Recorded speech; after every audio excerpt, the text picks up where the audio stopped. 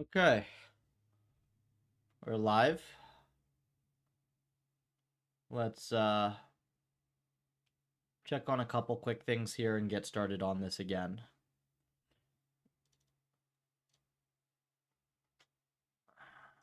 Does this show up on X? Yes, it does. Let's how do I post this? Guess it's already posted. Now,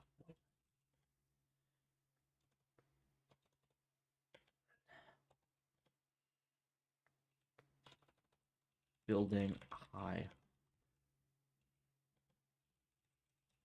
control test M's for RL. Okay.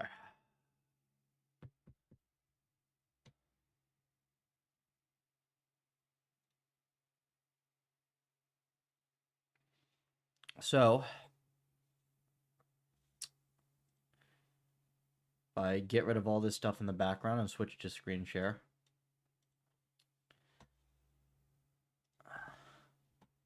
we got a bunch of stuff to do today. First thing is going to be to go through. Oh, there's some chat stuff offline. That's funny.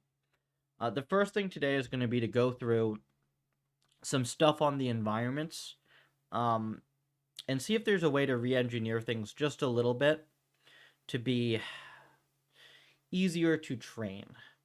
So the one big issue with multi-agent, I guess single agent as well if the env is slow, but especially with multi-agent. If you got a bunch of agents and they're all at the same point in the environment, like they're all at the start, they're all at the middle, they're all at the end, this kind of offsets your data batches, so you don't really get enough diversity of data in each batch, and it really screws up learning. Purely scale problem, right? You can always scale past this, but it's way nicer when you have an env that looks like the multi-snake one that I made. If I pull that up real quick, if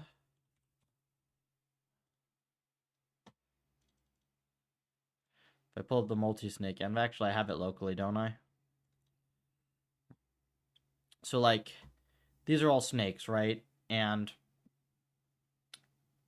the snakes are doing their own thing on their own time. So like, they will individually lose periodically. They'll individually, some of the snakes will be longer, some will be shorter. And what that means is you always have, if you just look at all the snakes at any one point in time, you always have a really diverse batch of data. And the way that we did it with the particle M's, where's that GIF? Continuous.gif? No, not this. What did we call it?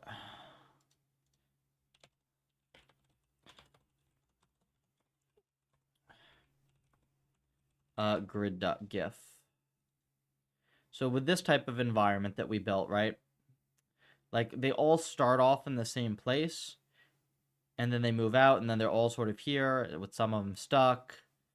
It's a way harder time. And then like most of the data is just agents being stuck in the middle with no food around. So not only do you not have great batches of data to begin with, but like this is effectively empty data because nothing that these agents in the middle do is going to get them any food, any reward. So you have like 80% dead data in your batch. So we need to come up with a way around that. And generally to just structure these M's in a more reasonable way. Because you can see these individual agents are actually, they're eating a lot of food, right? Like they're doing very reasonable things here. Like they're not just moving fully randomly. Like the path they're cutting looks pretty wide to me. So we'll figure that out now. And then we're going to try to do some experiments. That's the main thing.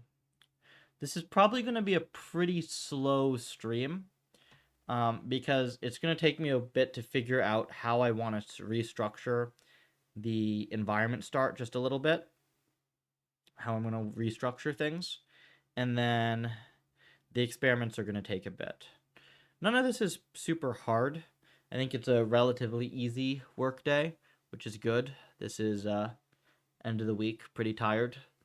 But this will make a big difference. And my hope is that if I just kind of sit here and think through this and put in the hours, at least I don't think I have any meetings today. I'm hoping I just build this thing for like 7 hours, hopefully don't run out of steam, and we will get this environment to a point where it's actually useful and usable, and we can start actually benchmarking discrete versus continuous stuff.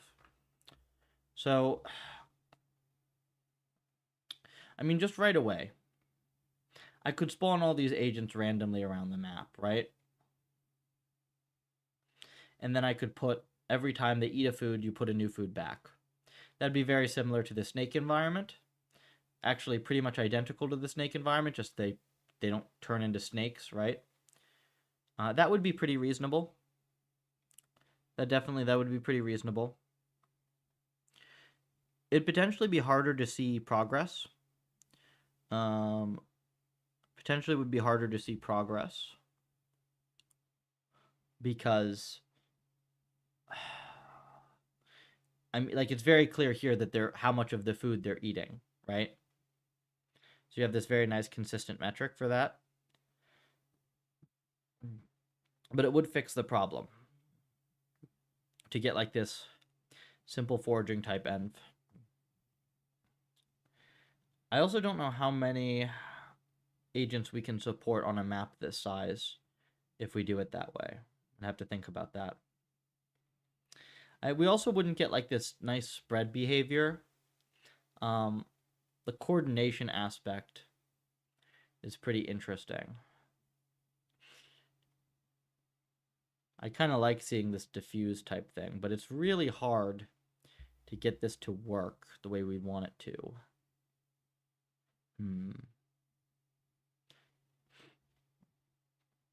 Let's think about the other environments that we have to see if it would make more sense in those.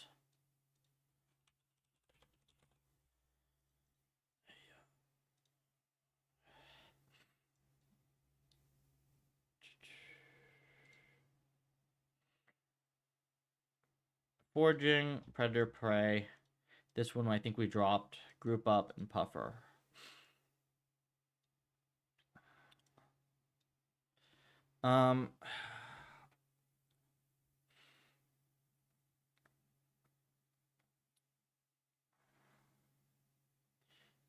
So predator, prey.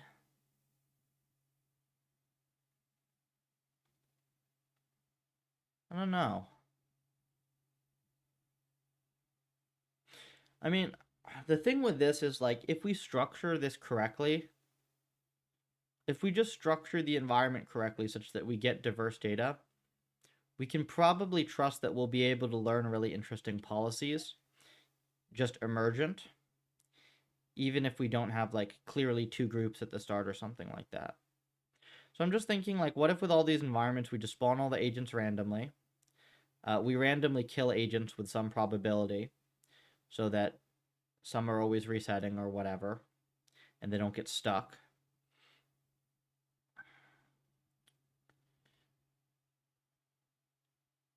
So with the predator-prey ones, for instance, like, you'd get maybe emergent flocking type stuff.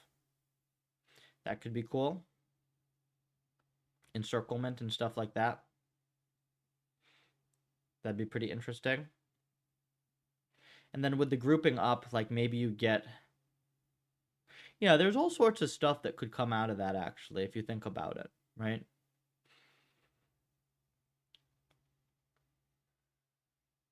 Be pretty hard to learn.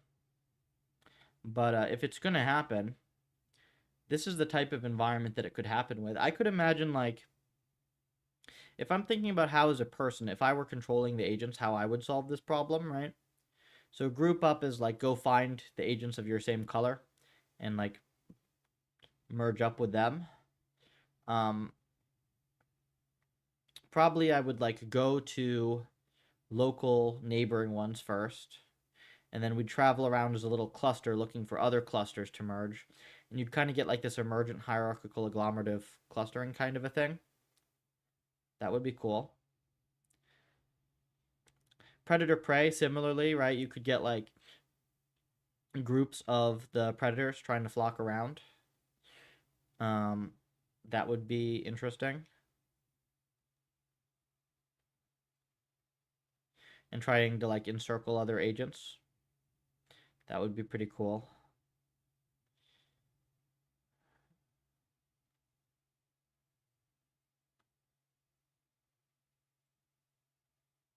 Yeah.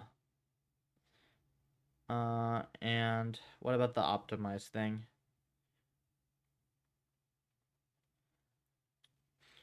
No, that one we're gonna just drop.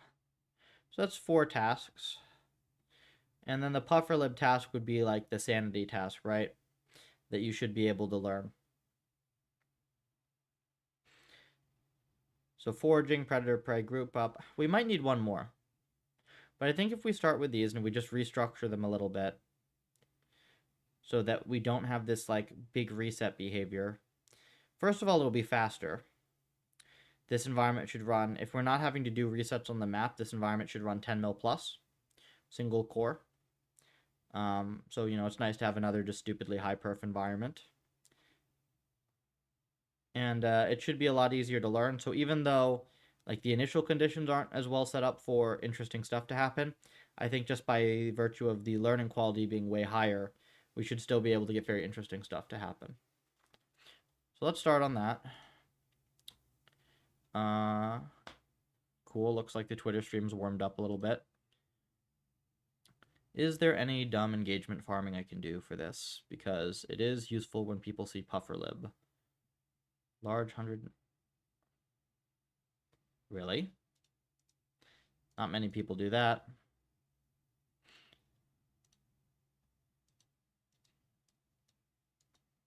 Where are your Sims, dude? I do not see your Sims.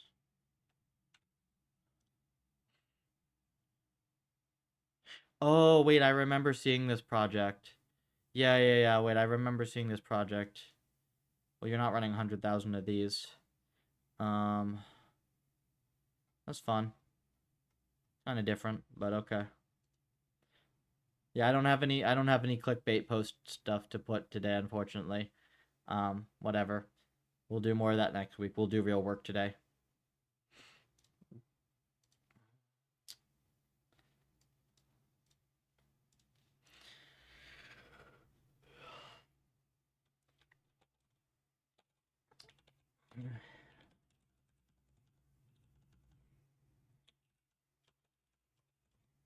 We will start in here, and we will start in the continuous file. Move this mic. I'm probably going to be sitting back a little bit today. Okay.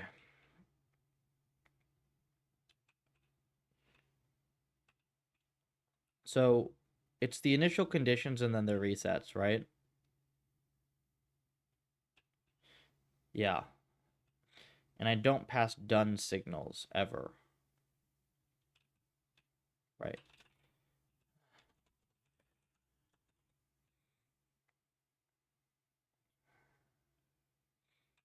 So I'm actually... Do I need these initial conditions, really? Yes, because I need to set the agent colors.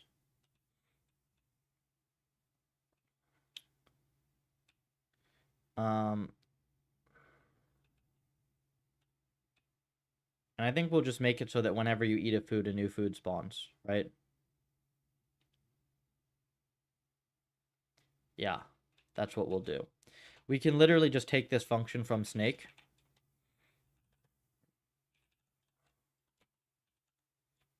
Where is it? C grid continuous. And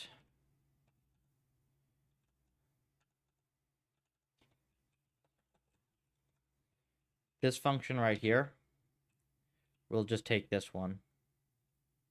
Oops.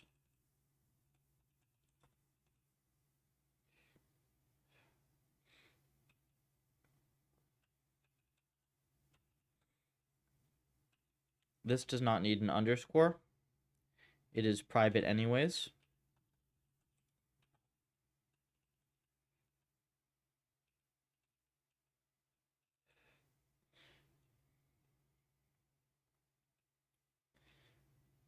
spawn food. So row, column, tile. This thing has self.height and width, right? It has grid. And then there's no corpse. There's no concept of a corpse in this. So it's just, if it's empty, you place a food. Yeah. And then when you eat a food, you spawn a food. That's all.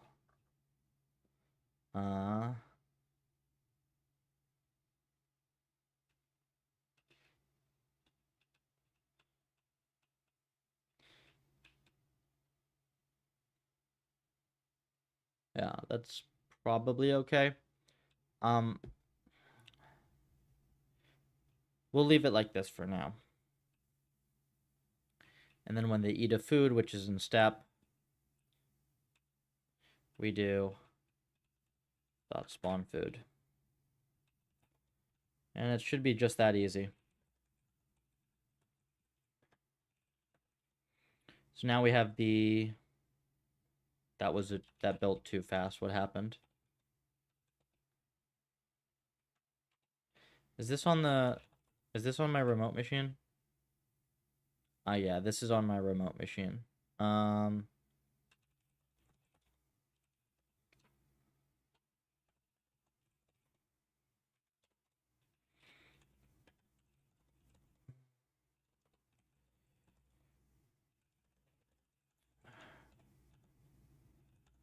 I want to dev locally for this.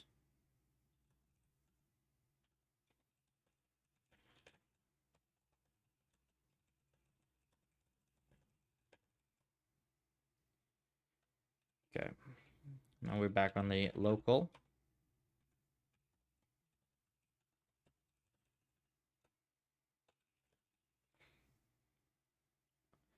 And what did I change here?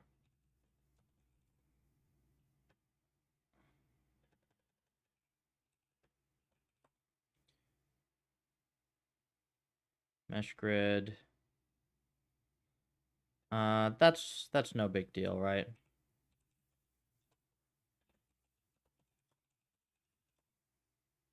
Yeah.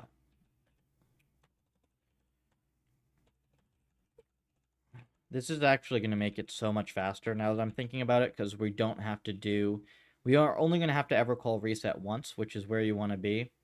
You don't want to be having to clear out stuff in your environment if you can avoid it. It's way better if, like, when an agent dies, you immediately respawn it and just handle that one agent. That type of a sim is just so much nicer to work with.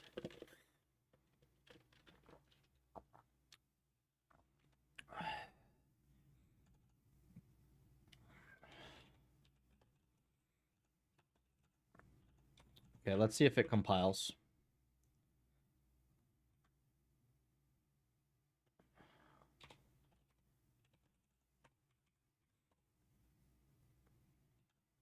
I have to import rand.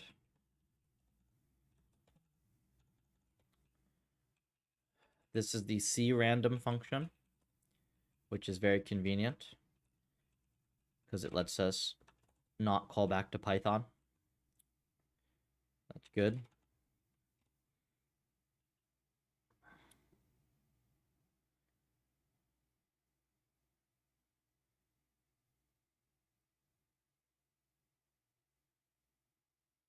Okay, perfect. Now we will go back to grid continuous, and we're going to adjust the setup of spawn. Yeah, we're going to adjust the setup of spawn. Right now, we have all the positions in the center, right? Spawn position cans. And what I would like to do is I would like to make these randomized.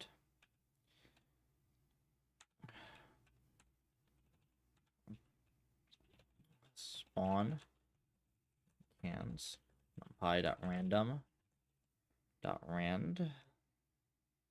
Width and height can be different here, right? So I wonder if it takes tensors. Let's see if rand takes tensors. So numpy random rand, convenience function, wraps random.sample. But does it take tensors? Like, oh, rand int is what we want, right?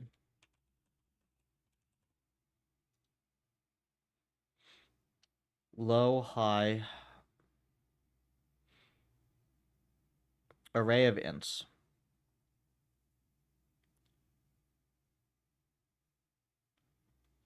Let's take a look. Maybe we can do this in one line.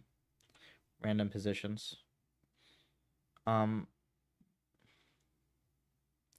We could also just put it in the Python, right? Be slightly slower, maybe slightly slower to initialize. Kind of like that idea.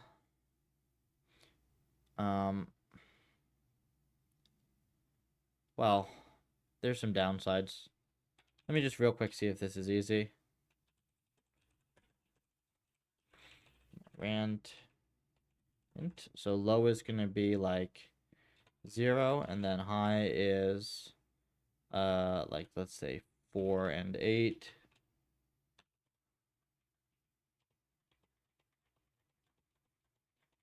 That actually works, doesn't it?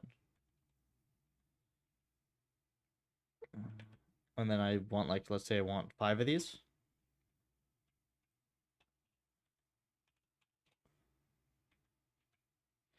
Was it 5, 2, like this? That's actually really nice. Let's do it this way. It'll be easier. I didn't realize you could specify tuple bounds. So 0. I did row, comma, col, right? So it's going to be height, width. And then it's num agents 2.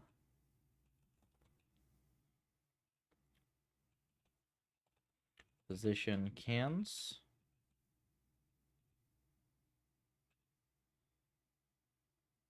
Okay.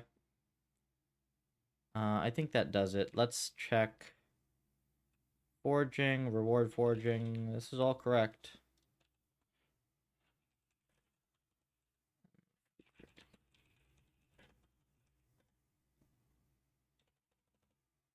Now, let's see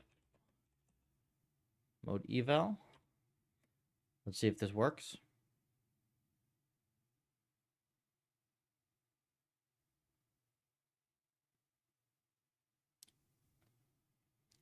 And what we're looking for is agents that are cleanly randomly distributed across the map.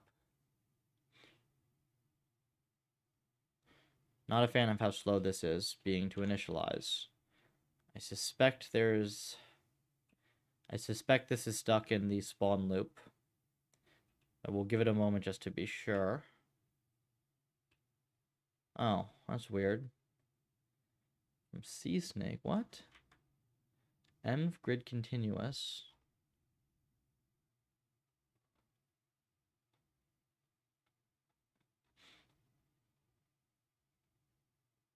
Something bizarre happened.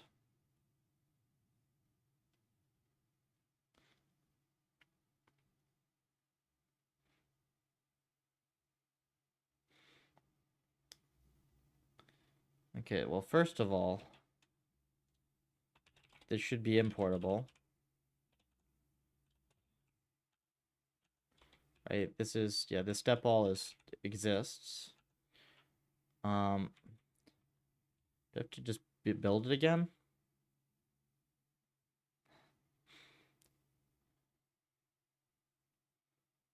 Okay, well, something wasn't built fully, so maybe that's it. Ah, perfect. Just a data mismatch. Expected float got long. Yep, technically these positions here, technically these positions are supposed to be floats, because we are storing the agent positions as floats in order to support continuous and discrete versions of this environment. Now this is going to segfault, which is just lovely.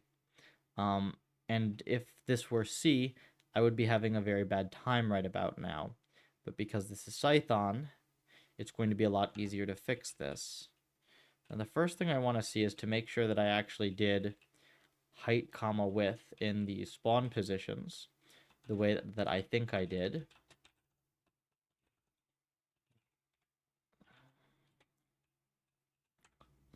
So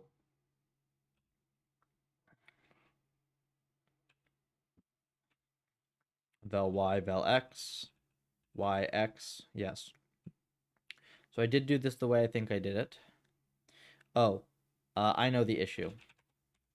I don't even have to debug it, I just know the issue. The issue is that this needs to be, we need to subtract vision. So we have this border at the edge of the map, right? And the border is meant so that agents can't fly off the edge of it. It's a common technique in reinforcement learning to like just pad the edges of the map, because then when you're computing observations, you don't have to pad the observations. There just is padding built into the map. It's much faster that way. So it's spawning them on the padding.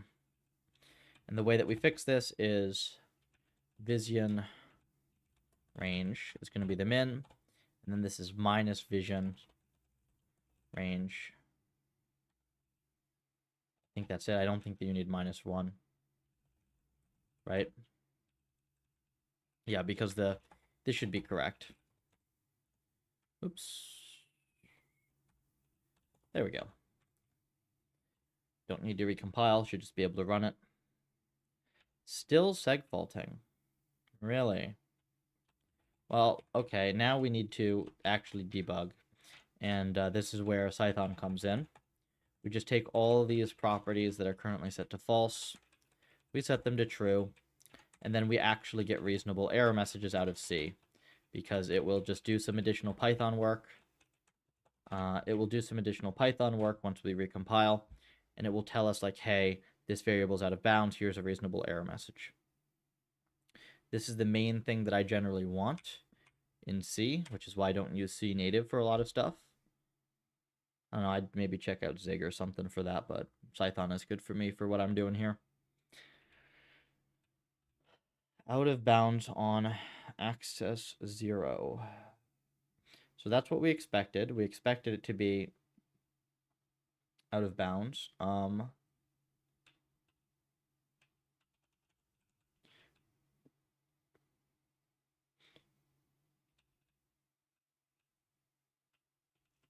Why when we reset this, are we going through all of these different cans? If agent IDX, oh, I see. So we're spawning agents until we get to the num agents. So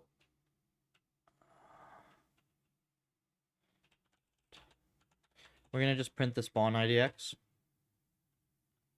It's probably an off by 1, though I'm not seeing it just looking at it.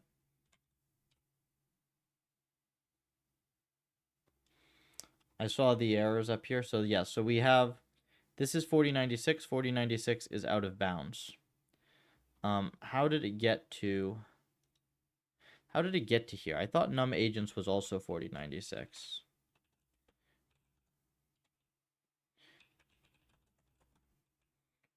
Is it not also 46 here? Did I change this?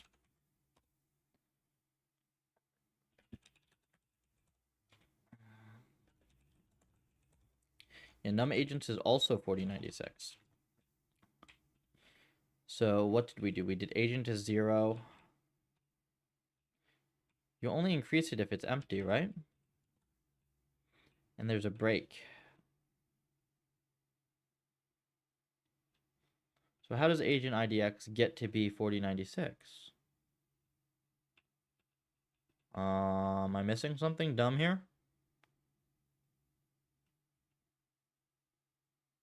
Oh, I see. The spawn index. Right. So I didn't make enough spawn indices.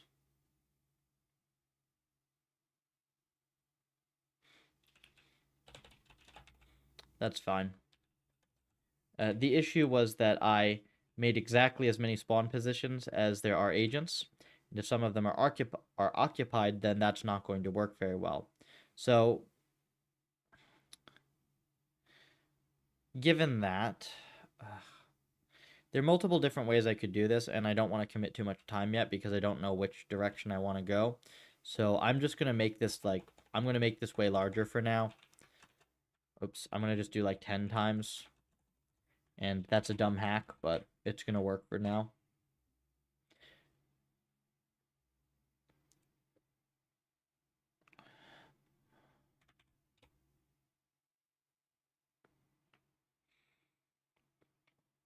How's it still out of bounds? How's it still out of bounds?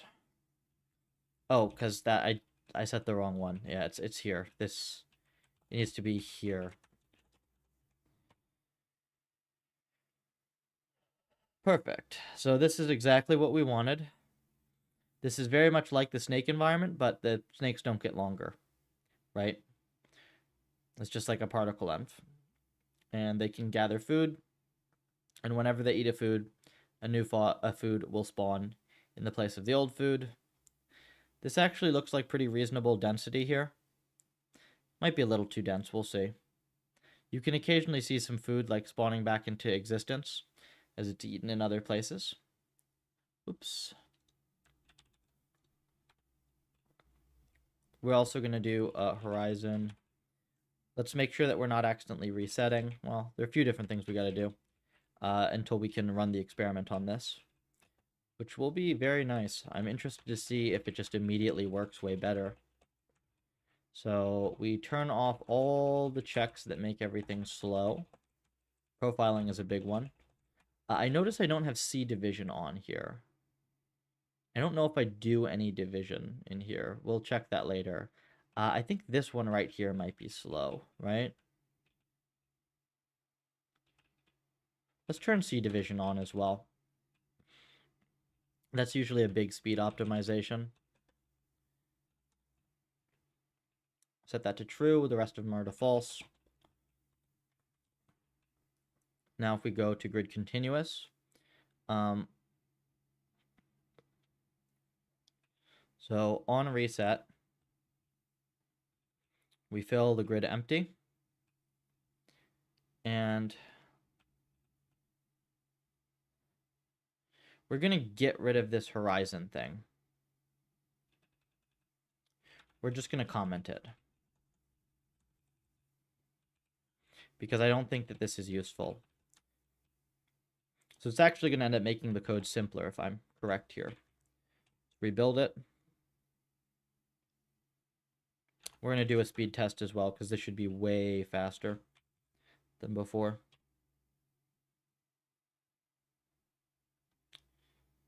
Perfect. Still runs.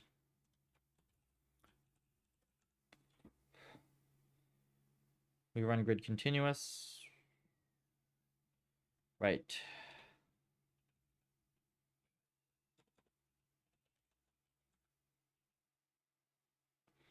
We have to comment this as well.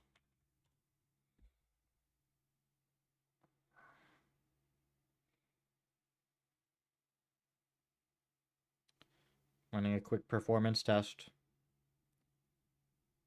Okay, perfect. This is faster than the snake environment. This is now 7.5 million steps per second single core on my local desktop, which will be well over 15 million steps per second on the really nice machine. So, very basic sim, not even very impressive to get this on a simulation this simple.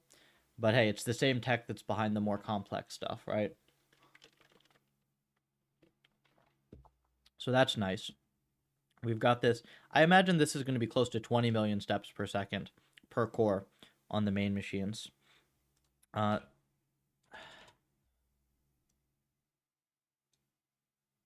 oh, right. It ran the same thing twice. Yeah, the way I have it set up. No worries.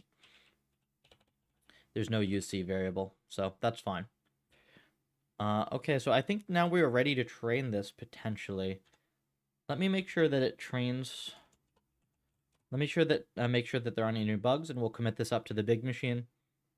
We'll train it a little bit. We'll see how it goes.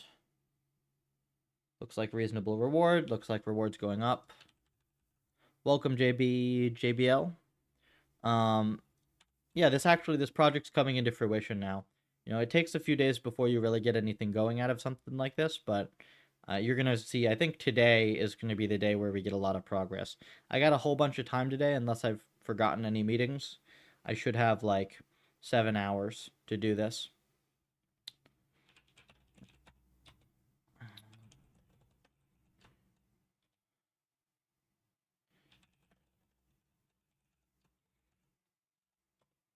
We'll see. I may need to go get more coffee at some point.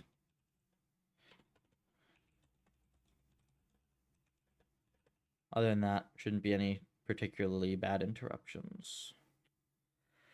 Let's see. Make random respawn. Oh, we forgot to do something, right?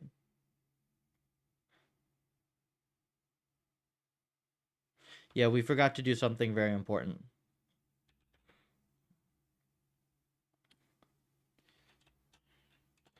Okay, so this will take another moment then. We need to do respawn prob.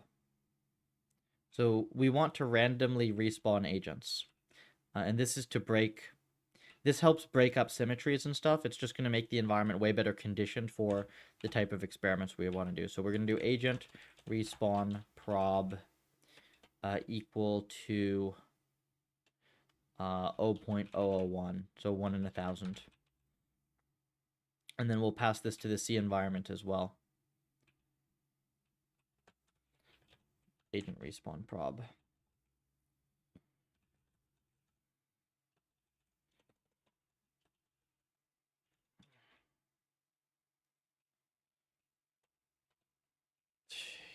Or float agent respawn prob.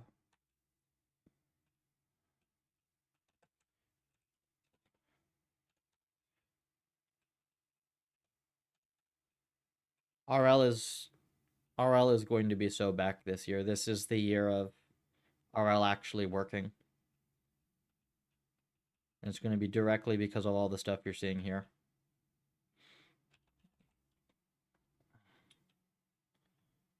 I didn't actually add the logic, though, for this, right? So I do need to add a spawn agent function anyways here. So I can just do...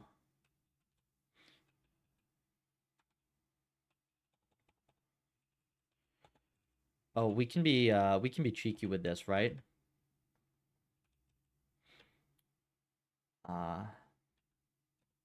Int, like...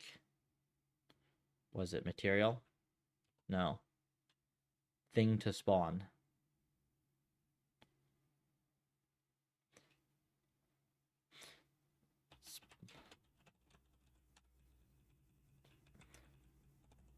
Spawn me.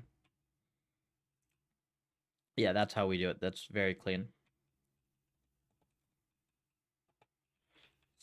So spawn food. Like this, right? Yeah. And now what we do is... let me think where I want to add this. I think that...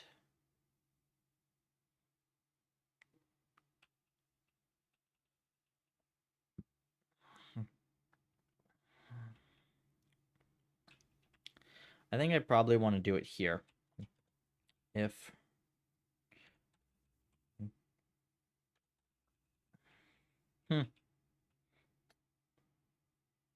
That's pretty nice autocomplete.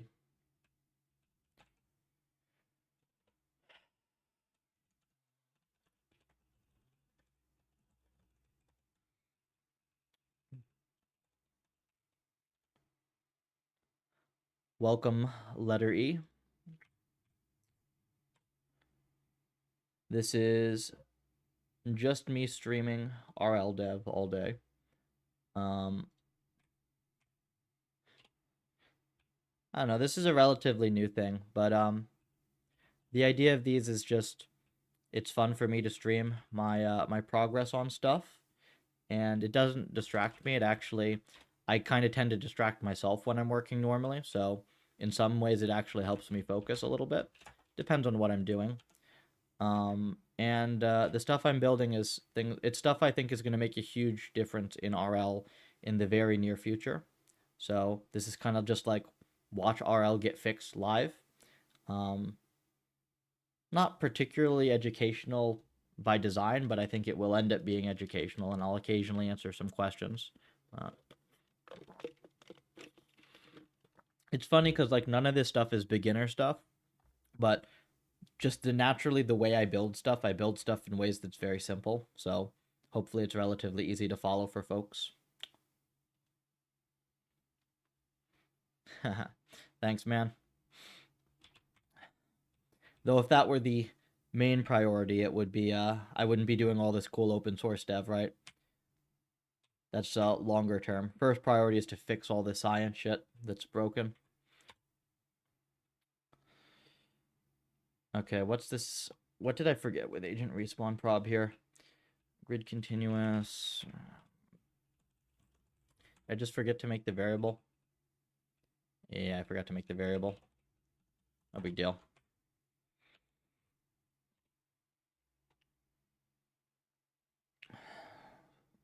Okay, so this now trains 350,000 steps per second locally. That's pretty cool.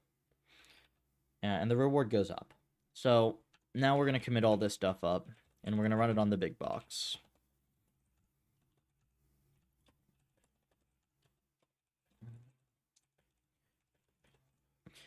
Respawn agents randomly.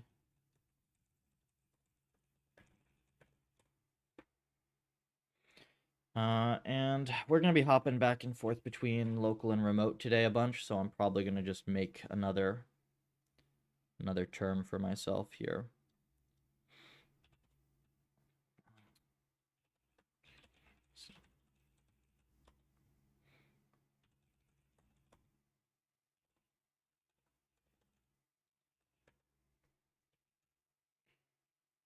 What is wrong with my my Docker file that I don't get into this automatically, right?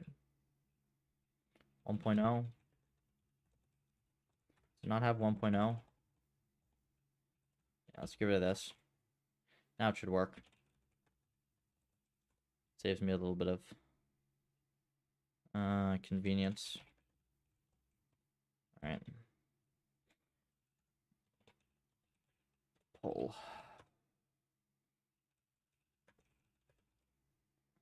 Nice.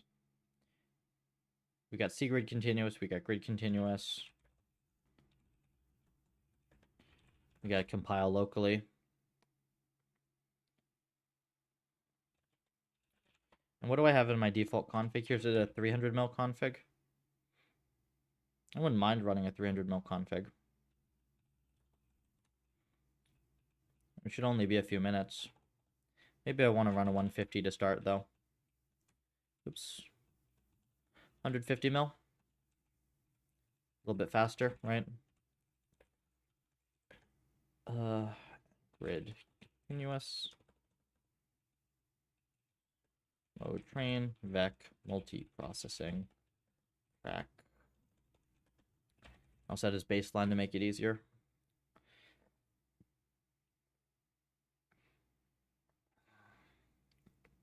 Training at 1,000,000 steps per second. Reward just went up and then went back down.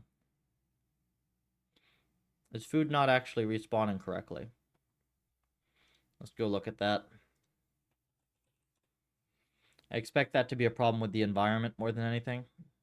It could also just be that there are too many agents eating all the food, right? I would not be surprised by that either.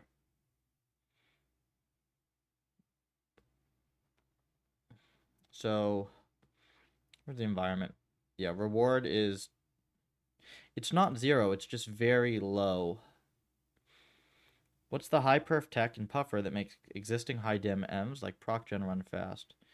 Because a lot of existing frameworks support vector M's. Is Python really that cracked? So here's the thing. If the env is already written, the env is written in whatever it's written in. I can't make it fast just by, like, doing symtech on a sim that's already written. That said, we have incredibly fast support for ProcGen, and we don't even need their C++ vectorization. PufferLib has very, very fast CPU vectorization code. There's a blog post on it, I believe, that I wrote somewhere. If you really want the super technical version. Where is it? Oh, right. I didn't do a 1.0 blog post. There's way better. There's a white paper on it.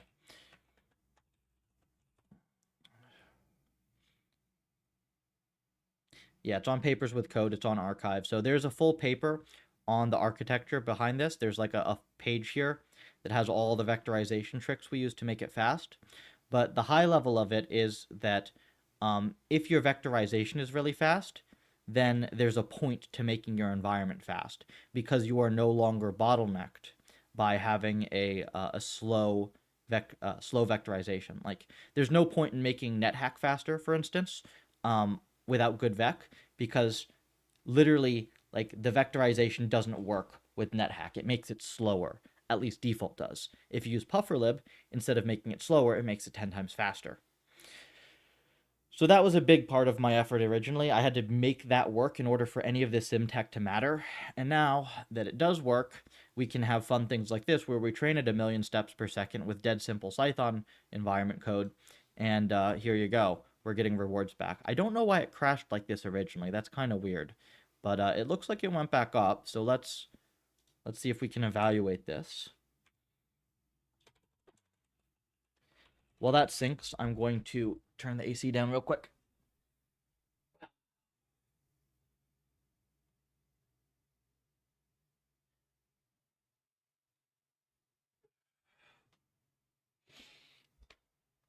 Actually managing to freeze myself in the summer in California.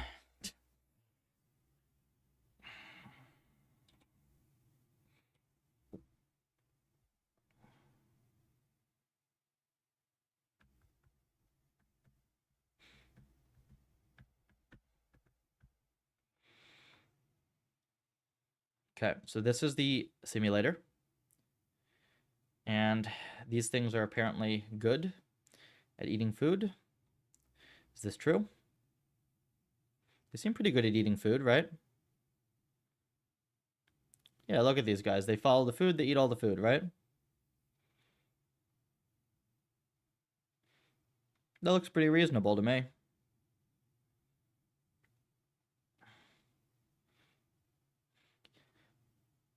They're doing, like, pretty optimal local pathing right around wherever the food is. Like, they're doing, like, zigzags through the patterns. Yeah, that's pretty good.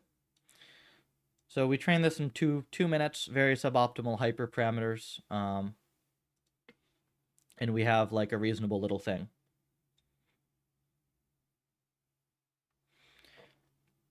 Of course, we can add more agents, we can have fewer agents, we can have more food, we can have less food, so this is very tunable.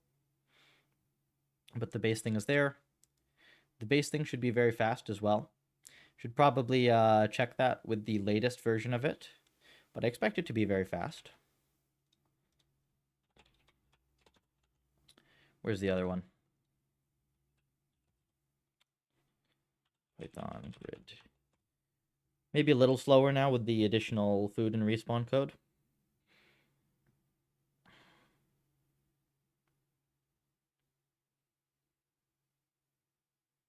Nope, still good.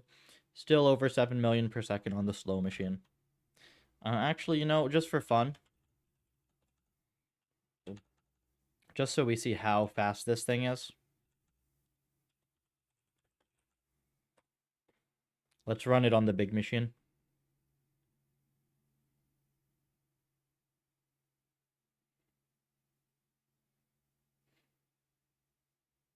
Okay, 16 million steps per second. That's adequate.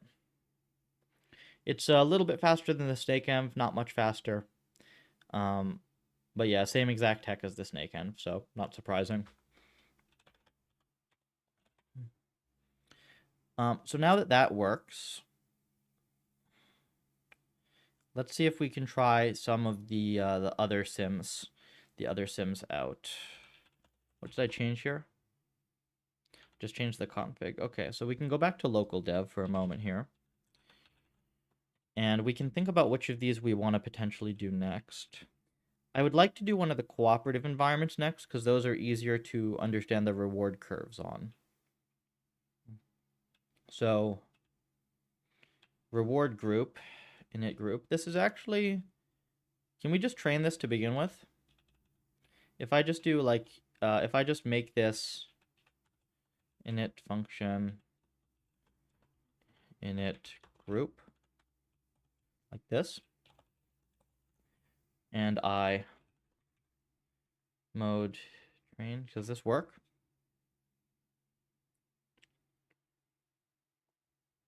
Yeah, it just works as is. Okay, so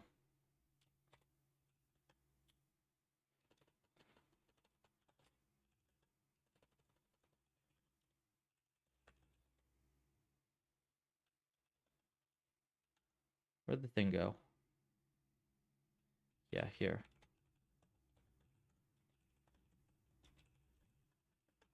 Group.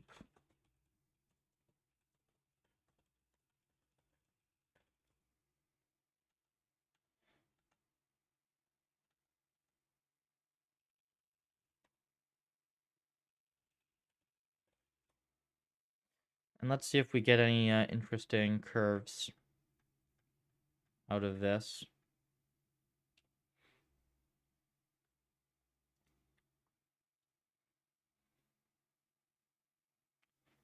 Yeah.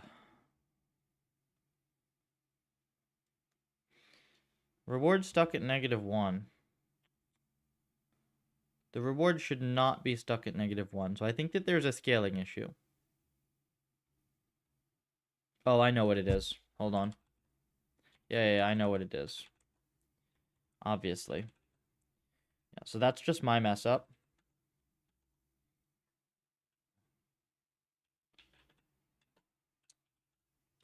So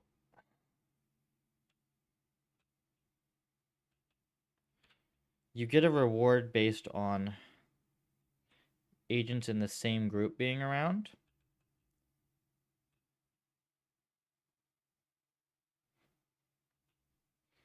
And you need to do greater than equal to agent 1.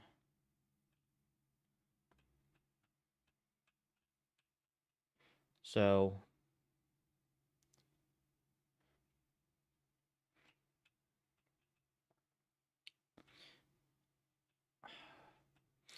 same group.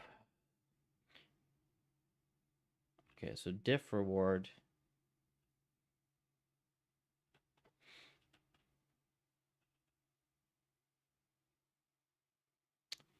Yeah, diff group is actually different than this. Different from this, right? So it's going to be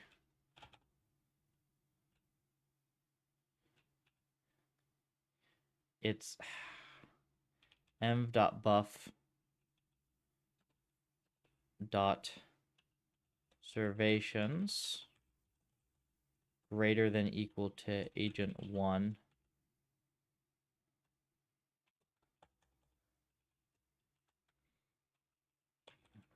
group.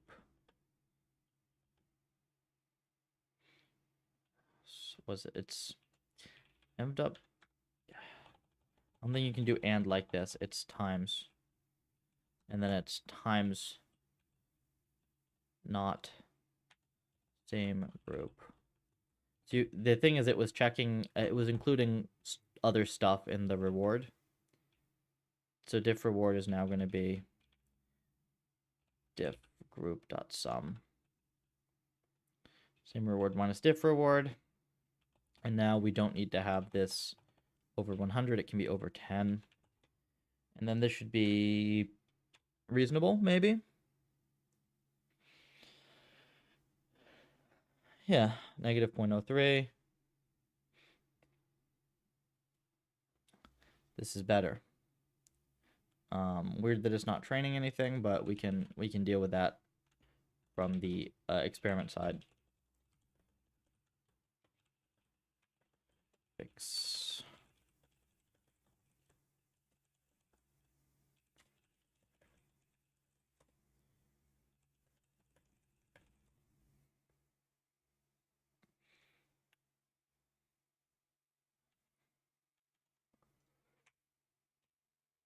Let's rerun this and see if it learns now.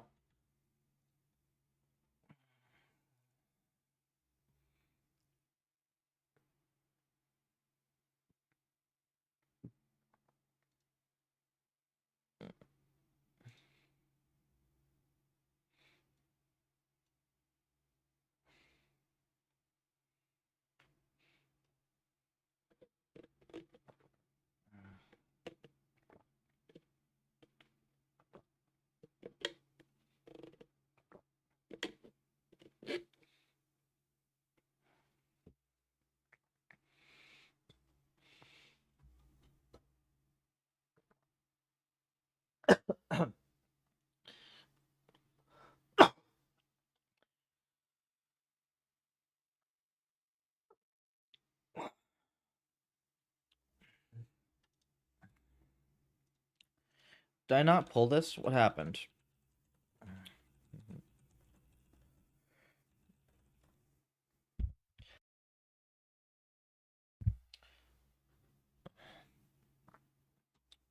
Yeah, I just forgot to pull the changes.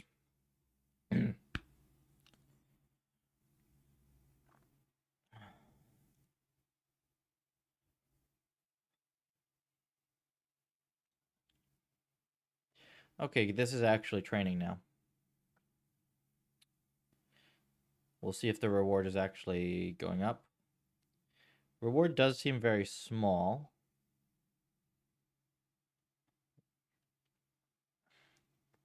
I think the reward function was reasonable, though. So we'll just have to see if it's actually learning or not.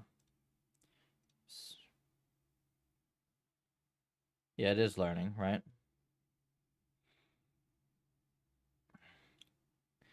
It's just going to take it a little bit. 0.003. Yeah. So it is learning. It's just going to take it a little bit. And we'll see what it comes up with. I'm actually kind of interested to see if we get anything interesting, any interesting policies out of it. I also do have the ability to save screenshots to WANB if I want to. Just as kind of eats up a lot of storage. But we might do that for the full environment. We'll see. For now, it's pretty easy to just do this. Now, is this stable is the question. I'm not seeing the reward getting any better, which leads me to believe that it has not learned anything better than the original policy.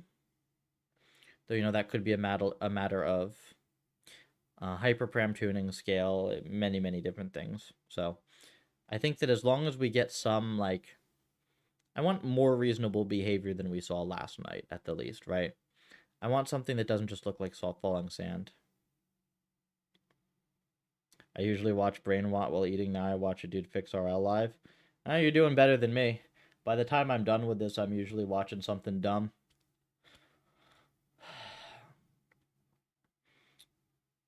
Though I try to reduce as much as possible that.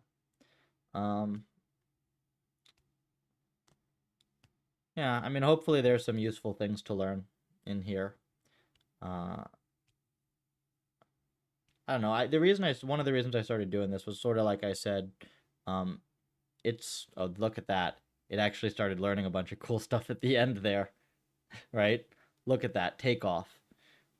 This is it. We've got hard takeoff for AI. Well, anyways, like one of the reasons I started doing this is like the way I build stuff is really simple.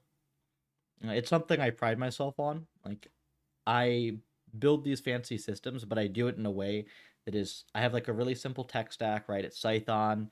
It's like really short amounts of code.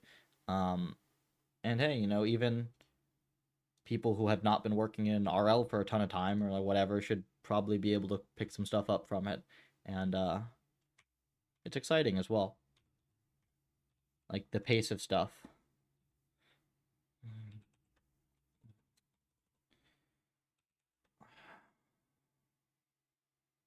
Well, let's did we set the right task in this?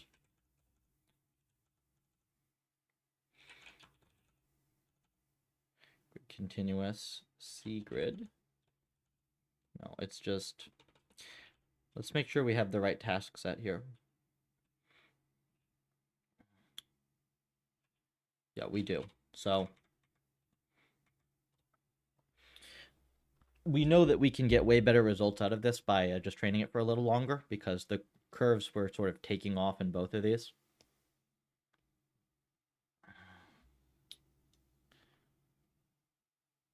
Let's see.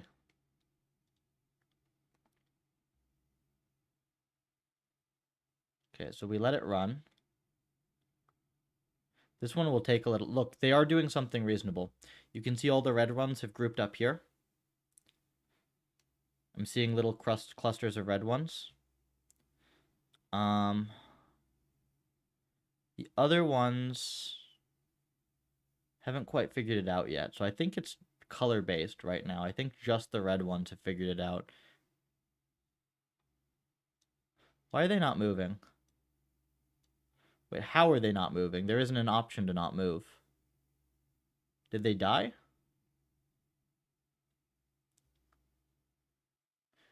Well, they are moving. Oh, no, there is an option to not move. My bad. Yes, I did include an option to not move. So,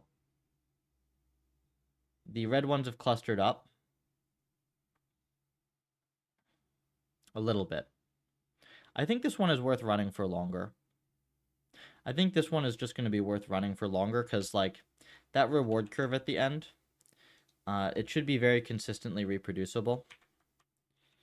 So let's just go to 150. Let's just go to 300 mil. It's not that long to wait, right? And this is going to give us some good information as well. Because this was just starting to take off here. Yeah, less than 5 minutes. These kind of reward curves are always a pain. Because it looks like it's not learning, and then all of a sudden it takes off. But I will say that since I've been doing hyperparameter tuning lately, I'm fairly confident that this type of a shape, we're going to be able to improve upon this quite a bit, just with better hyperparameters. This is probably like too high entropy in this portion, or too low learning rate, or something weird, and like you're going to get something way more consistent just out of a hyperparam tuning run.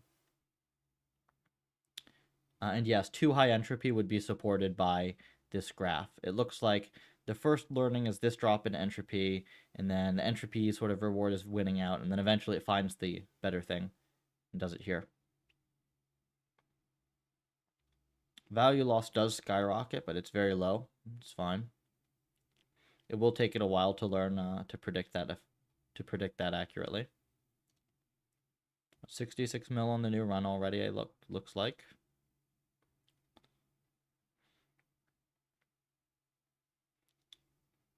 Cool. And then the other one we have after this is Predator Prey. That one's going to be harder because the reward curves aren't really going to tell us very much. But we'll run it anyways. And then I'll probably just build the puffer one because it's pretty easy.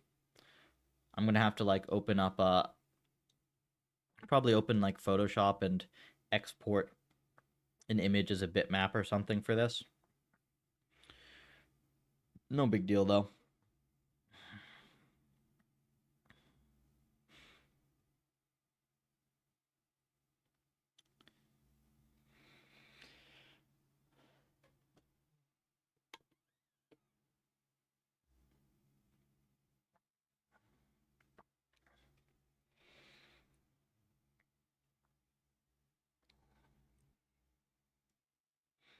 Okay, there it is. There's the takeoff. We can see right here that it's taking off. So, boom. Yeah, and then the reward gets way, way higher, right?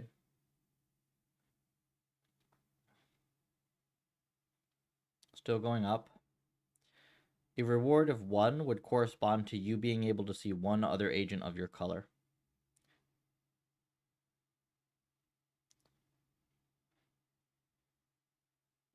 Still increasing rapidly. I think it's starting to level off, though.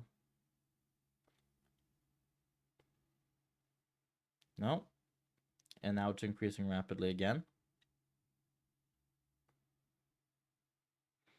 I think this group environment is actually one where you could get some pretty interesting emergent behaviors if you're just able to train it fast enough and put enough data through it.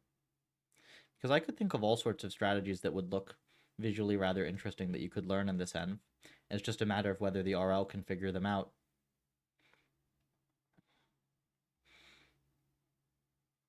Whew. Look at that. Just keeps getting better. Now, I do not know if we actually did the resets on the agents correctly.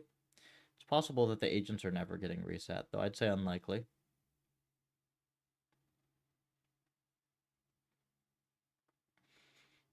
I thought 300 was going to be enough to get like the curve to level off, but by the look of it, it's just going to keep going up the longer you train it. It's pretty crazy because like 300 mil is way more than most researchers will train their environments for, even on way more complicated tasks than this. So, if you're getting progress with like your first reasonable set of hyperparameters for 300 mil and something this simple, and probably, your other researchers, they're going to have way worse hyperparams because they can't afford to run sweeps. It really shows you the amount of scale that's just missing in the field. Yeah, all the way up to 0.5. And still rapidly increasing. I think this should at least be enough to get us something that is visually interesting. And, of course, we can run much bigger sweeps. Well, the environment's not on GPU. The environment is on CPU, but yes, the training is on GPU.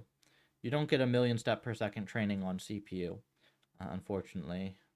But you do get, well, to be fair, actually, if I built it for that, I probably could. But it doesn't scale as well. The GPU runs scale way better. This is on the puffer box.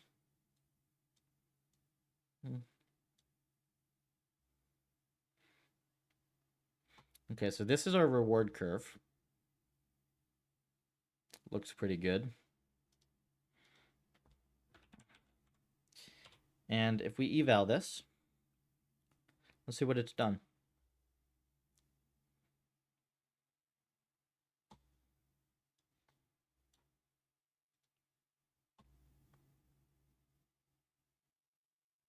Oh, I can start to see it already, can you?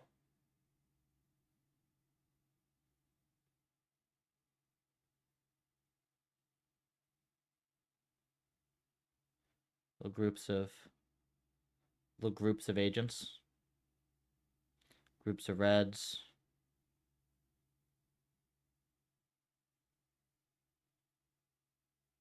Not super amazing yet, but like I'm definitely seeing all the different colors clustering together a little bit.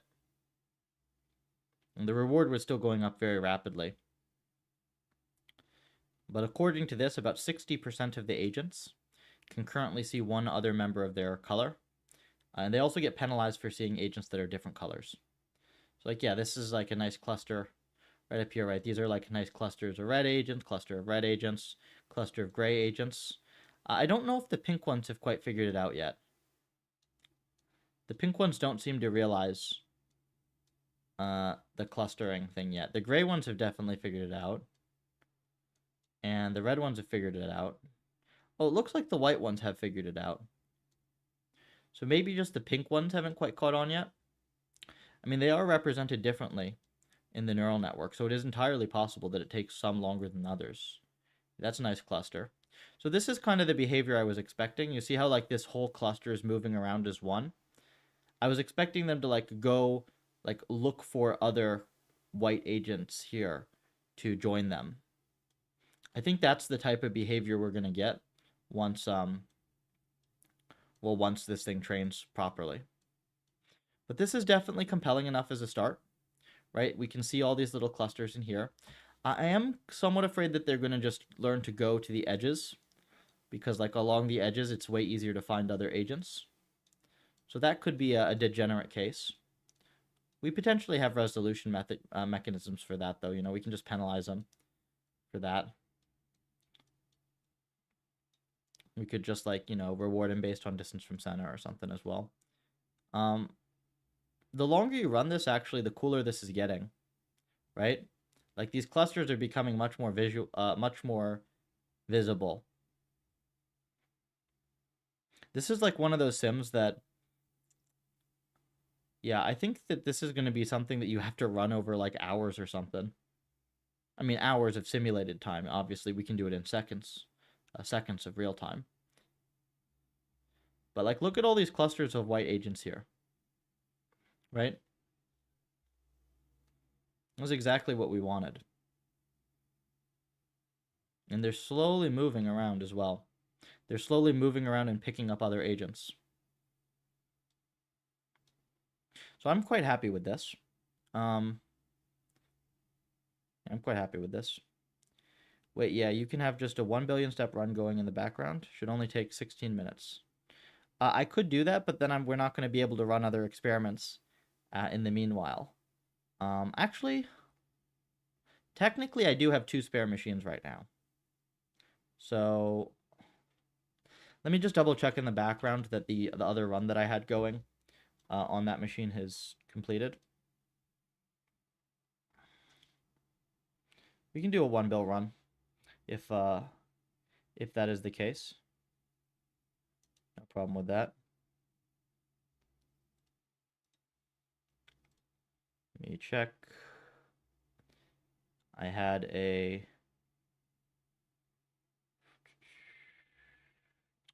darn. So the run that I had going kind of worked out, but then it got unstable and crashed a bunch.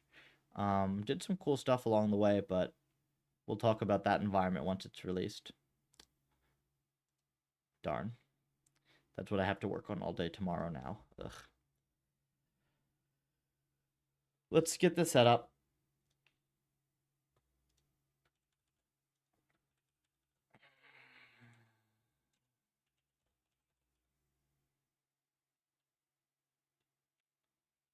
Okay.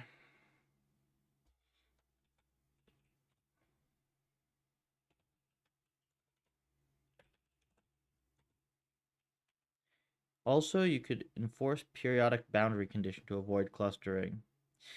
Yeah, so that is what I will do if they don't just learn it on their own. It's not good for them to just all go to the edge, because they do get penalized for being near agents that are of a different color. So unless they learn to like group along the edges in separate communities, it won't work out as well. But yeah, we can enforce some sort of condition if it becomes necessary.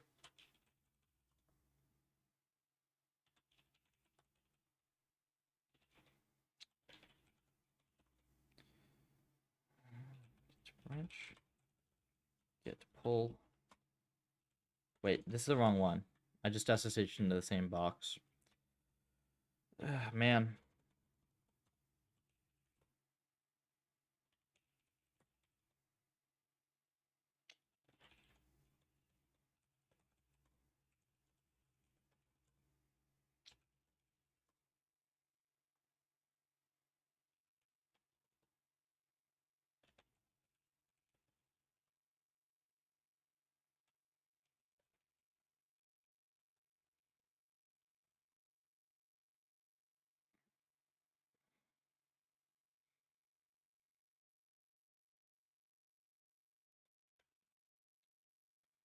Let's do grid continuous. This is going to be a 1 billion step run. And grid. let me just make sure we have everything that we think we have. Grid continuous.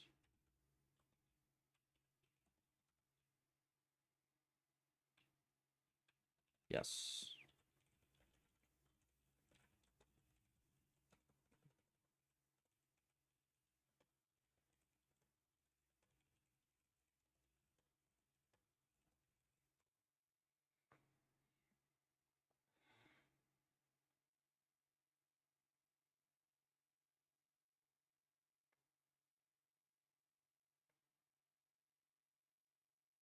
This is now going to be running 1,000,000,000 steps.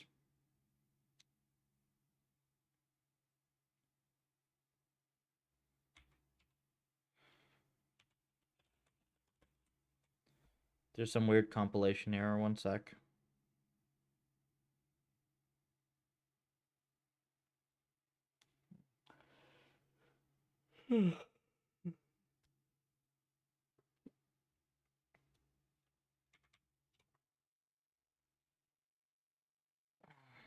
There we go. 1,000,000 step per second train run. This is going to sit on my other monitor until we finish this. Now, in the meantime, we also had to do predator prey, didn't we? Let's do that one in the meantime. Whoops.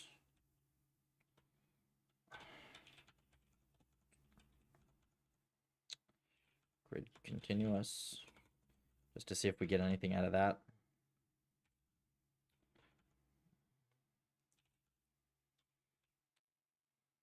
Predator prey one is definitely going to be harder to interpret. Could potentially be quicker to train, though, to get something reasonable. Kind of hard to say.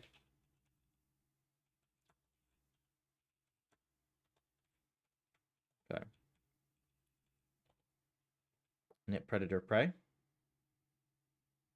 is completed here.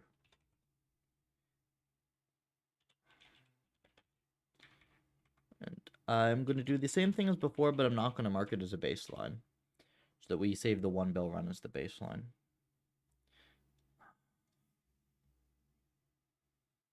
So this is the new run that is going now. This is the one that we have going for a bill. Here, hold on.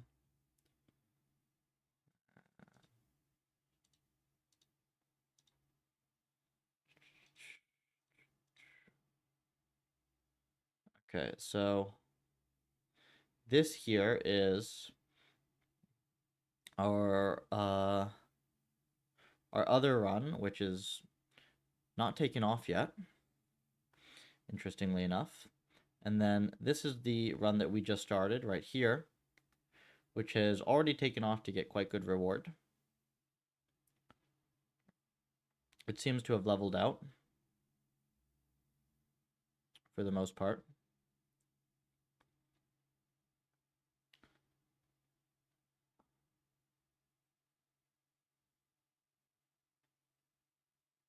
Still going up very slowly, but you get it level out pretty much immediately. A little bit concerned that the other run hasn't taken off yet. That's kind of weird, isn't it? That the group one didn't take off yet.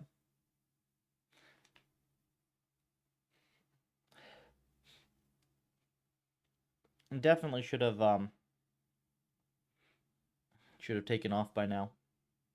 Well, we'll see if there's just something weird going on with it. I don't want to kill it until we know it's messed up.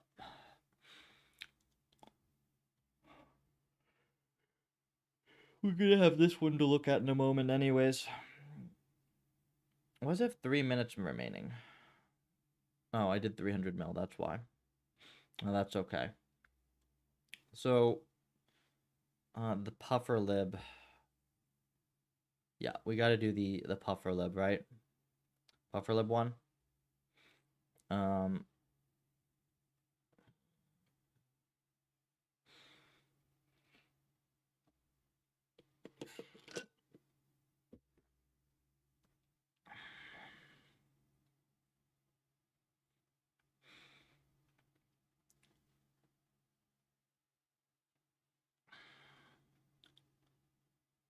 I can just do that in the meanwhile. I would really like if this other run did something useful, though. I'm not sure why it would suddenly not work.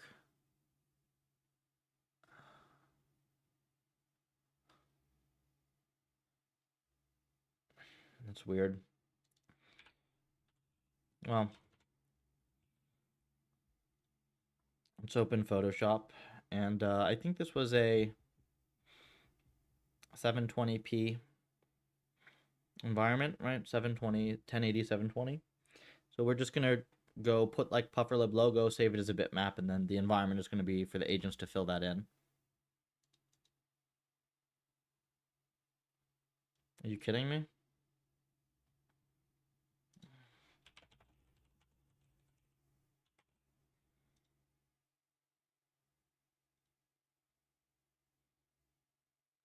Adobe.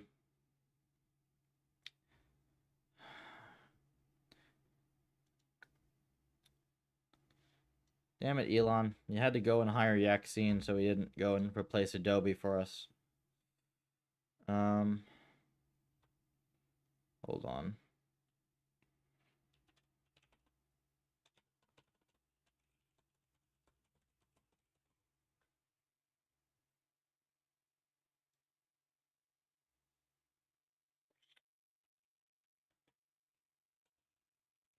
This is so obnoxious. I hate stupid Adobe.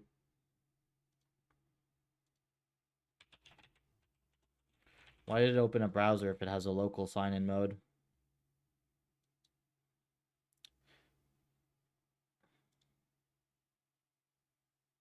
Oh my god. Most obnoxious thing.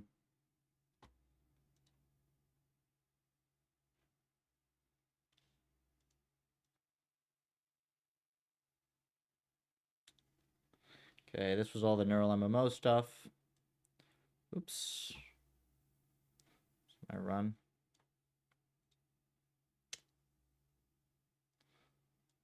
Freaking.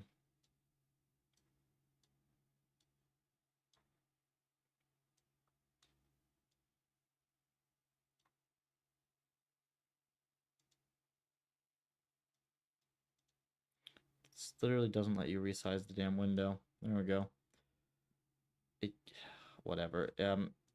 We're gonna make a custom 1080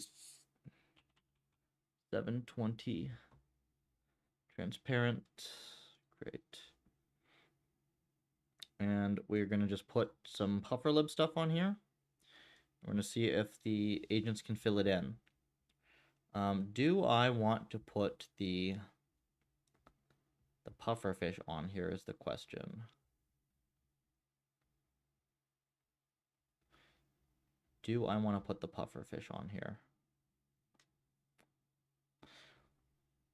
We'll start with the, just putting the logo.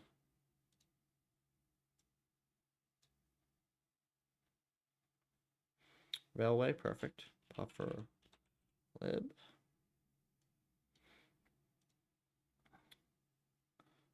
Blue.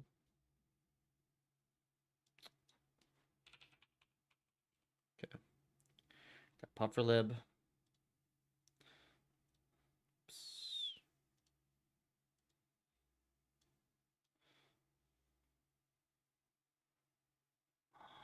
Adobe. This is probably already a lot of pixels, isn't it? So what we want is we want railway like thin. So it takes up the minimum number of pixels, I think. And then we want this to be way wider though.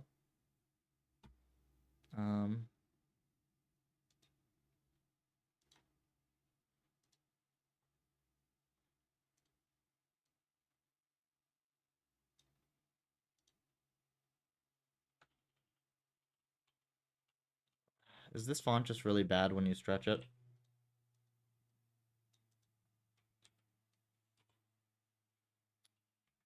Any plans to add a large-scale neural MMO-like task to Ocean? Give it a few weeks. Yeah, give it a few weeks. I am working on more complex environments.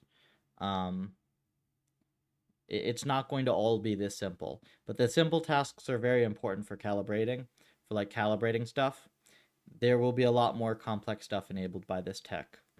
I have one project right now that is basically done. It just needs to be cleaned up, and I need to get the models to train to be more impressive. And after that, I'll do some. I gotta probably take a few days to do like work on some longer form content and video and stuff around it, so that people actually see it for the release. And then I do want to, hopefully this month I get to start like another somewhat larger scale simulation project. That would be really cool. It's going to depend on a lot of things, though.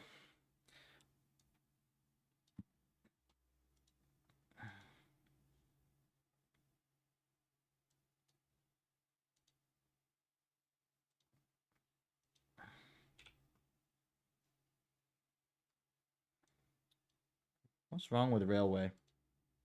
Why is this so weird? Have the oxygen font. Nope, no cabin. Oxygen font. More fonts from Adobe Font.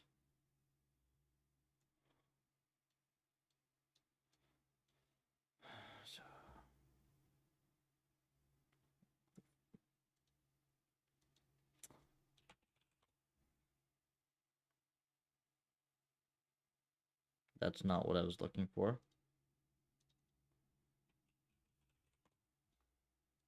This one. This one's good, right?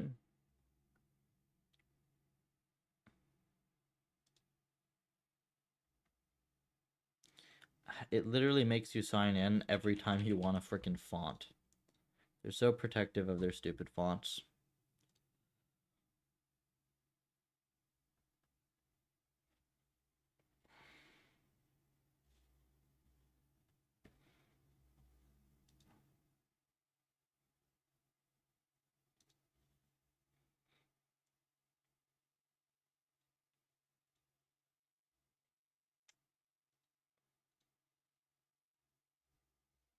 Where's my freaking... I just downloaded it. Where is it? Oh, here it is.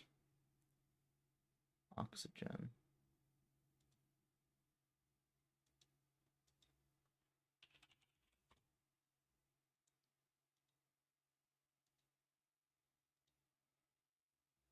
Do they not have a non-bold? Wait, what? Oxygen regular.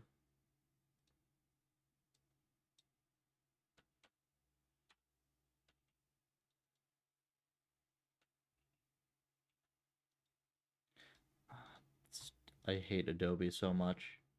The worst freaking company, I swear. Why is this company so bad?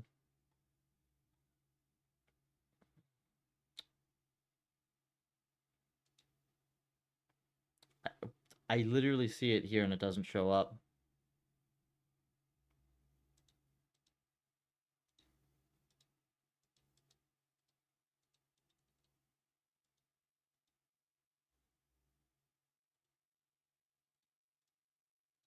Whatever, we'll leave it bold for now because they're stupid.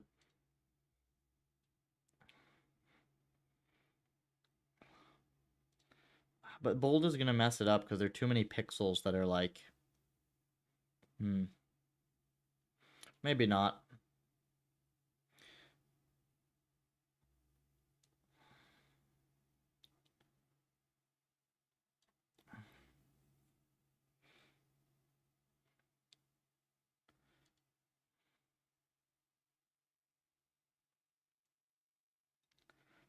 And then we'll do like this one will be... This one will be blue. And then, do we put the puffer in here? I don't think they're going to actually outline the puffer. I don't think that that's going to happen. So I think that the easiest thing to do is just going to be to put this centered like this. And we're going to save this for now. PufferLib.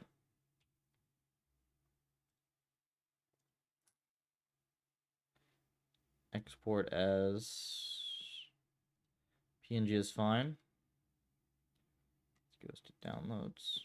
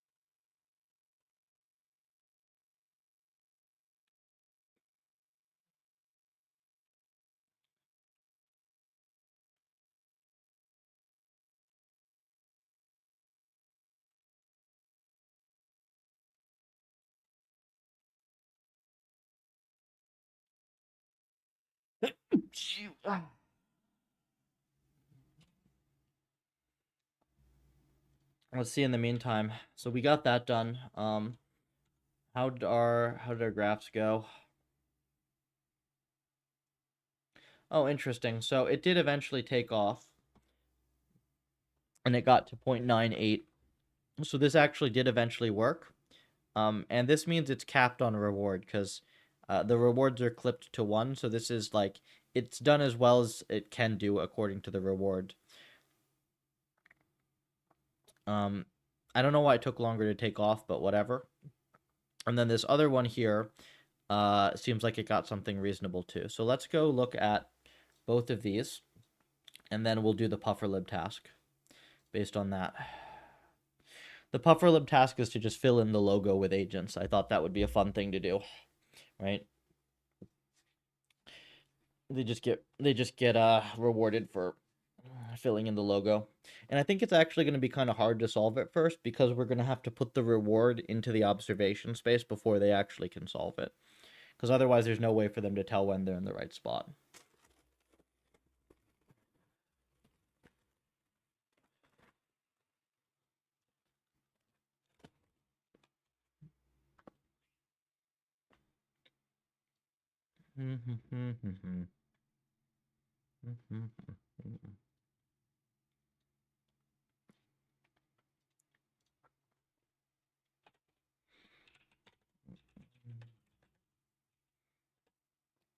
Predator.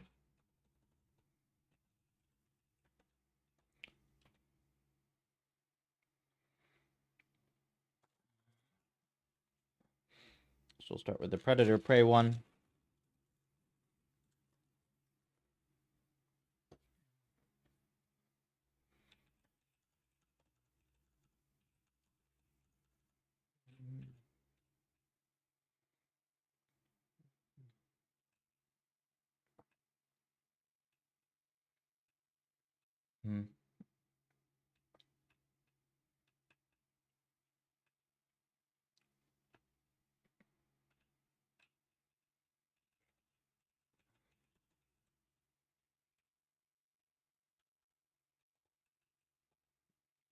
Init.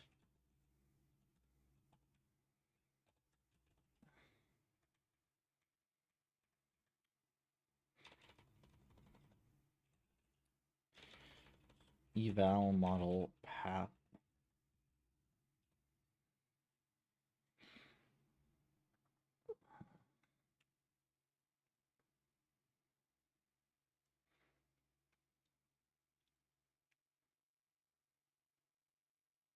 What?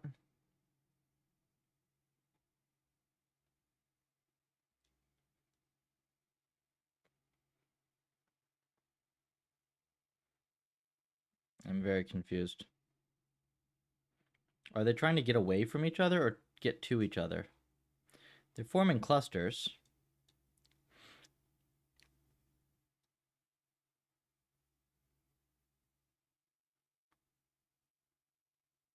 Look, you see these guys? They're joining this cluster.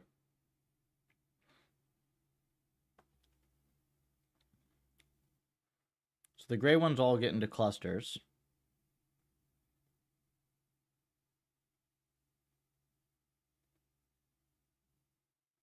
Well, that's bizarre, right? I'm assuming that means that the reward function is not what I thought it was. Because otherwise that's weird. This is also a good time to check if things are getting respawned. It doesn't look like anything's getting respawned. Because I don't see any gray pixels, right? Wandering. There are no gray pixels that are, like, falling back. So it looks like we have a substantial environment bug, and then probably a reward function bug.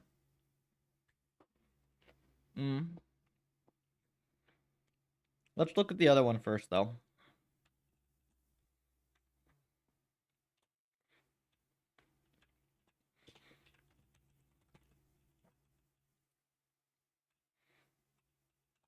What was it? Was it... We did the init group one, right? That was the long one that we did.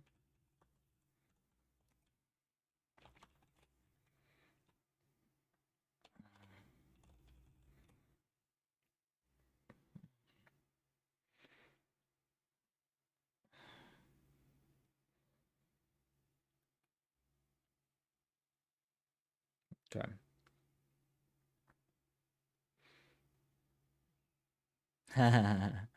So,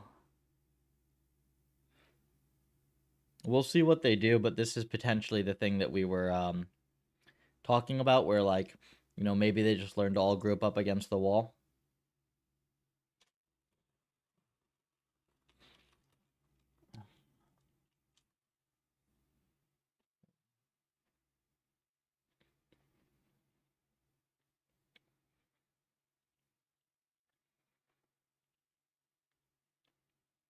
I'm interested to see how they're clustered along the wall.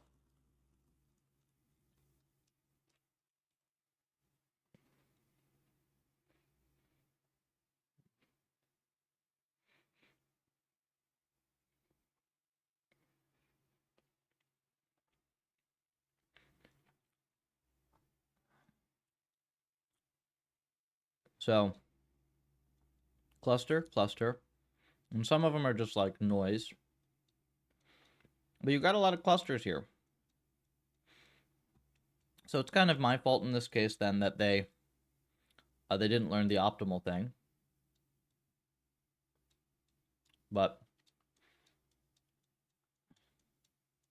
you do get some nice clusters. So let's make some fixes. Oh, are they separating more as we were watching them? Can't really tell if they're separating more. They kind of look like they're all stuck together.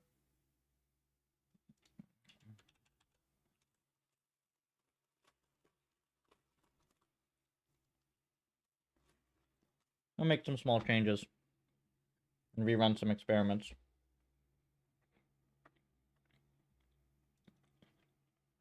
Actually, I wouldn't be surprised if it makes it easier to learn once we fix the respawn.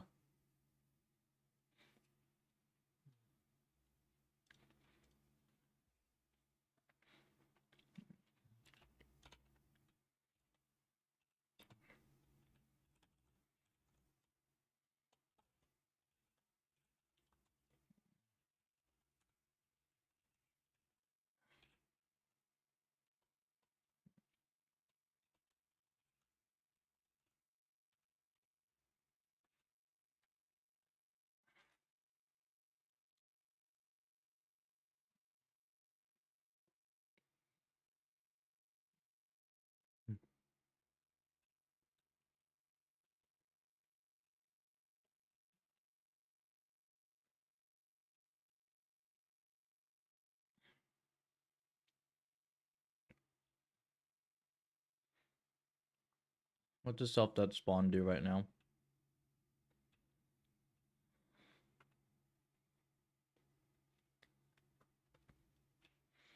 It sets the grid to a pixel value. Well, that's not what we wanted at all, right? I don't even know how this does anything.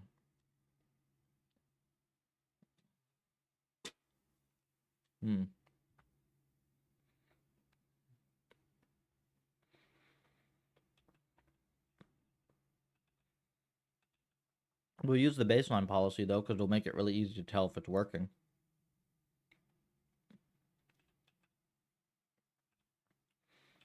first of all, you do need separate spawn food.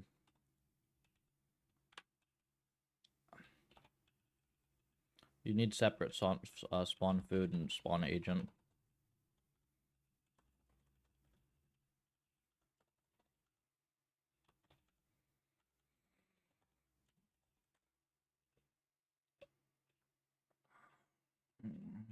It was something like this, right?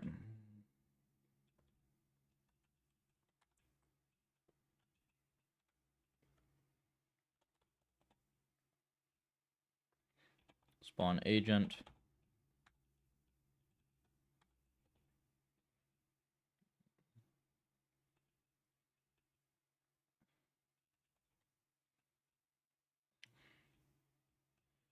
I think it's just RC and tile again, right? Yeah, we actually, it's way closer in this case than it is for snake, so we didn't need to copy the other code.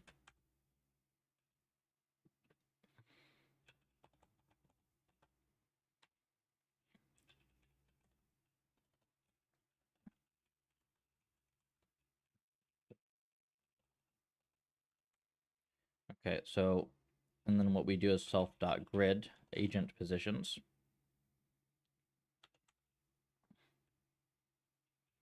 Wait, what? Agent positions of agent IDX.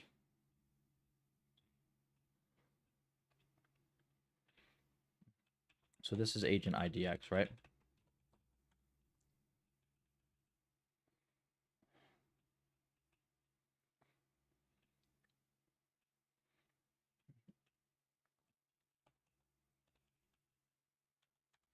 So grid is going to be self.agent colors of agent IDX, right?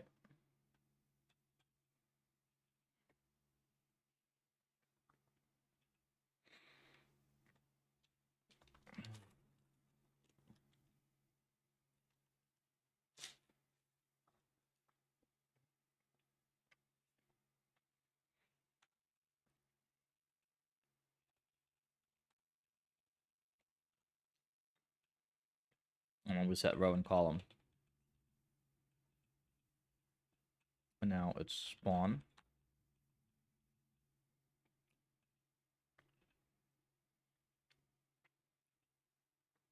This one is actually spawn food. And then this one is spawn agent of agent IDX, right? And then we Python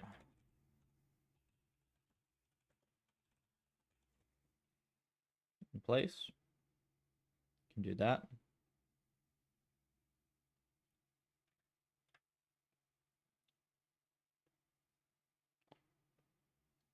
Continuous. We'll see if it starts spawning agents or not.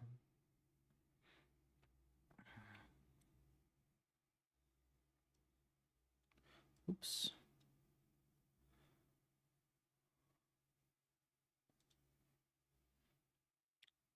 So the fact that I'm not seeing any agent spawning here tells me that this is not actually happening. It's not actually spawning correctly.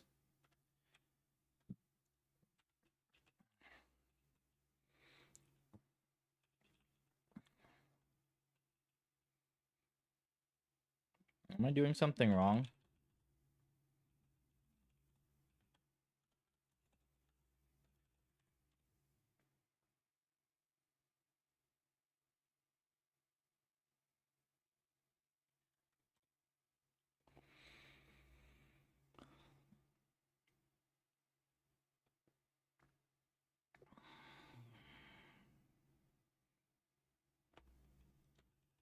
Ah. You want a random float. This is a random int.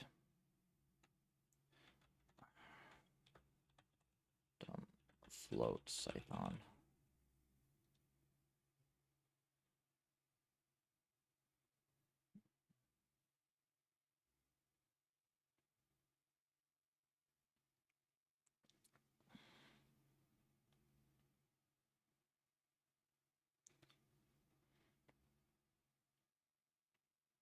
drand.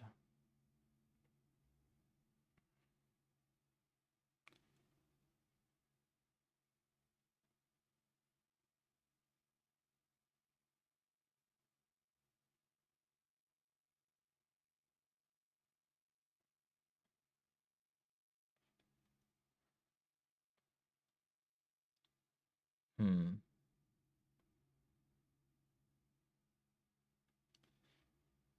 thread safe.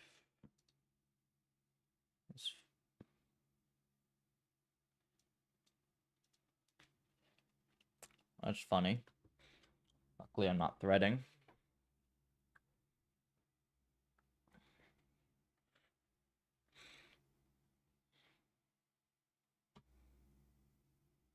This is idiocy.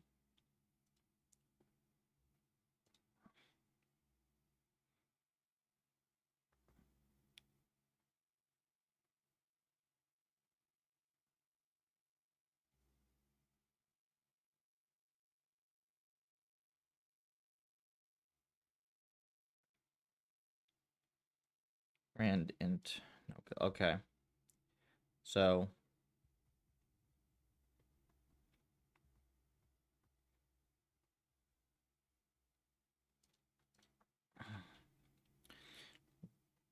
I'm gonna change some stuff around so that it will be fast. It's gonna be int agent respawn.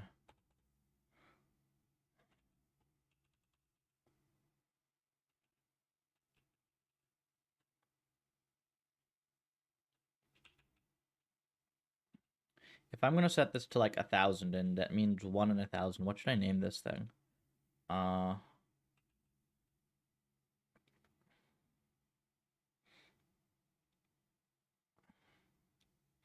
Agent respawn chance is the opposite of what I want.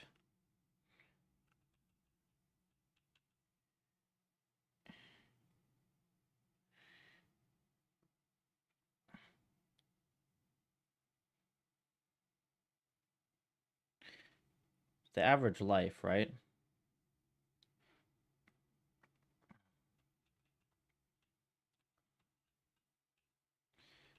Expected agent life. I can do expected lifespan. That's fine, right?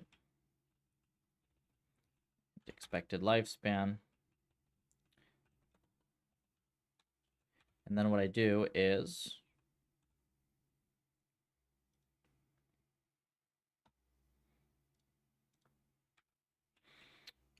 this percent might be kind of slow. We'll see.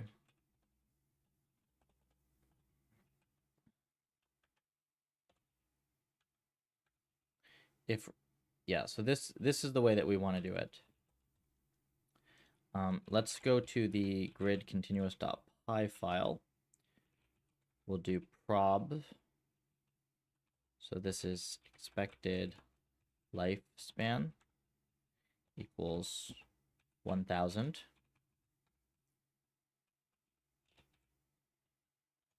We'll do expected lifespan.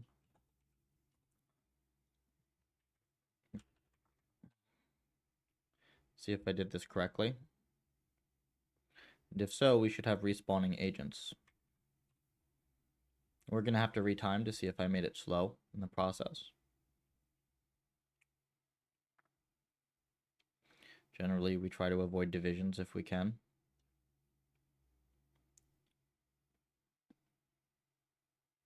Okay, so we are spawning new agents, it looks like. But we forgot to remove the old agents.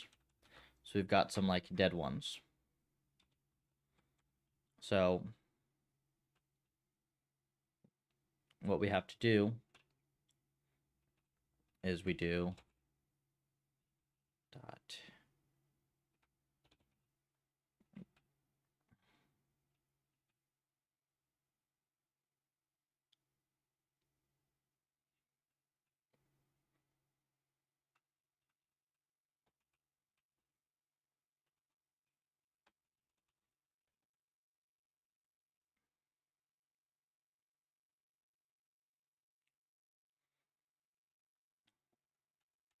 so we have old R, old C.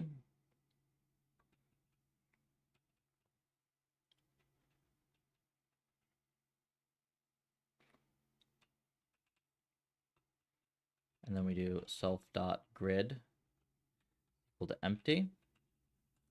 We clear, delete agent, the old position.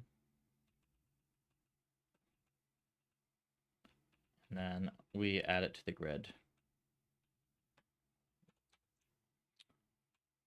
Pretty easy.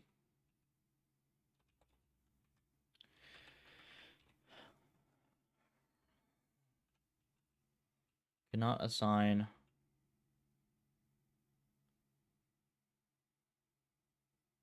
right.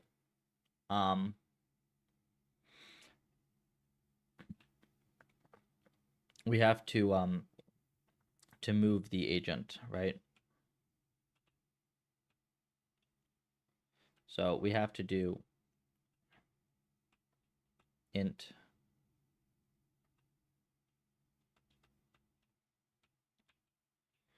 this is weird. I think I wrote some wrong code here, didn't I? Velocity.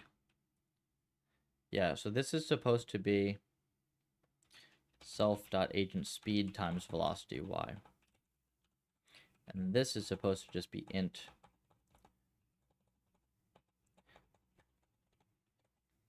number of dumb errors that one can make. And then, did I do the same thing up here? Reset? I don't think so.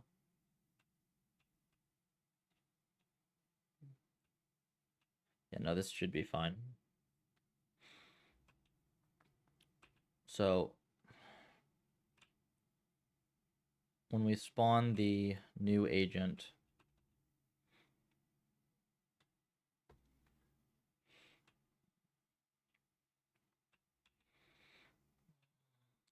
we're gonna have to clean this code up, I'm sure. When we spawn the new agent here, we need to discretize the positions, which is luckily very simple.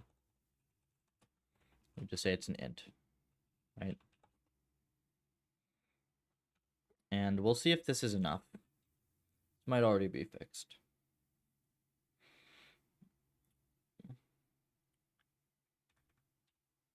We'll see just by running this bad model. Okay. So we're going to see if any pixels get stuck. We can see that there are new agents spawning, right? I do not see any stuck pixels, meaning that the agents are moving correctly. They're spawning correctly. And generally, this is what we would like and what we would expect. So now we've got to change a few things. We were suspecting that there is something wrong with the predator-prey function, potentially. So I'm going to look at that. Puffer. And then we're also going to look at a distance penalty of some type.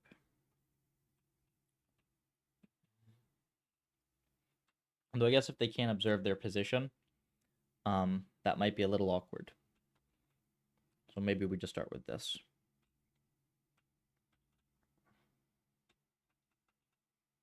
So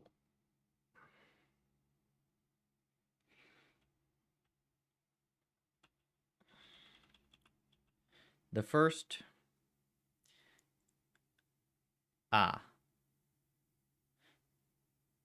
yeah, so this is implemented wrong. Hey Joseph, sorry to interrupt. Just want to ask, is there any way I can work for you? Business student turned coder around 6 months ago and really enjoying all the RL stuff. I'd like to deep dive. Obviously, I work for free or very little. More interested in just learning from you, helping as much as I can. So technically, Puffer is a company. It is a like solo dev, non-VC funded company though. It's mostly just me fixing RL stuff. I do advise and maintain a couple of different cool open source projects.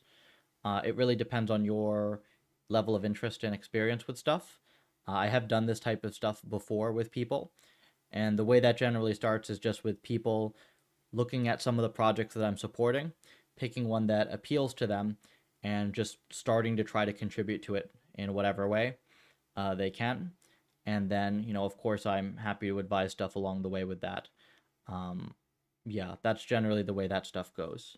So the projects that I am publicly working on at the moment are the Pokemon Red project. There are a few people on that. On Red RL. This is a fairly mature project. This has been along for a while. This was originally made by P-Dubs here, but then shortly after he released this awesome YouTube video, I started helping out and I started sponsoring some compute and advising and doing some stuff with this as well.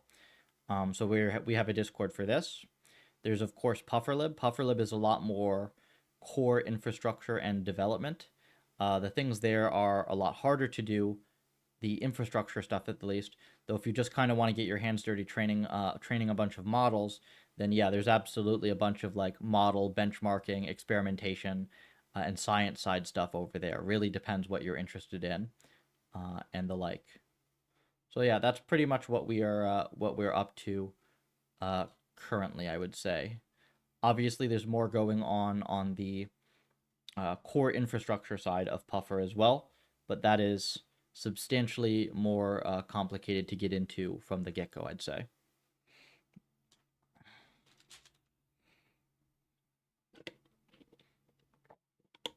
But what I always tell people that are like looking to get into this type of stuff is the way to stand out from 90% of people is to just like actually pick something and start doing stuff, right?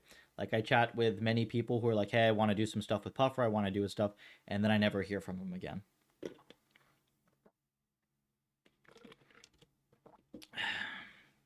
So because of that, it's mostly like I advise and give my time to people who are like contributing stuff to these open source projects.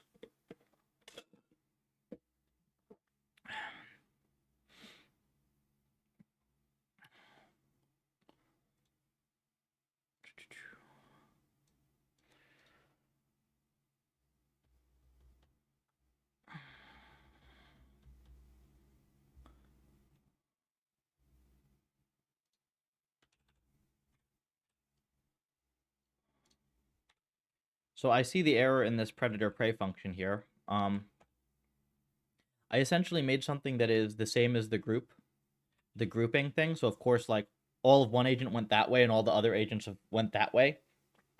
So that was actually kind of a good strategy that they learned based on that, right? If there are two types of agents and you just have all of one type go to one corner and all of the other type go to the other corner, that's going to work out pretty well. Got it. Thanks very much for your answer. I'll try to compute Pokemon RL and let you know. Hope we're going. Yeah, just jump in the Discord. We've got a bunch of contributors. A lot of them are new folks as well. And also the way the way that these open source projects work as well, because I have very limited compute. I do share it quite freely, but it's very limited. So I make sure that it goes to people who are actually using it effectively. We've got a cluster of 8 desktops, and generally, like once people have been contributing for a bit and are ready to scale up their stuff and like run stuff, then we add them to the cluster there for that. I think we have 4 or 5 of the machines currently on Pokemon, so that's the main project I'm supporting at the moment. So yeah, go ahead and check that out. Bet, Lean Key, that guy, and of course the original P-Dubs. Those are the main people that are doing stuff with it at the moment.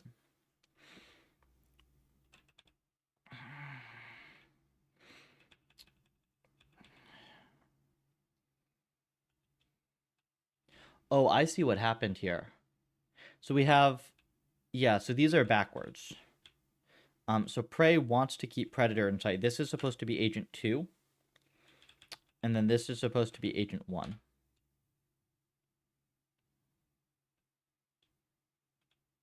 So that should do something already. Maybe. We'll see. May or may not be enough to keep them from grouping up along the sides of the environment. We'll see. If I don't have to add a like centralized or a position-based reward, I'd prefer not to add a position-based reward. So we'll just see from here how this goes.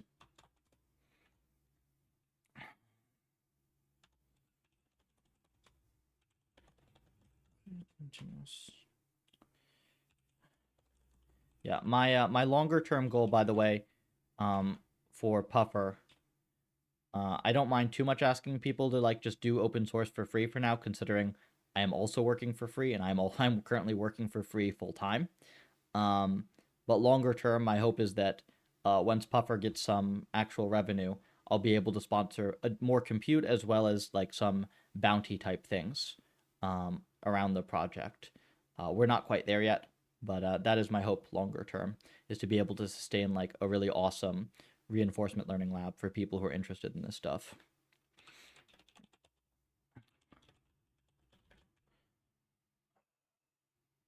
Grid continuous. Let's do fix, spawn, and rewards.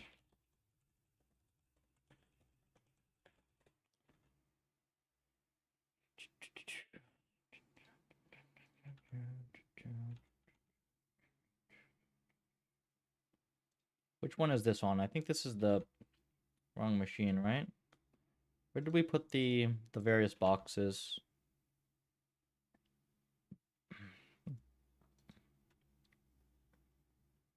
Oh, yeah, this is the right one, I think.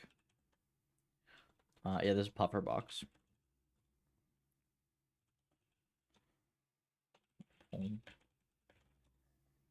Mm-hmm.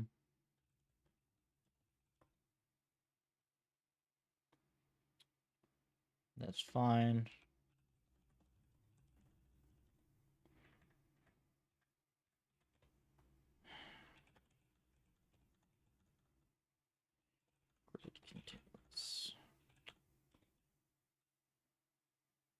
So we're going to set this to be. Do you want to set this to the predator prey task? Let's do both. Predator init predator. So we'll do predator prey on this machine for 300 mil. I have to remember to compile this, right? Make sure this is compiled.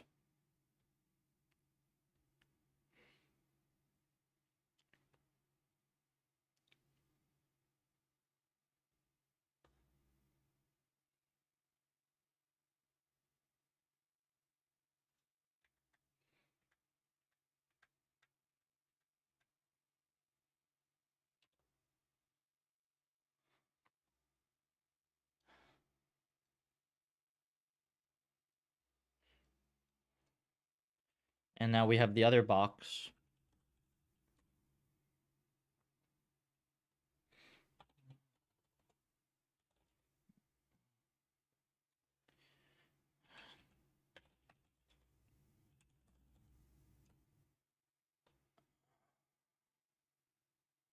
Yeah.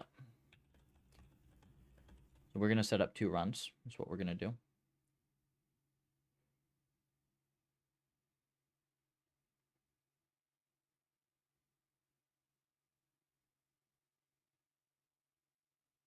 A little bit suspicious of the reward on that run on the left. Whenever you see rewards that are that low, I mean, there's a certain scale that you're looking for, right? And it's usually like something around between like 0.1 and like low point something, right? Like 0.1, 0.2, something like that is nice. Generally, you want rewards that scale like 0 to 1, but don't like not 0.0001 because it's not learning anything from that.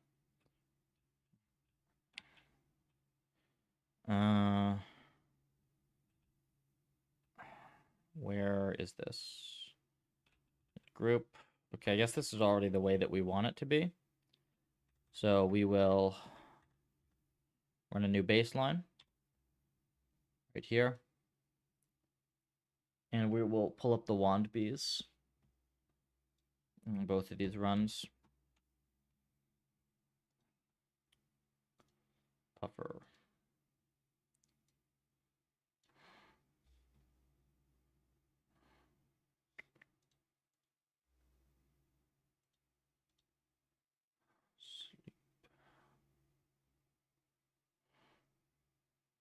Okay, so this one here is nice.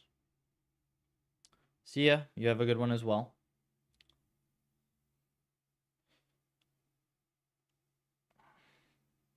Okay, so this does have some reward. It's just way too small. This was the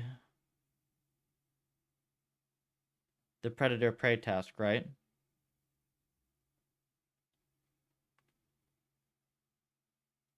Well, actually, technically, we can't tell. This predator prey task may be learning something, it might not. And the reason for that is, so let me explain a fundamental annoyance with adversarial tasks in reinforcement learning when you have two things that are trying to learn to beat each other, right? The reward for the predator is it gets +1 for every prey it has in sight. And the reward for the prey is it gets -1 for every predator in sight. So if these two things are equally balanced, the reward should be 0, right? Yeah, the average reward would be 0. And if the predator is dominating, then it would be something like 1 or however many it can see. Yeah. So there's not a good way just by looking at the reward curve to tell how well stuff is doing. You need something like ELO or something much more complicated. So really all we can do with this specific task is run it and see if it looks cool. Which is, valid, at least for the time being. Hopefully we'll find some better stuff in the future for that, but it's good for now. And we can see that here we have very similar dynamics to before, where it takes a while and then it jumps up. The reward jumps up. It's a little odd how small the reward is. I think it keeps jumping up, right, if I recall. So we'll wait and see how well scaled that reward is in a bit.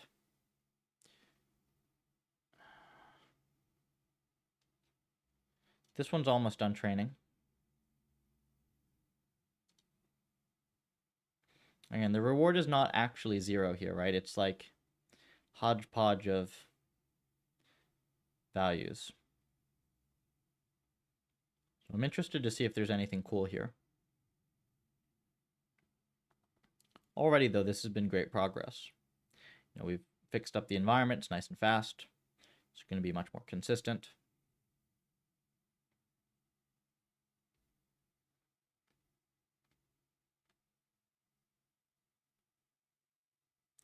And this is just about done. So, predator-prey env. There'll be a model for us here in a moment. 2289, is this the right model? 2289, okay.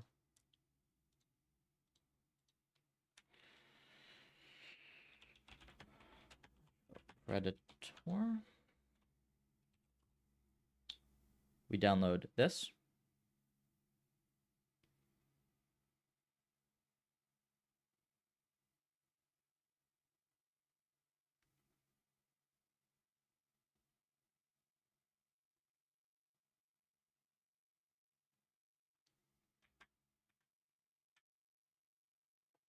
Baseline.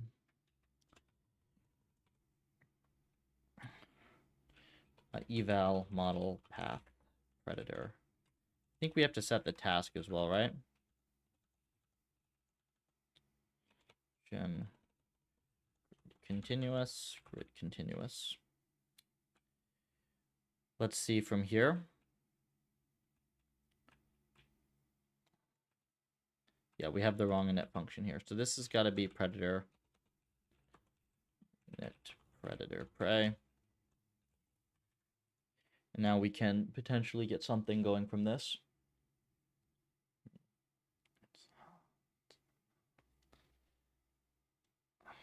Okay. So here we have predator prey.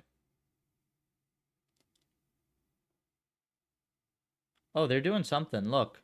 Do you see these, like, the predators chasing the prey around? Look.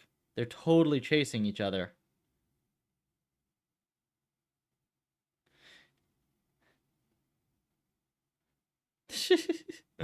That's kind of fun.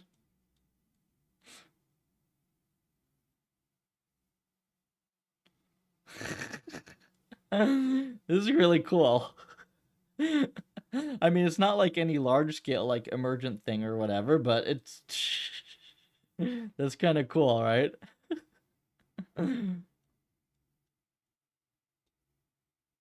You spray are like, haha, I've gotten away for now.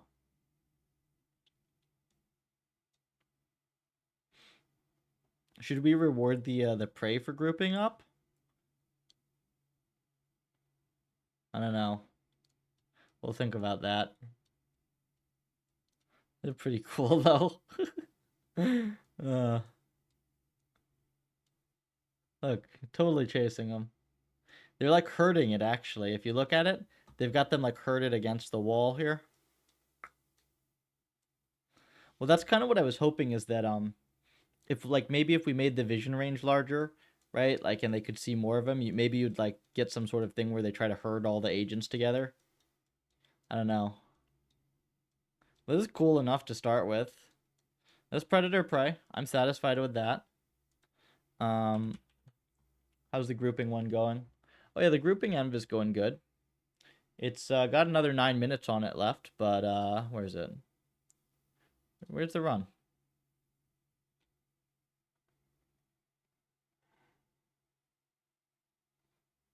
Yeah, okay, so here's the reward for this one.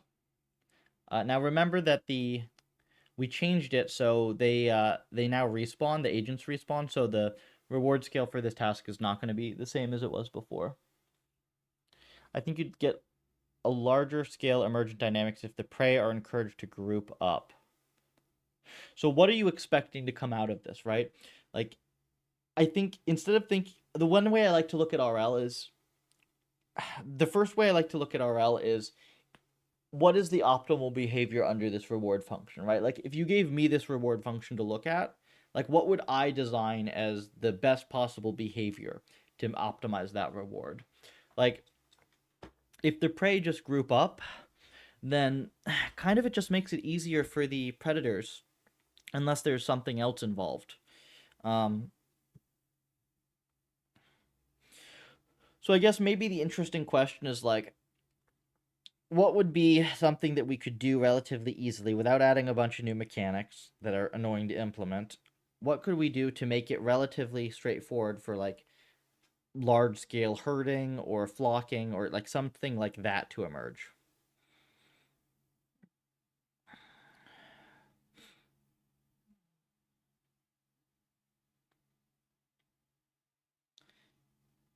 Maybe like the predators try to isolate prey. Maybe it's like, hey, the predators want to be near one prey, but not near a bunch of prey. Or maybe each predator wants to have one prey to itself, something like that. Um, I don't know. I think we could play with the reward functions for this a little bit and create something really cool here.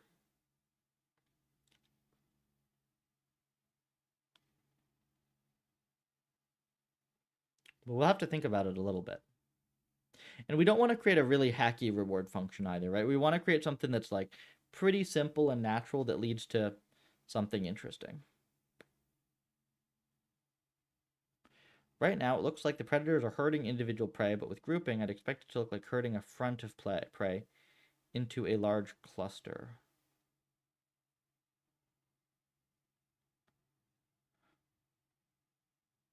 But then, like, that's not because of the predator, right?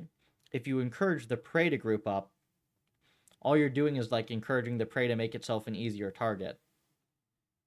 Like, I kind of want a thing where, like, the prey is being forced by, like, the predators have to come up with some formation or whatever to force them into that group. Not just, like, the prey go there and it's like shooting fish in a barrel. You know?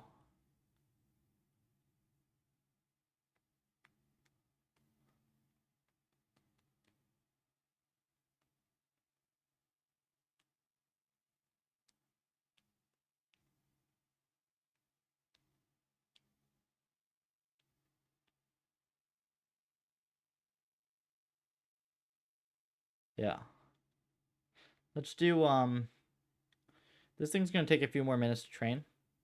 Let's maybe implement the puffer task in the meanwhile. and implement the puffer task. The puffer task.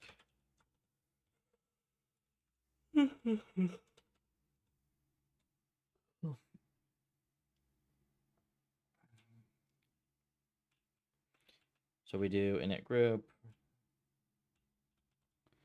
init puffer.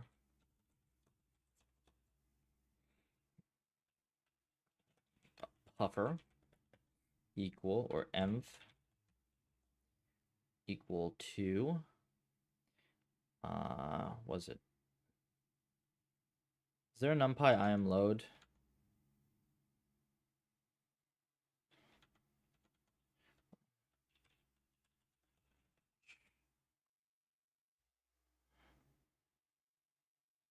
I don't know. Do I want to do OpenCV? Pill.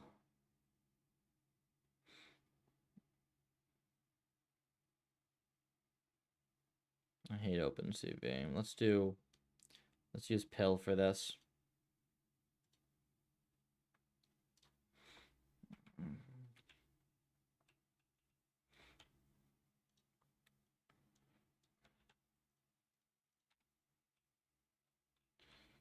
Actually, I can probably just do like load PufferLib.png current files with pill.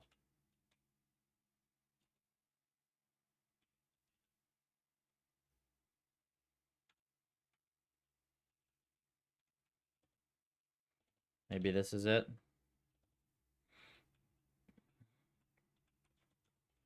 Reward puffer. And it's going to be, ooh.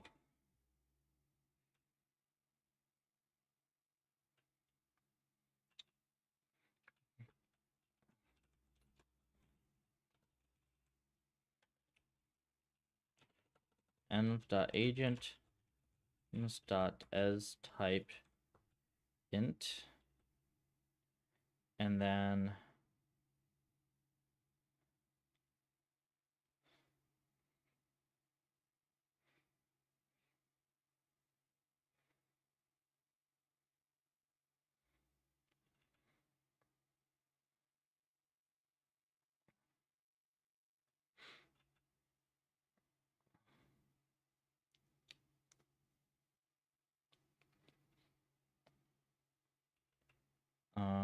shoot.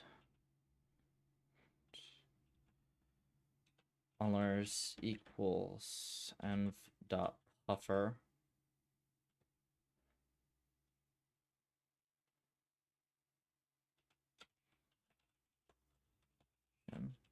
I'm gonna have to what is it? I'm gonna have to put a breakpoint here and just figure this out. Init. Yeah, let's mess with this a little bit.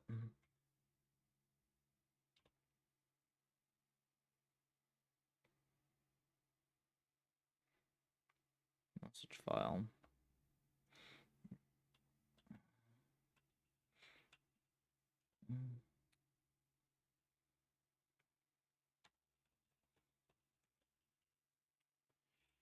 Grid.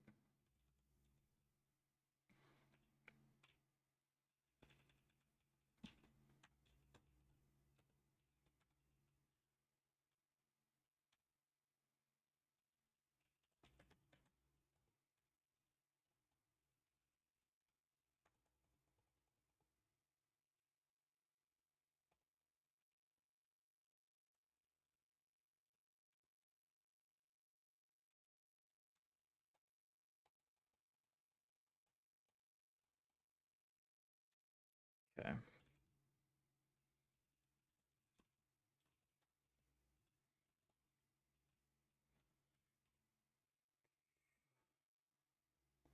Oh, that's funny. You can't see the chat very well with that when I put stuff here. Let's get rid of this. Oops. Yeah.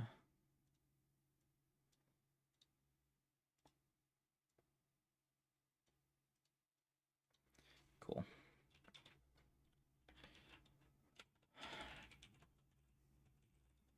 Okay.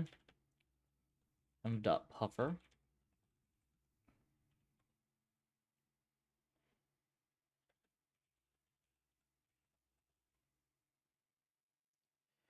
Oh, I made it 1024 by 1024. I thought I'd made it 720p, so I have to go resave that image.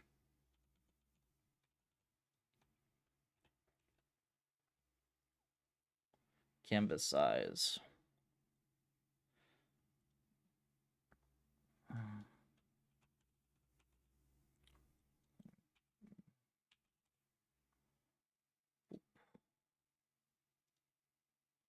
Okay.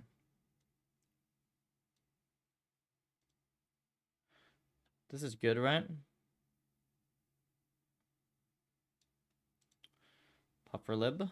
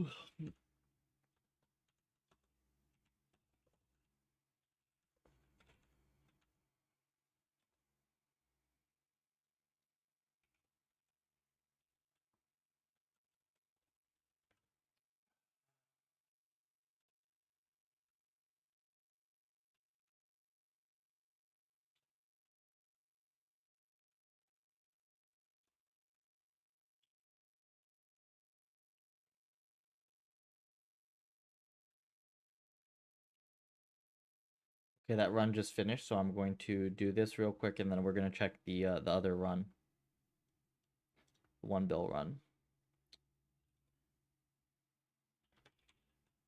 Looks pretty good so far.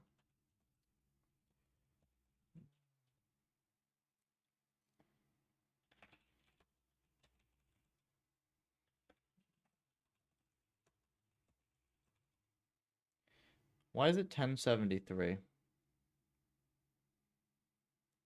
Shouldn't be 1073. Agent position.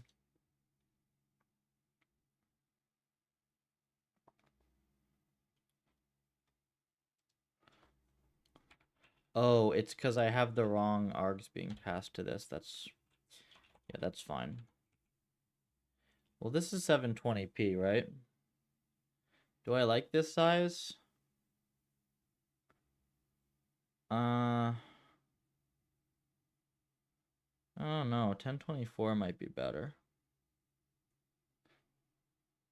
So this is nice for scaling.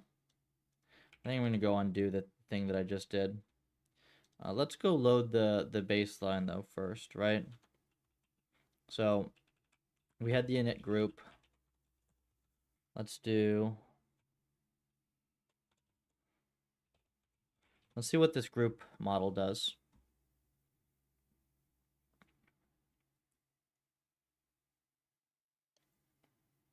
This was trained for 1 billion steps.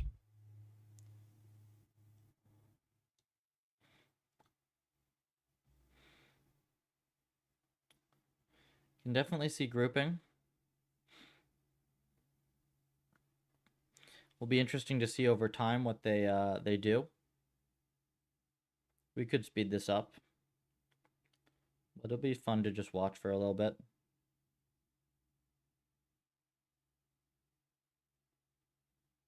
I mean, definitely just, you can start to see the little clusters emerging, right?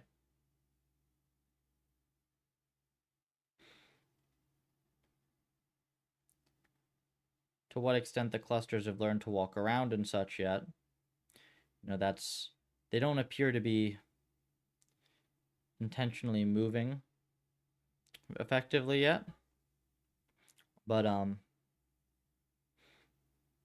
it's relatively decent to start. We've got all these little clusters, right? Let's see the graph associated with this. Let's see if they think that they did well.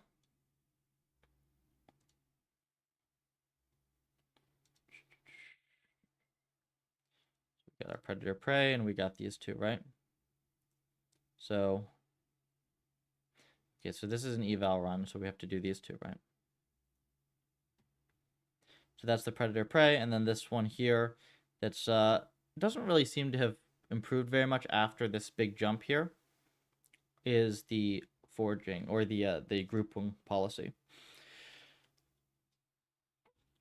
Okay, so this is a pretty decent clustering thing. Now what I'm gonna do is I'm going to run this at like I'm gonna run this a little bit differently. I'm gonna run because we don't have to render every frame, and the sim itself runs very, very fast, right? So we're gonna do every 100 frames we'll render one.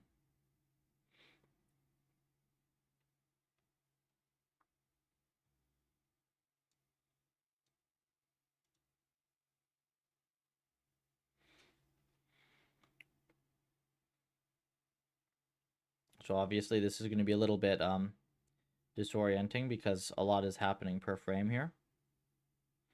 Oh no, you actually can see the clusters are walking. Like the clusters are walking around here, which is kind of cool. And I do see a little bit of accumulation at the bottom. Not all the clusters are walking, which is funny enough. Some of the clusters are moving around. They do seem to be directionally biased down. Hard to say for sure.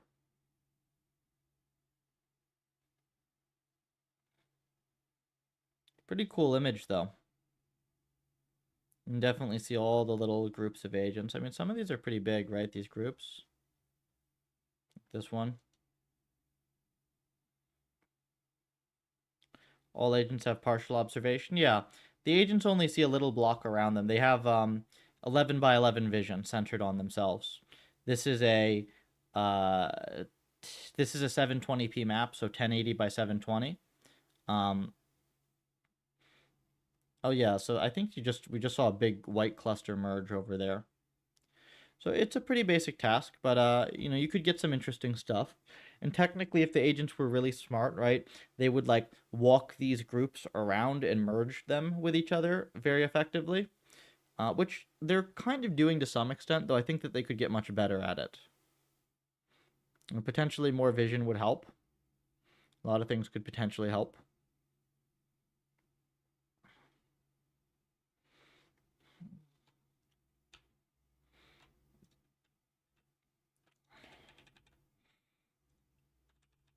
Very nice. Let's finish the puffer task. So this puffer task is, well, I have to edit this anyways, so this is the puffer task. It is this image right here, and the goal is for them to fill in the logo. It's both a task and an advertisement in one.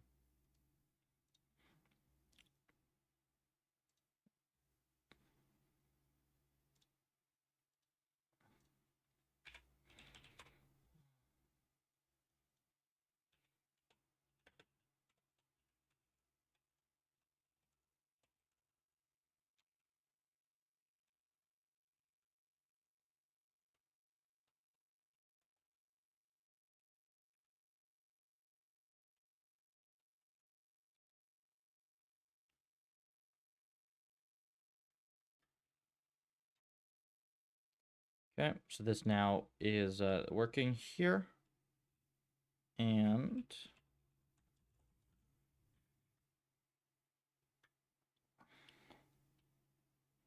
mode eval. Yeah, we got to turn on the puffer task.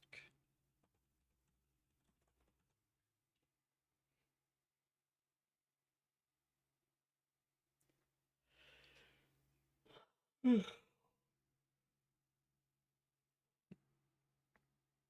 kind of want to run a hyperparam sweep on one of these tasks in the background. Should I just do that real quick? Let me just...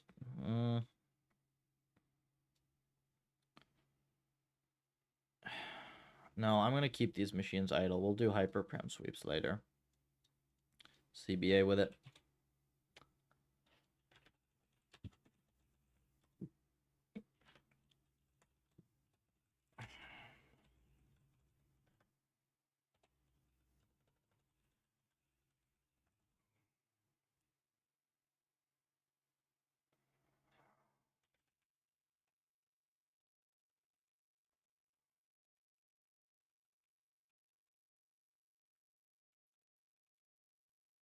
Yep, so 720. This is perfect. Puffer. Index is...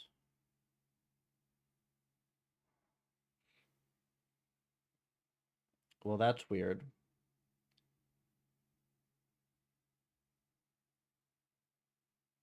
Did I do it backwards? Wait. I'm confused here. I thought I did it y comma x, didn't I? Grid is height by width.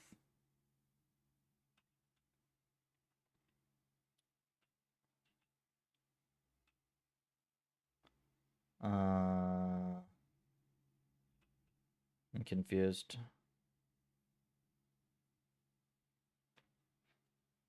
Height minus vision range.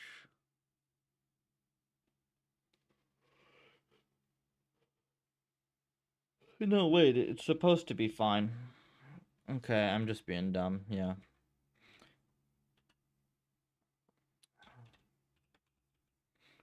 M.puffer, agent, positions, position, shape. Yeah, so this is what it should be.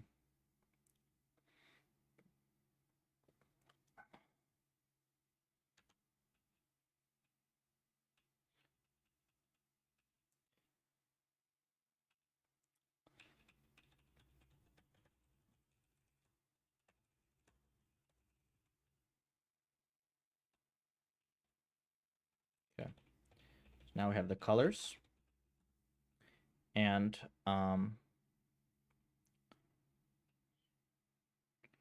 so the reward is going to be, we can do this vector, right? Rewards equals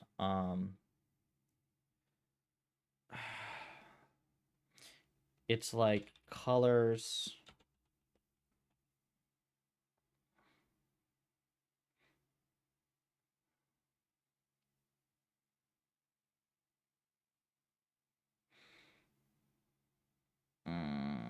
there's the simple version that we could write.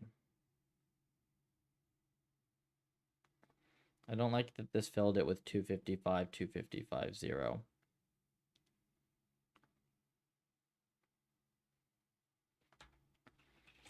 Let's just do red equals colors.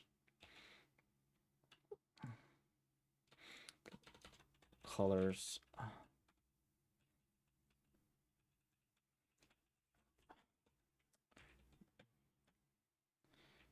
Colors.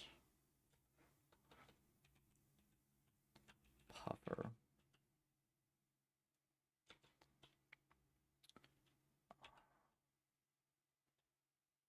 Row is 0.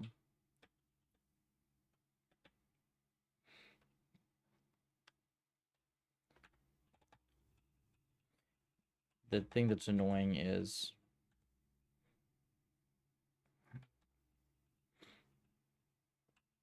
dot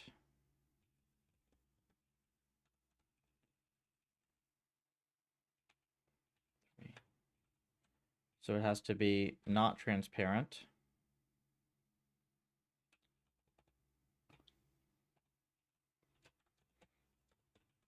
times filled, right? Dot blue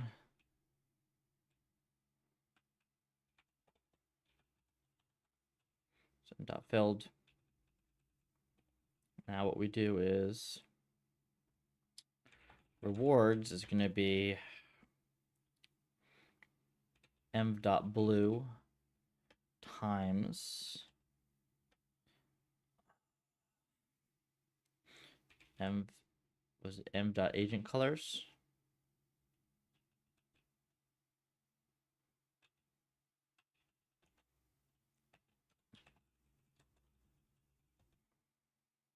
Well, wait, this is because this is image shape.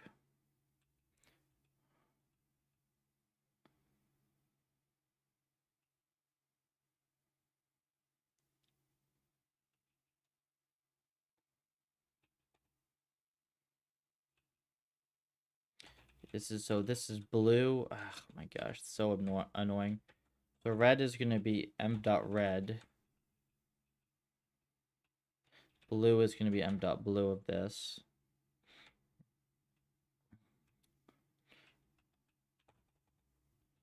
So, and then it's going to be like red times, is it m dot agent colors?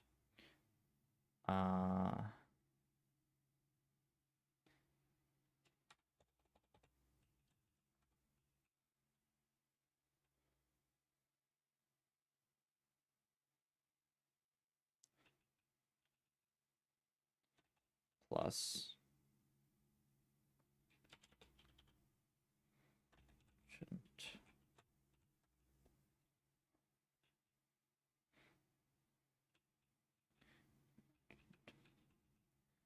It is red, white, red. Agent 1 and Agent 3.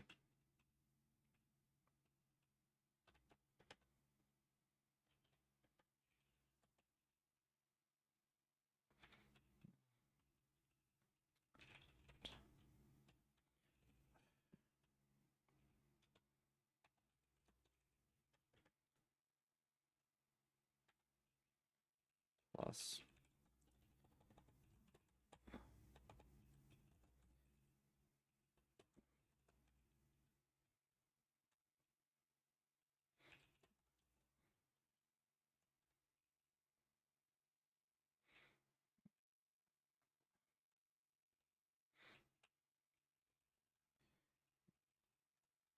Okay, so this is fine. So we have 1, this is 3. This is, was it 1, 2, 3, and this is 4. So now we know which agents are red, which agents are blue. We know where the env is red, the env is blue. We've got it all cached. So now what we can do is build red equals dot red times agent red dot as type bool.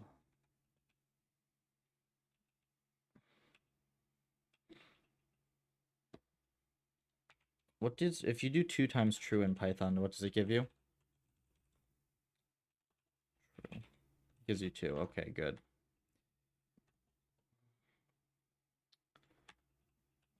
Build blue. Rewards equals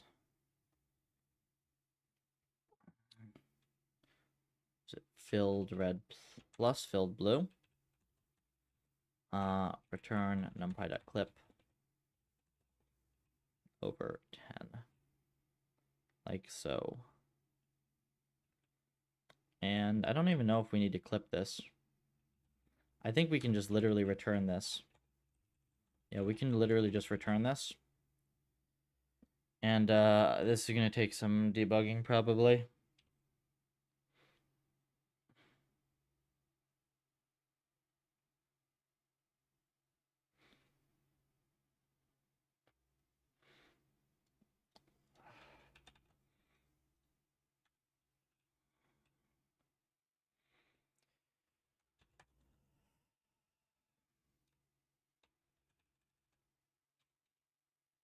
Okay, this is the most annoying wannabe bug of all time. Literally makes you redo your container.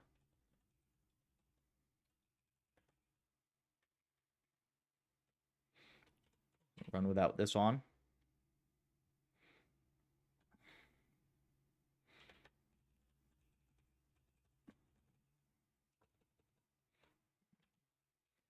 Okay, so this is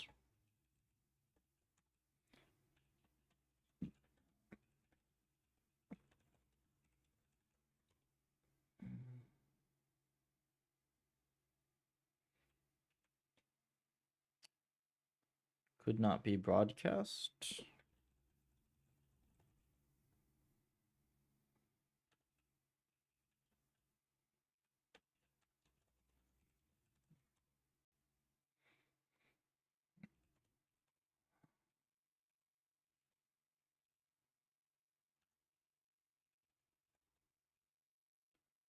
So now we debug this.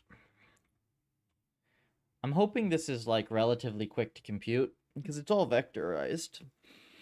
I'd like to not have to do this in Python land. Agent red shape.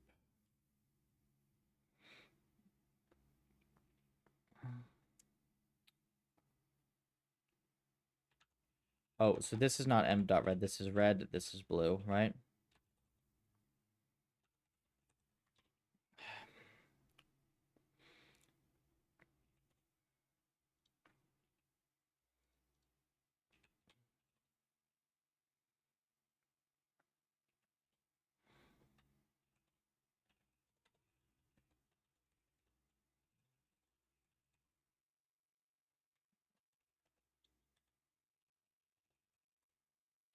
Okay, so it says that they're filled in 13 pixels.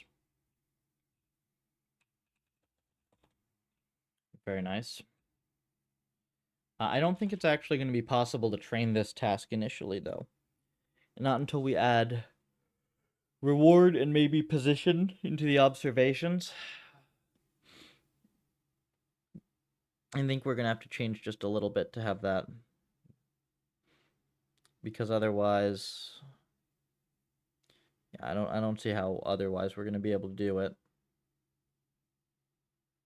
Could technically add it as channels to the conv, but that doesn't really help us. Yeah. So, what tasks are you working on right now? I will show you. We have a doc, I guess. Well, we've done way better than this since I started today. That was from yesterday. There's a foraging task where agents have to eat all the food, like this but better. We've got predator prey, where some agents chase others. This one we didn't end up implementing. We've got a task where all the agents have to group with other agents of their same category or type. And then the task that we're doing right now is simultaneously a task and an advertisement. I made this little image here, and I want to get all the red agents to fill out the puffer and all the blue agents to fill out lib.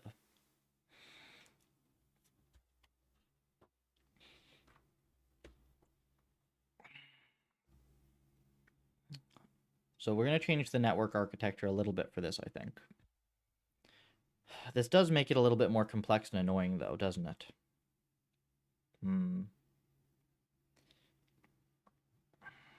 It's not actually going to make it slower, I don't think, but it would be slightly more annoying. Is there any way I can cheat this whatsoever?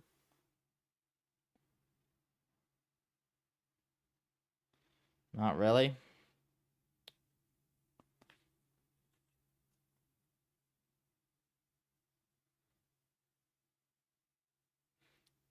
Would be nice, but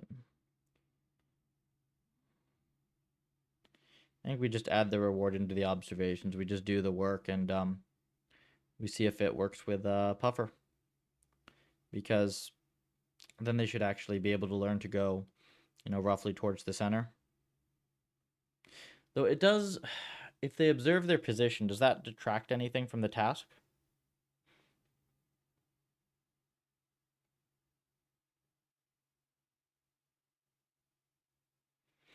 Not really. I think if anything, it's going to make it cooler. Because maybe then they can learn to group up in the center or something. That'd be kind of cool. Let's do this.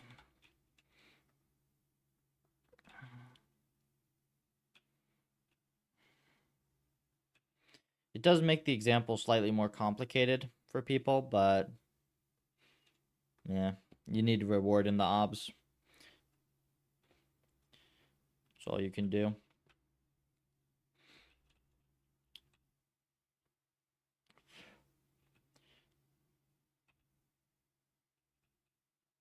Ooh, it is slightly annoying that it's a uint 8.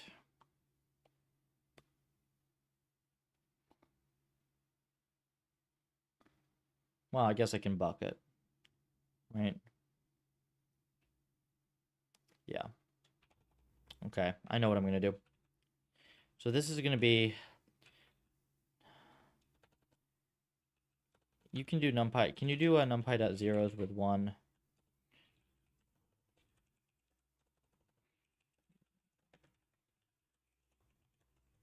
Yeah, you can. Okay, so it's going to be numpy.zeros num agents times self.obsize times self.obsize plus 3.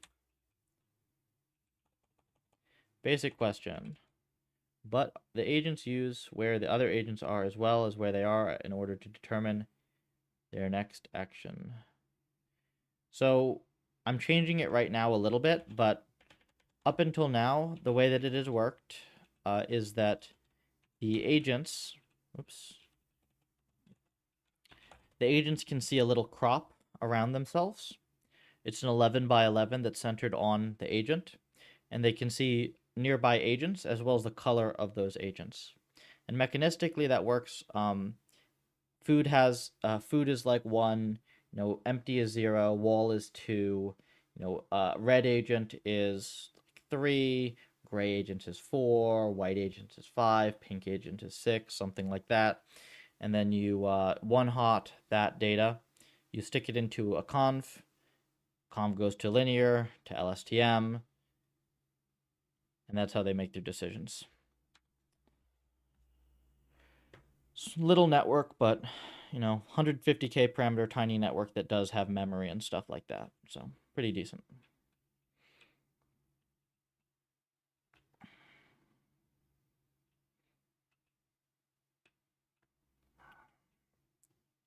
So I'm going to have to make a compute obs function here, aren't I? Yeah, because this right now, this buff.observations just gets filled in.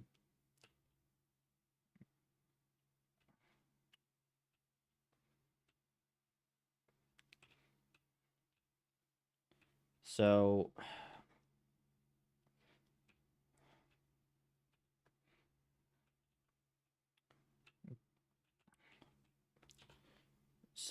obs view dot buff dot observations star agents. Gotcha. So the direction is of each agent object also given to the neural network. Everything flattened into one vector. So that's what we're adding now, is we're adding the ability for agents to observe other stuff, like their position, the reward that they get, and there will be a velocity vector, maybe an acceleration thing. We're going to see about that in a little bit. I think acceleration would be cool to add. We can very easily do it. We will just have to cap their speed, I think, because, yeah, we have to cap their speeds. Because we can't have them flying through the barrier at the edge of the map. But yeah, we're gonna spend a little bit more time on this this project here. This is not going to be. This will be done well before the end of next week, unless I don't know, crash and burn or something. But the hope is that we end up with a handful of nice little environments here, continuous and discrete. Yeah, cap speeds is perfectly fine. The thing is just like you don't want agents to go across to the edge of the map, because it makes computing observations way more annoying. Like if they get to the edge of the map, then you have to fill in the portion of the observations for which there is no map data, which is pretty easy to do, but like you can't just slice, and doing the slice is more computationally efficient. So you can lose a lot doing that. And I kind of like having these environments running at millions and millions of steps per second. So I just avoid stuff like that. Keeps the code cleaner as well. Okay, so this is the obs view. Is there a numpy reshape no copy?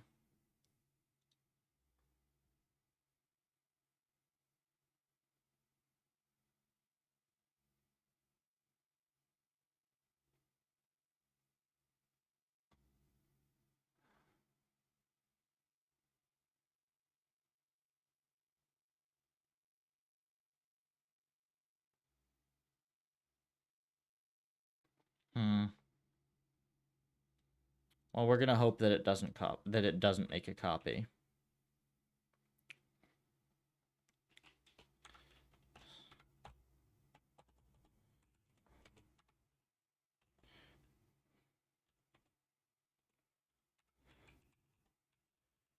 Okay.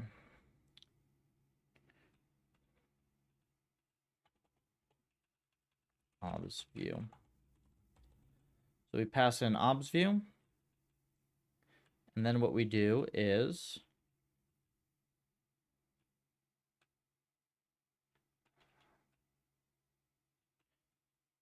we def fill observations buff.observations of -3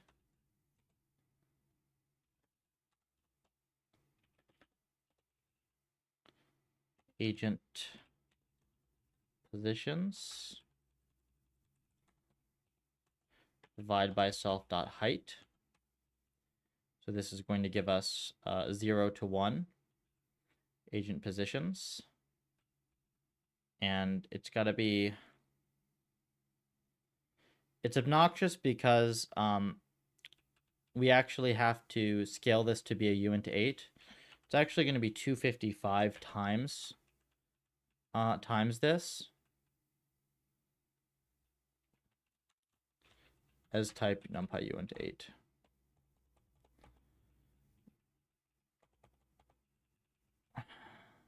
Right.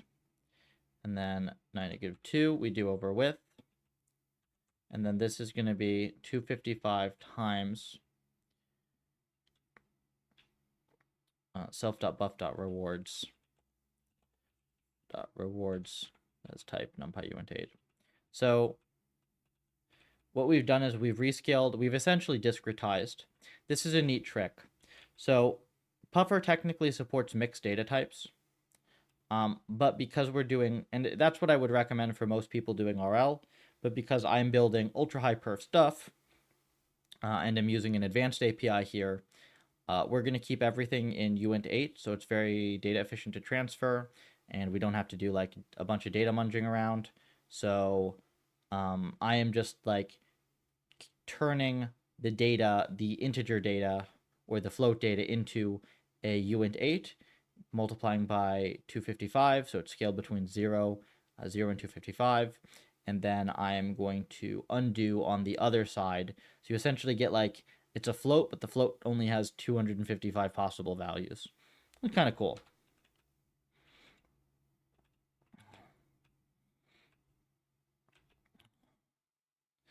And we'll call fill observations here and in here. So now what we need to do is we need to add a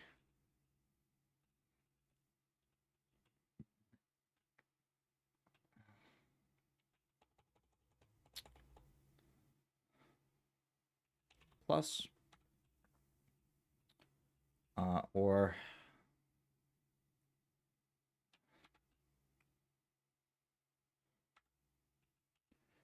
yeah, 32 plus.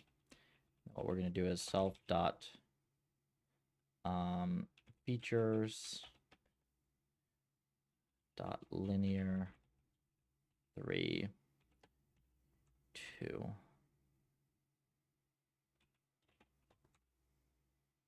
Okay. So observations. So this is now going to be CNN features equals self dot observations of -3.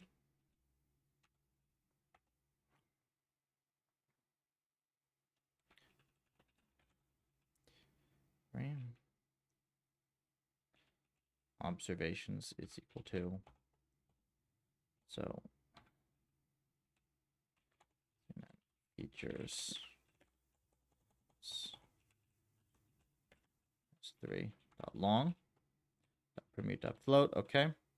And then flat features self dot features It's 3 star. And it's a little awkward because, yeah, we kind of want to put this here.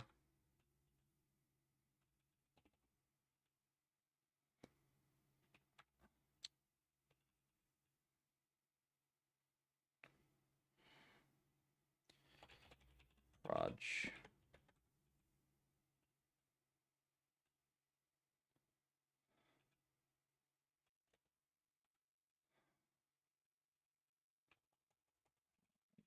PufferLib.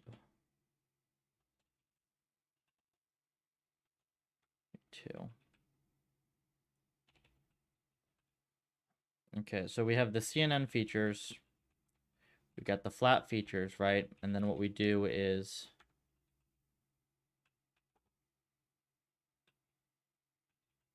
CNN flat sequential. And let's add the relu onto this, right? Or alternatively, we can flatten here. Yeah, let's take the relu off. Well, yeah, let's take the relu off, right? We do features, it's going to be cat. And then features equals relu features. And then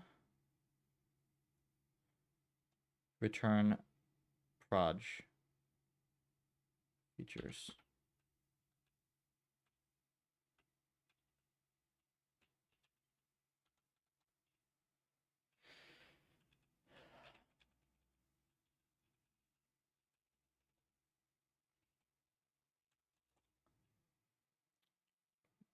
So let's see if this makes sense. We embed the com features, do CNN, do flat features. Oops. We now concat, do relu, proj.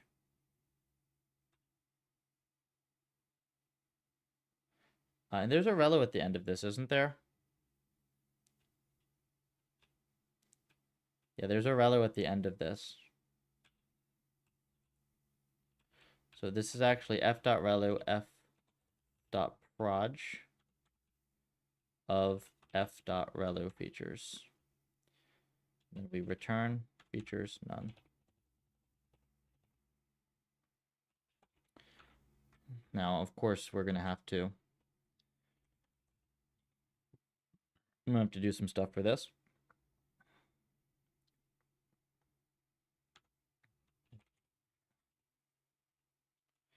Cannot broadcast.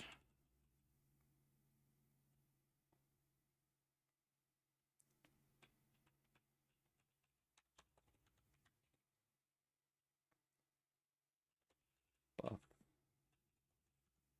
Shape. Okay, so I did not update this correctly, I guess. So the buffer here is... I guess I didn't update the observation space. Would that be what I did? Yeah, so this is self.obsized times plus 3. Just hacking some stuff. Hacking.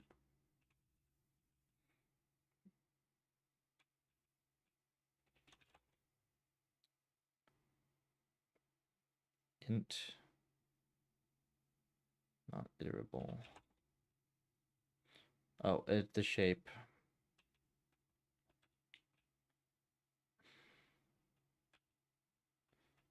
Needs a comma here.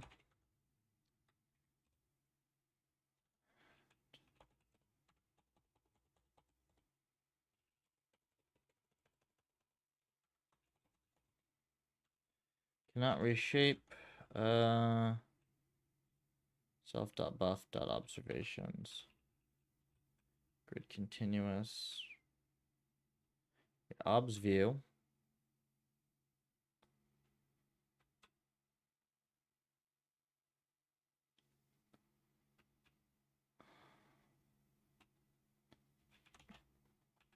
star dot reshape -1.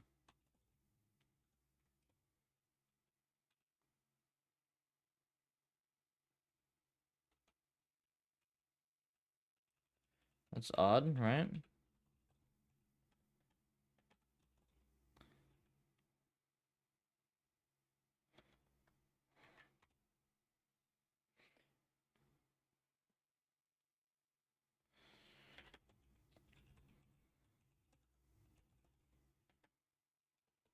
Ooh, that's not what I wanted at all. So something got messed up there.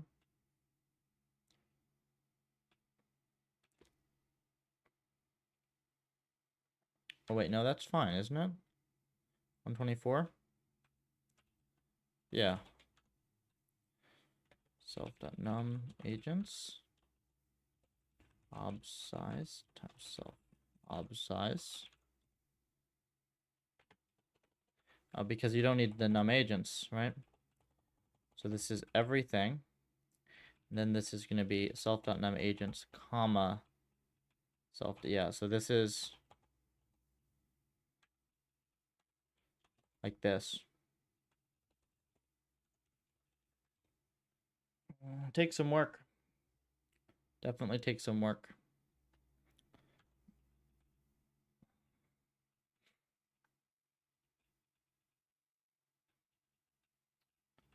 And I did this the opposite way. It needs to be indexing on rows here.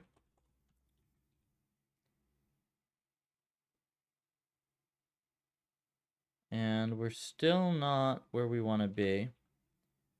Cannot broadcast input array. This is 1 0 1. Whatever. We'll clean this up after. We need to get it to work first.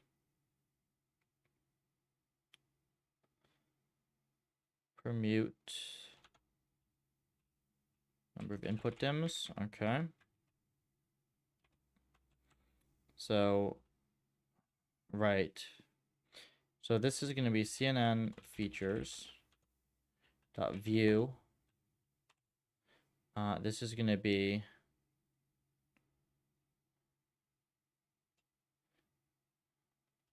-1 11 11.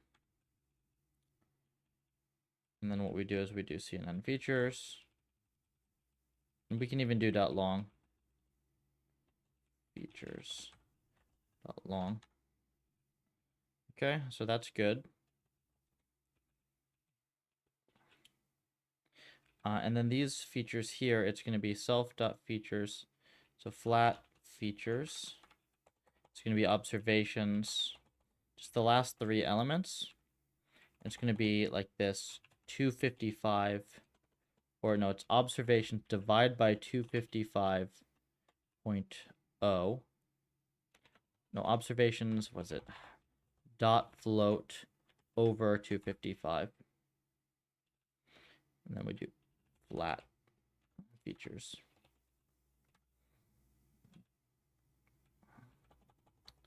Flat.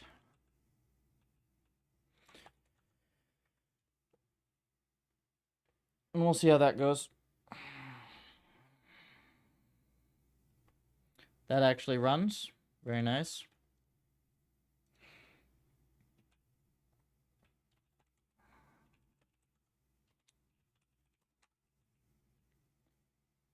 Are we on the puffer task? We are on the puffer task. Does it do anything if I just do like this train?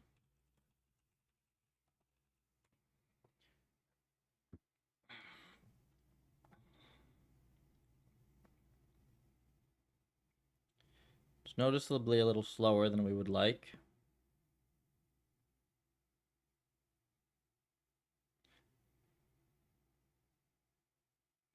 Well, we will see whether or not this this trains anything.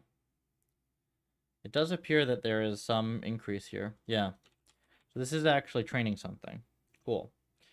Because you can see position and reward that you're getting. And if you can see the reward that you're getting, You should be able to see you're getting reward when you stand on the puffer tile. Grid continuous, torch, commit. Oh, we also have to add the puffer task, or the PufferLib PNG. PufferLib task. Boom.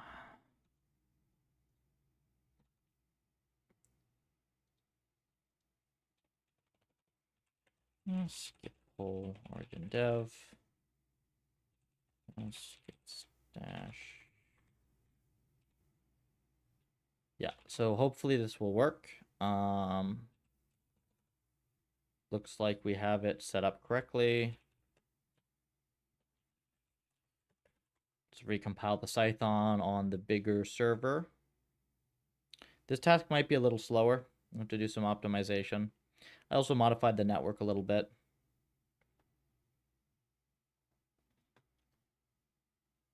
Well, we're going to see if, we're going to see how this does.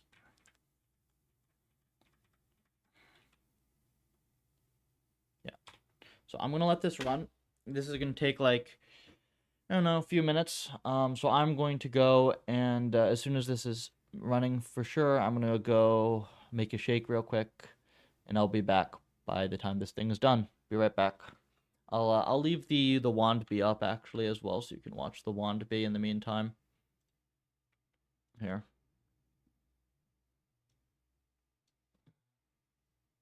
There's the wand bee. Be right back.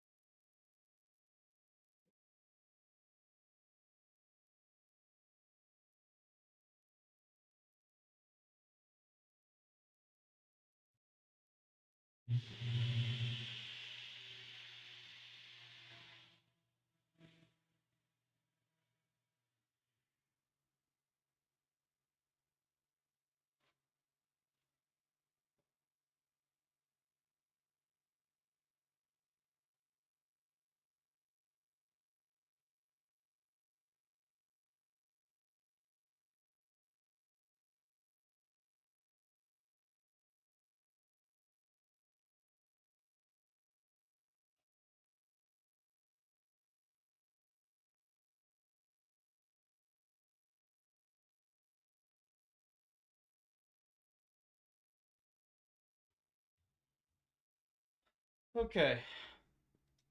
Let's see how this run did. Interesting. So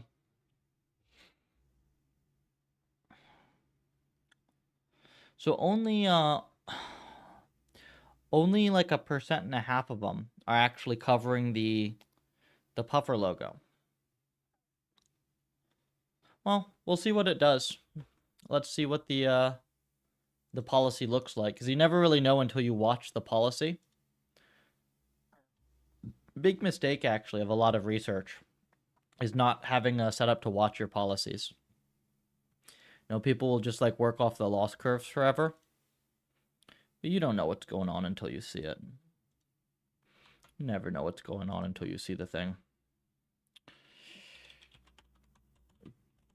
Puffer.pt.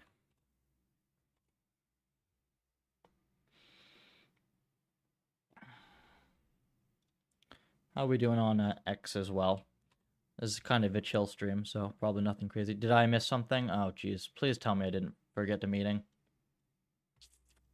Did I forget a meeting? Doesn't look like it. Wait. What? Are there groups? Did somebody add me to like...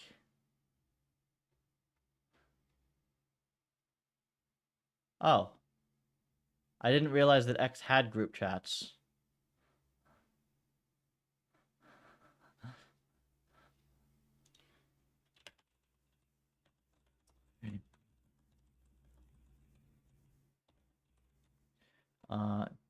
Continuous. Hold on one sec.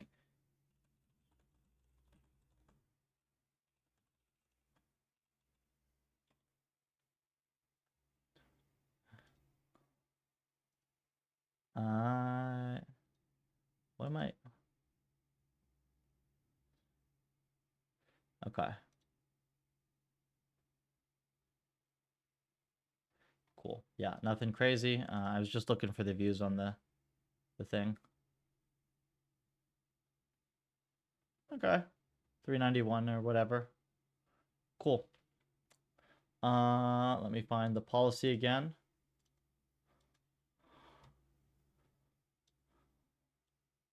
Of course, we're not running them in continuous mode yet, but they are continuous control M's.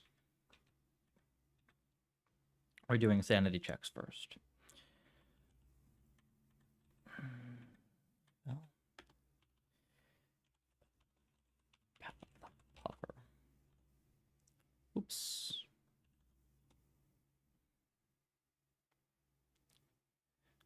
So we're not expecting much out of this.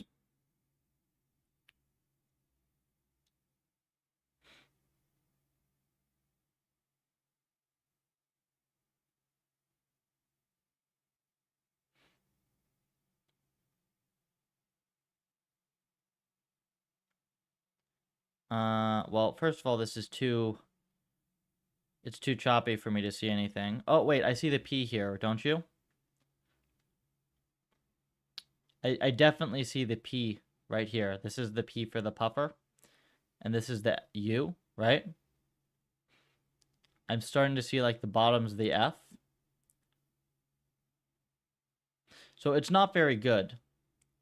But it did start to learn something. So now let's see what they're actually doing. Let's see if they're going towards the center. Because maybe we can, maybe we can optimize some stuff here. Rollouts.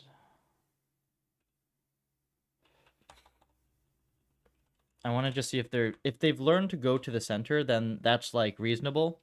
It's possible that they're just not living long enough to fill in the puffer. It's also possible, of course, that they're just not getting reward, but... Okay, so they're not learning to go to the center, right? These guys are locked in, but these other guys here have not learned to go to the center.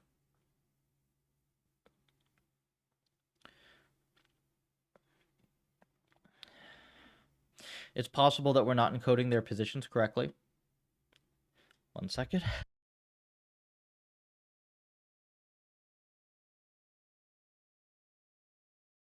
Jeez.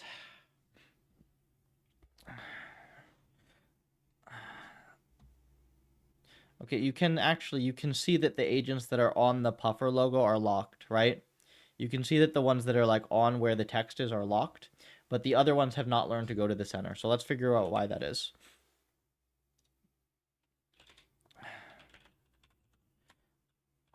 I went out to dinner yesterday. I'm sincerely hoping I haven't gotten sick from that. That would be catastrophic. There's way too much work to be done to get sick. But probably I'm just worn out from all the running.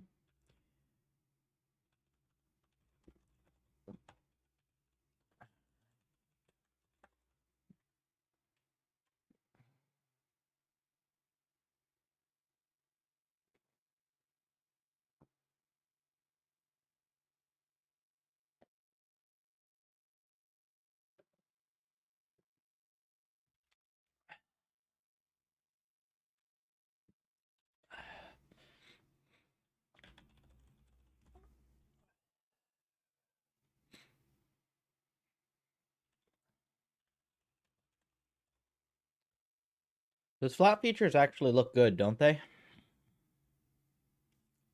Perfectly 0 to 1 scaled.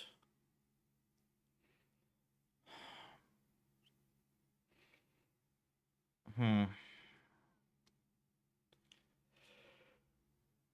why wouldn't they learn to go to the center is my question, right?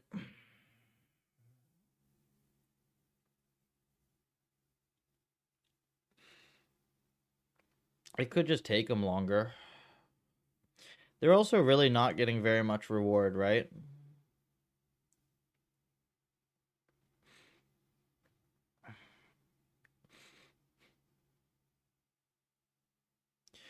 The question is, do I want to add a go to the center reward? Or do I want that to be part of the challenge?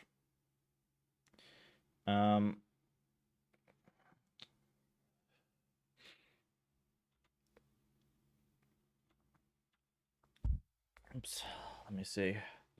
So, which of these tasks would benefit from go to the center, right?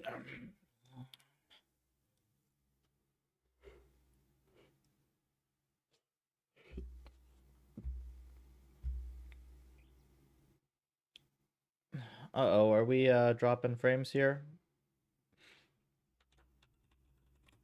No, okay, we're good. I guess we should probably decide on the predator-prey reward and then use that to inform the other stuff, because, like, maybe that needs a center thing as well. So, the foraging task was relatively reasonable on its own. Very basic task, but it's pretty configurable because we can decide, you know, how much food there should be, stuff like that. It should be a pretty consistent task as well. I think it's probably the easiest one. Should be very quick to learn. It is kind of not really either adversarial or cooperative. I guess it's technically adversarial, but not really because the agents can't really interfere with each other very much anyways.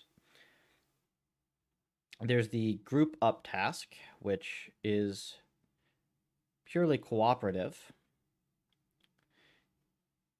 And we have reasonable policies for it already. They don't seem like they learn anything like dumb directional biases.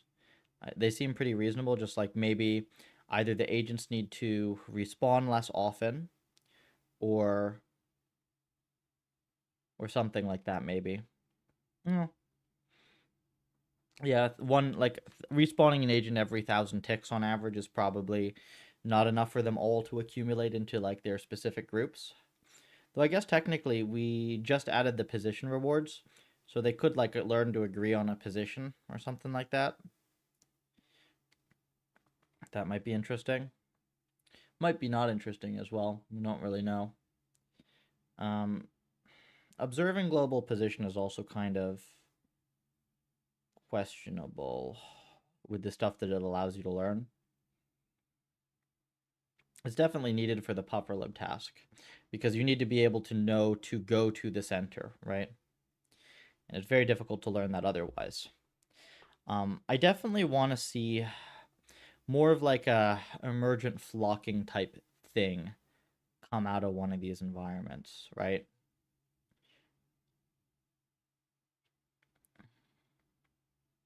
And it's not that hard to get flocking type things when you start all the agents together. We've kind of already seen that. Like there are these demos, which I used to think were really impressive.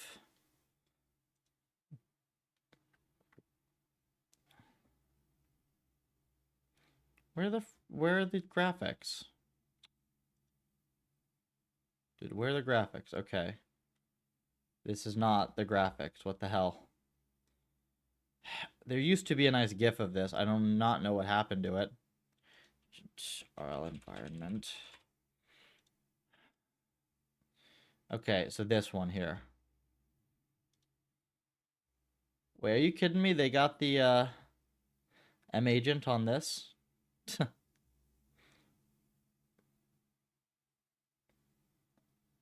Yeah, so this type of a thing looks very impressive. But when you start all the agents like on other sides, it's not that hard to learn. Also, it's funny because this is not a million agent experiment. This is like a few hundred agents. This is actually smaller scale than the thing that we're currently doing right now. I think what they did is they quoted like their biggest settings, um, but then like they don't actually use those for most things because it's not really practical. I'd like to get some sort of flocking type behavior. Like some setting. Yeah. There's a lot of cool stuff on that. That actually is a kind of a cool article page. Oh, it's funny. If I look at MH and RL environment, there's actually the neural MMO. This is a neural MMO slide on here on the first page. That's fun.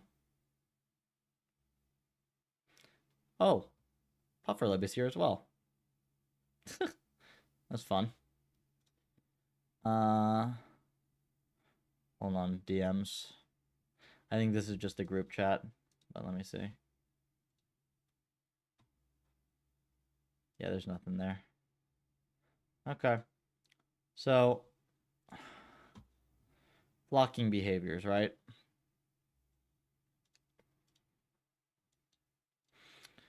How do I want to change? I think the predator-prey one would be the best for that, right? Unless there's something else I could think of. I mean, the grouping behavior is kind of like that, right?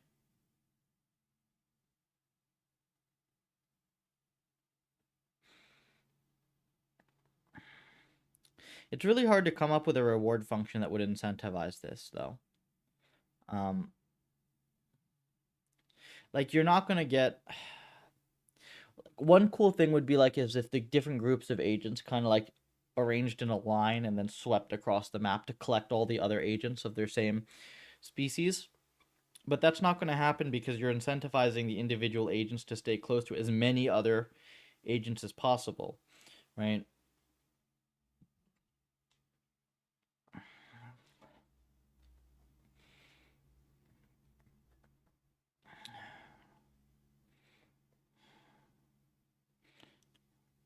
I mean, what other stuff could we do? So, like the predator-prey. Predator wants to be near prey. Prey wants to not be near predator, right? That's going to produce lots of disjointed little prey that are running away from the predator. But because they run at the same speeds, nothing was really going to happen. I could have different speeds per population. That would be not that hard to implement.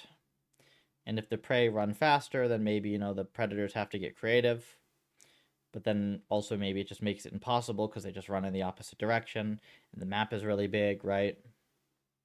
So that might just be out.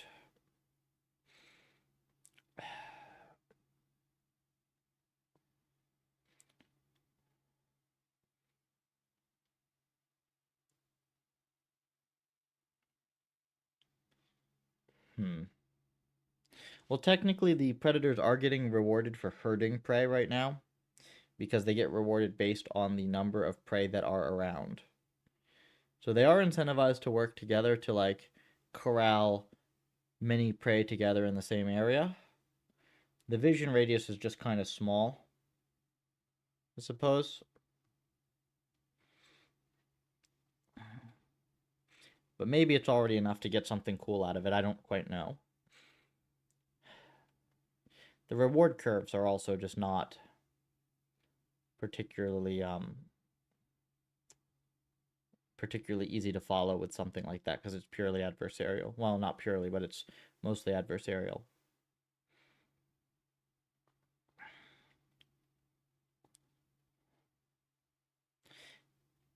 The agent spelling out PufferLib.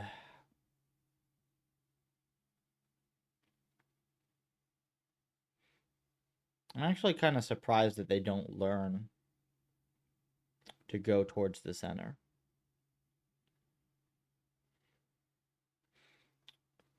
What did the reward curve look like for that?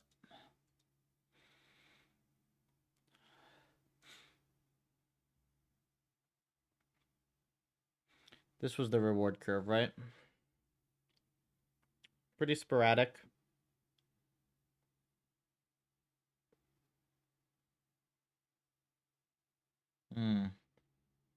It's possible that I just need to run it for longer. But that doesn't seem right. I mean, most of the data is kind of getting wasted because like there are only a few agents near the center. So yeah, they'll learn to like, oh, if I'm getting reward, I should stop here. So I keep getting the reward. But it's kind of hard for the agents to learn to go towards that thing because like there are only a few agents that are around the puffer logo in the first place. And just learning that I need to take a couple steps there doesn't necessarily translate to all of them. Hey, Linky. We've done a lot of stuff already. We are trying to get better policies. They're way better than when we started. Currently, I'm trying to get agents to fill out a PufferLib logo. That sounds fun.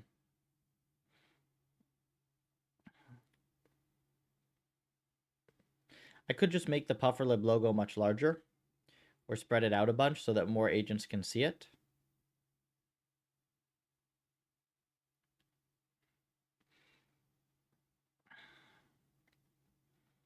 But then, of course, they won't fill in the logo as cleanly. Really, they should just be able to, like... The demo I want to see, I want to see them learn to, like, just filter towards the center and fill out the logo nicely. That would be cool.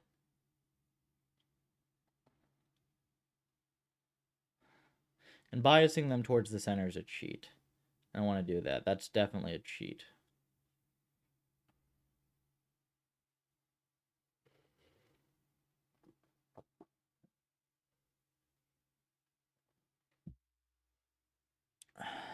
Why is it they don't just learn that? Really that hard? Watch a VOD when the stream ends. Does it make sense to add a wandering reward until they see an objective?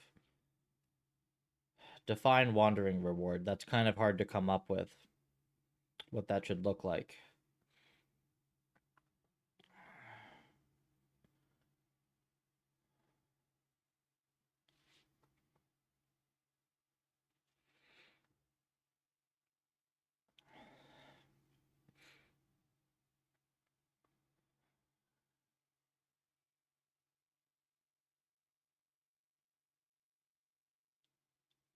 Plus, the point of these types of events is it needs to be kind of emergent, what happens here.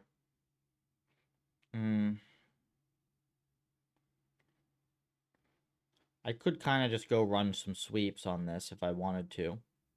to see if it's just a hyperparam thing. But this task seems actually kind of hard, right? Because if you have like 1% of your agents that are near puffer, the 99% of your training data is worthless until you get to the point that you learn to move towards the center.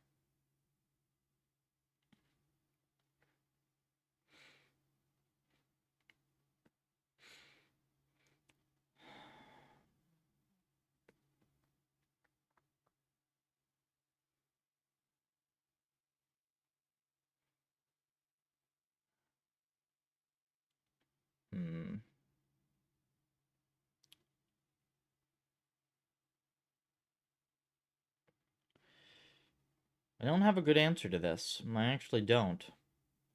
Other than maybe hyperparams and training it for longer. I think it's just a hard problem. Which is funny because I thought this would be the easiest one. But now in retrospect, of course it isn't. It's actually pretty hard. Unless you're willing to hack a reward. You know, why don't I just hack one for now real quick? Just to see if it actually makes a difference. And if it makes a difference, then we'll see if they can learn it on their own. Right? Let's just do that real quick. Real quick. Little hacking. Just a little bit of hacking, you know, not very much hacking, just a little bit of hacking.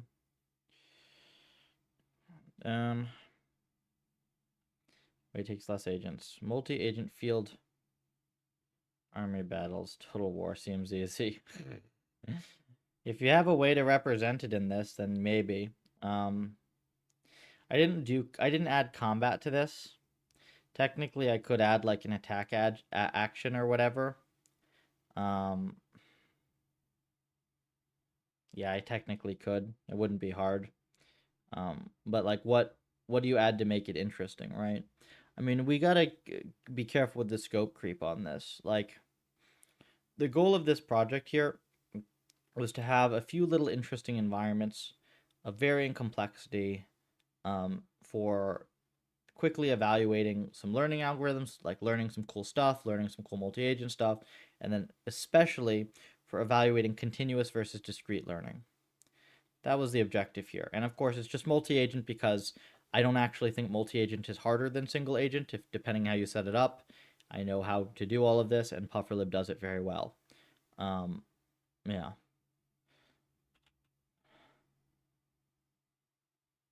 Plus, you get cooler stuff out of it.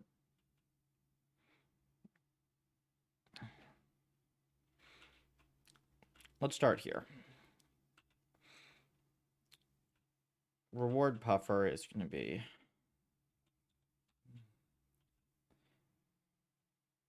We got agent position, right? We do agent positions.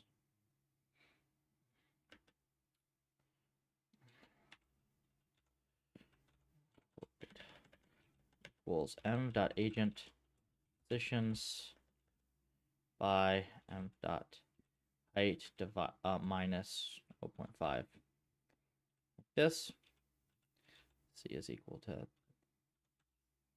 don't know why it gives me percent divided by width. And then the dist from 0 is going to be that square root. So we do reward equals this plus, or minus rather, minus 0.0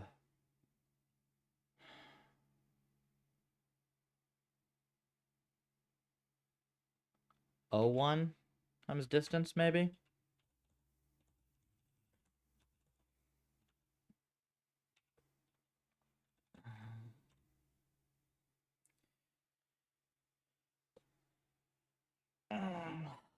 Let's see if this runs, and if so, we will train this one.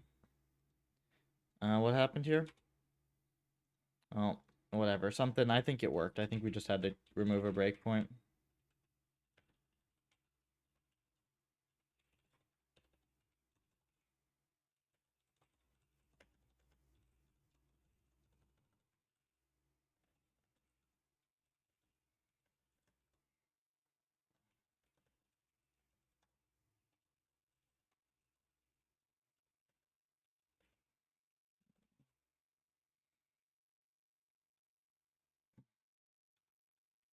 Okay.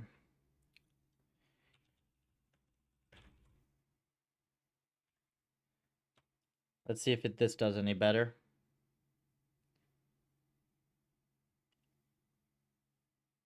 I mess up.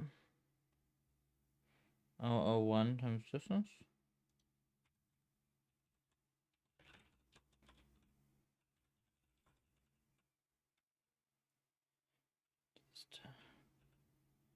NumPy dot square root. Wait, NumPy dot square root. Wait, R. Oh, this is colon 0. Colon 1.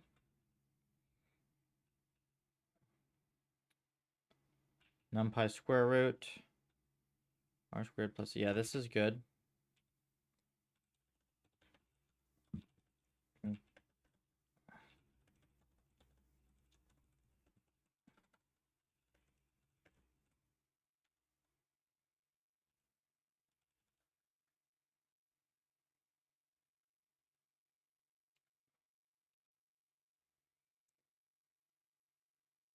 Okay, so this should actually learn way better. We will see if that is the case. And here's our grid continuous run. It's going to start off lower because we're subtracting reward from the sides, but it should be more stable. Of course, until we run it, we're not going to see if the reward is just going up because they're learning to go to the center, or because they're also filling in the puffer logo.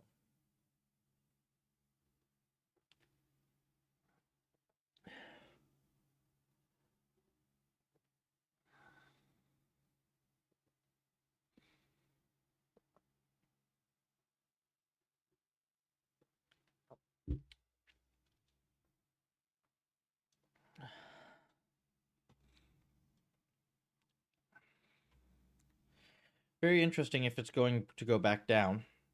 If it's not actually stable, that would be very odd.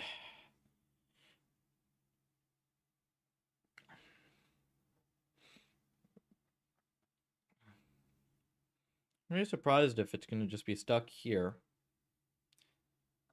Hard to say, I suppose. It does seem like it's improving. Maybe just not super stable. Whoosh. Anything here? Of course not. Stupid Twitter.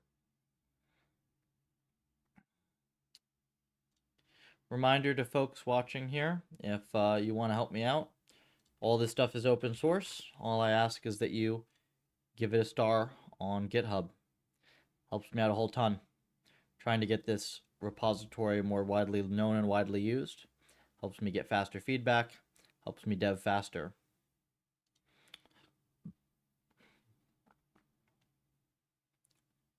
Feed the puffer a star.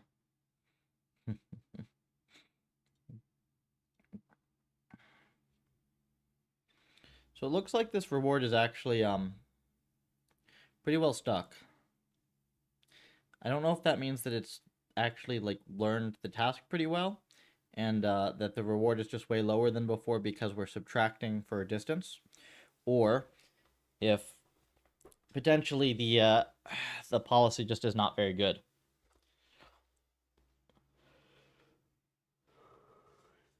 It's also possible that it spikes up and eventually like gets something. It's also not uncommon. And I think after this, though, we will have with this, we should pretty much have the basis of this whole environment suite. I'm gonna have to wake myself up a little bit, and then we are going to see if we can polish this up and start running some hyperparam sweeps, start doing maybe continuous integration. Environment is continuous, but like maybe we can do variable speed. We'll integrate it with the policy. We'll do a few other things, and we'll go from there.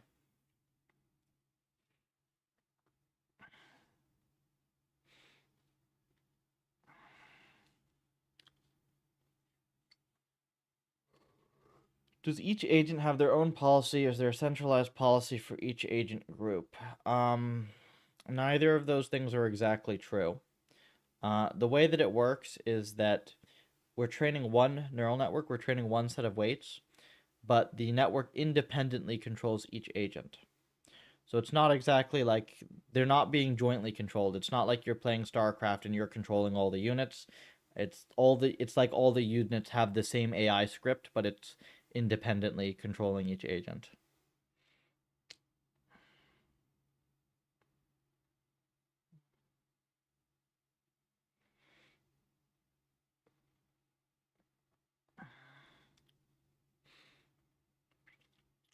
Reason for this being that if you have multiple policies, you can do that. It's a little bit more infrastructure, but you can train that. It's just that you're splitting your data among multiple different policies, right? Multiple different policies. So if you're training like 8 agents, 8 different policies, then you're getting 1/8 of the data each. It's going to be way slower in most cases to train that way.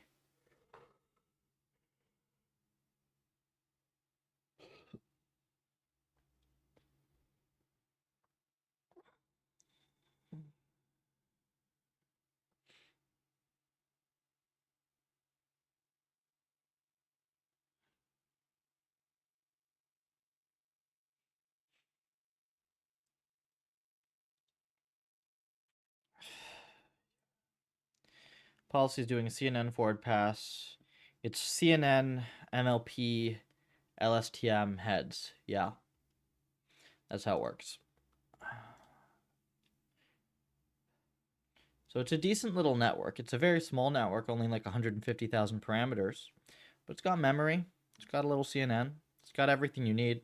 It's just that the hidden DIM is 128, so it can run fast. That's all.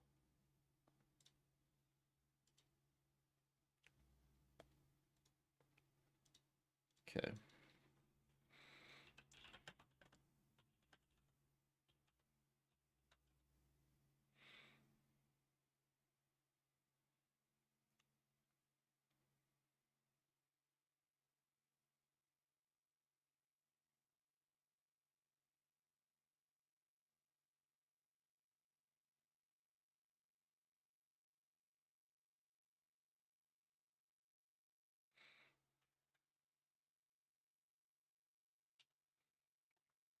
Let's see what this policy does.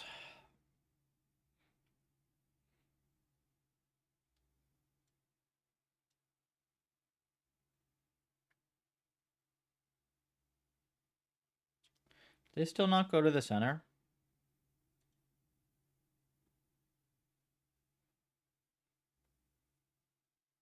That's really weird, right? They should very clearly be going to the center. Did I mess something up?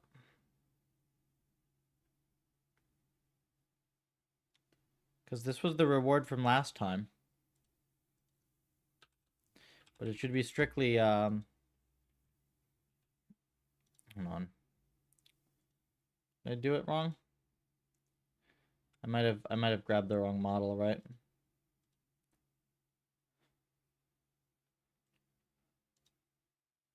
Continuous.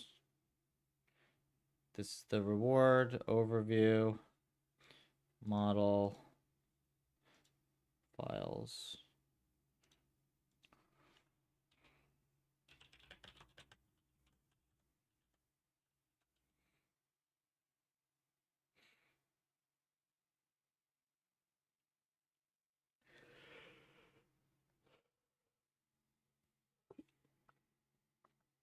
I don't think I grabbed the wrong model, but I might have. It'd be very weird. I mean, I guess it's possible I didn't give it enough reward based on the distance, but should have still learned something.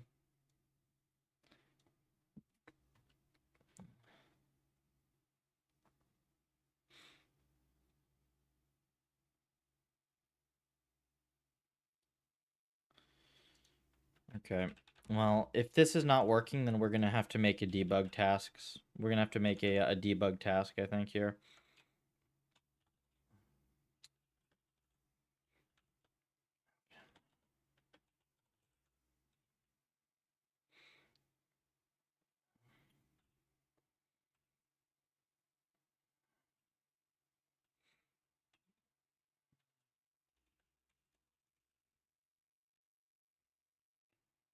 Enter.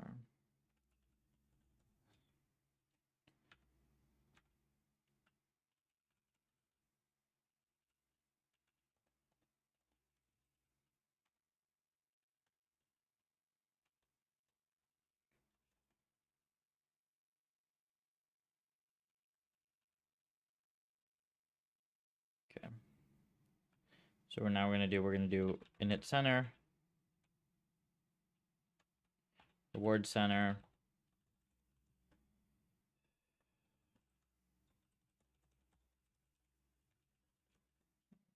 center, debug task.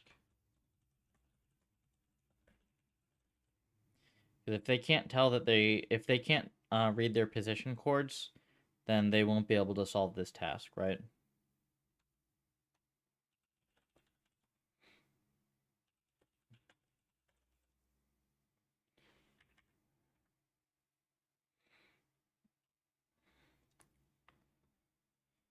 Oops, not this.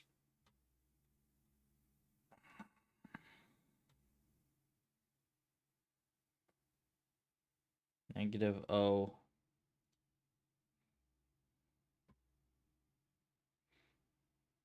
Well, reward goes right up when I do it that way. Possible I just had to increase the reward scale, but let's see what the policy looks like for this.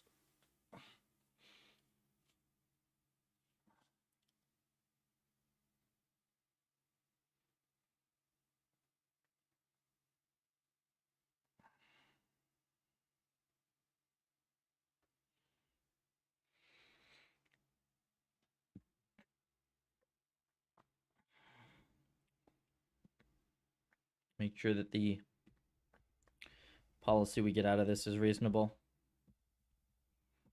And then what time is it? 3? Yeah, so I'll have plenty of time to clean up this whole project as long as we don't get too sidetracked doing too many experiments. And then we'll be able to put this into just the mode where we start running sweeps. And this will soon be able to just be added to the rest of the project. It'll be nice. Continuous, a few more small things. But mostly this will be, we'll be able to wrap it up. And hopefully have some cool demos and stuff too.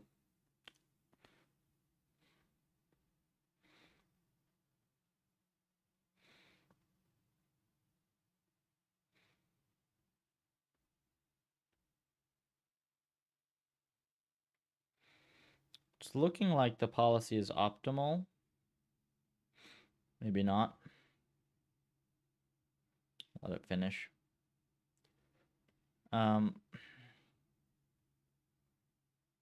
Other things. We need to update the policy itself to have support for continuous actions. It's not too much work. Need to clean up some code in the environment file itself. Maybe come up with a better way to specify, have users specifying their own tasks or whatever. We'll see if we want to do that. And aside from that, I think it's pretty well set. A few annoying hard-coded things here and there that are a little bit slow. But then we'll be able to just have this thing run. We'll do some hyperparameter sweeps. Probably we'll run carbs against this, actually. It's not a good reason not to do carbs. We can, we need to do a little bit of work to normalize the reward functions as well. Ideally, the rewards should be either between -1 and 1, or between 0 and 1 uniformly. That way that we know that the best score you can get is 1, and the worst score you can get is -1 or 0, whatever. That's very convenient for interpretability and analysis. If you don't know the max reward, you don't know how well the agent thinks it's doing relative to what you expect it to be doing. That can be a common gotcha. All these like just basic research environment hygiene things need to be done properly. And then we should have like a nice little test suite for all the stuff that we want to do.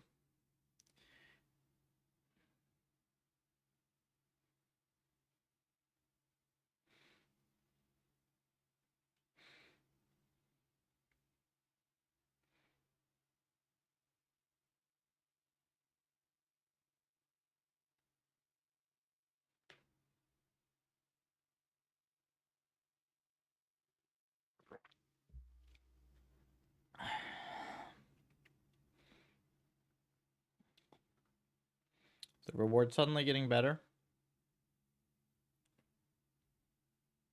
Don't think so. I think we just let it run for the last 30 seconds and we'll be good.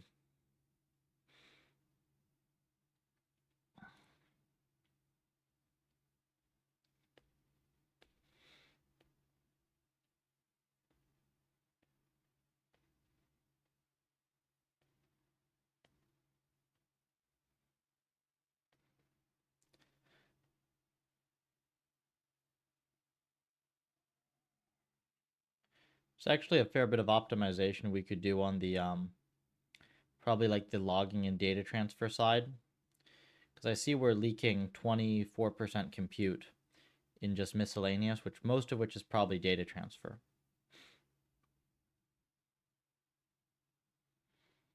Most of which is data transfer. Okay, so we'll see now whether this was a reasonable, a useful experiment to run.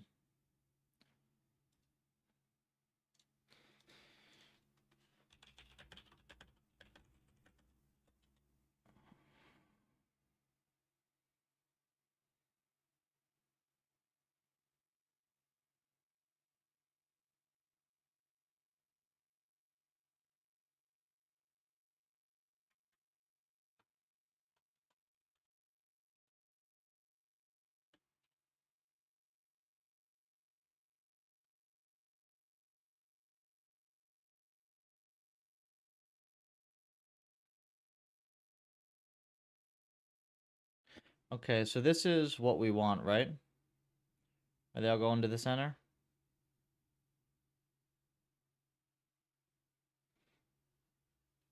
They don't appear to be going there as fast as they could be, right?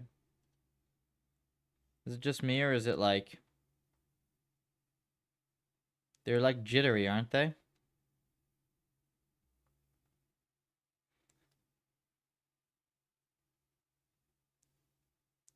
Well, if you think about it, reward for going to the center is going to be more effective than this. Dense continuous rewards like this are not that great. But they did learn it. Just not super efficiently.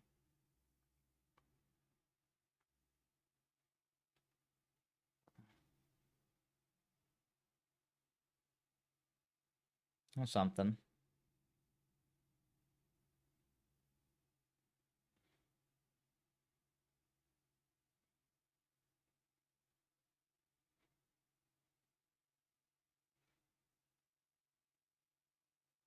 I don't think it's too much entropy. I think what's happening is that, like, the reward here versus the reward 1 pixel over, the difference is very small. Technically, what you would want to do is you'd want to give it like a reward of 0.01 for moving towards the center and negative 0.01 for moving away from the center. Instead of giving it like a reward equal to the negative, like a scaled negative distance from the center. That would be much more effective. Because essentially all this is done is like slowly bias the action distribution in the right direction.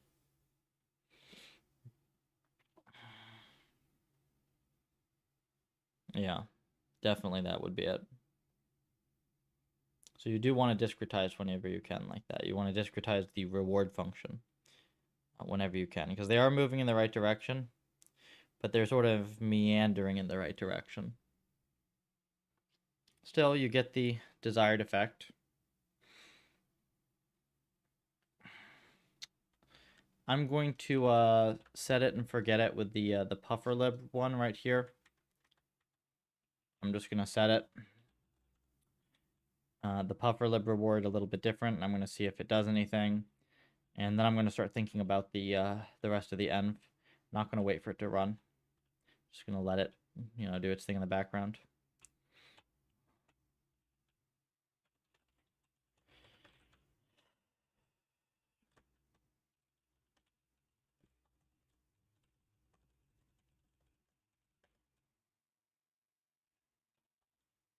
Something is wrong with me today. I feel like I've just been freaking beaten over the head with a bat or something. I'm just tired.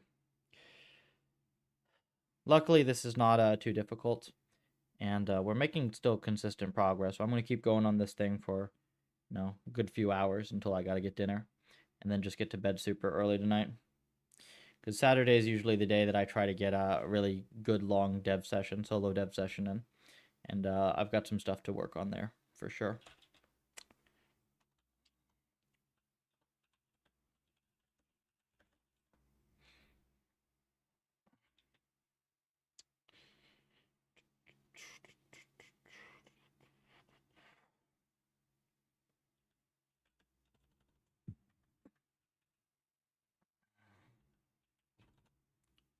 Set the puffer task as default.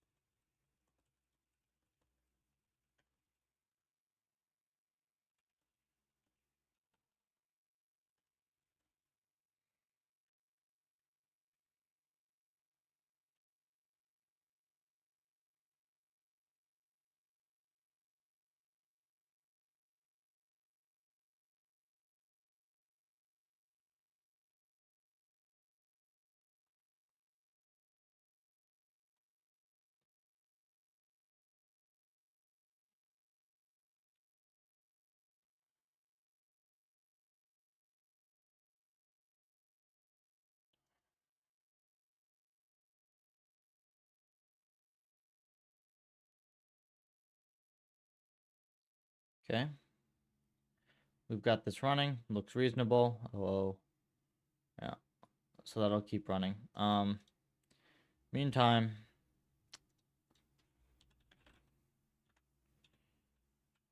how long is this file? This is 410 lines. It's way too much for something this simple. I guess we have the Raylib render in here as well that we haven't been using, huh? Yeah, okay. Well, we don't need this gen spawn positions. We're not using this. That's a little bit of code gone.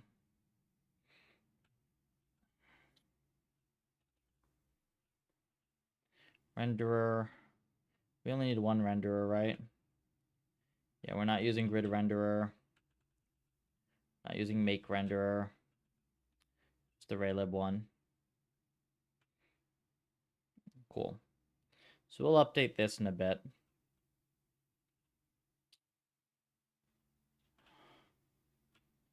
Are we? Oh, we were using the make renderer.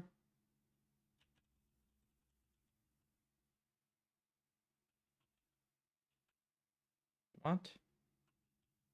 I guess we were using this. Okay, whatever. I didn't think we were.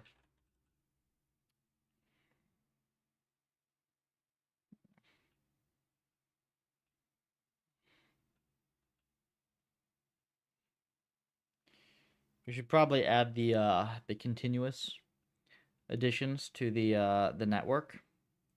That would be a good thing to do.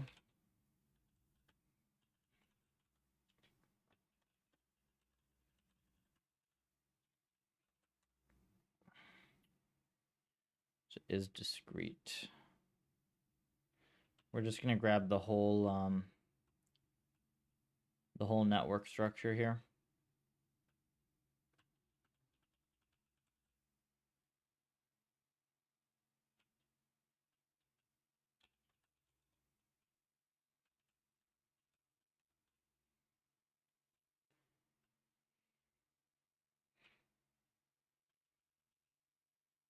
Continuous. Yes.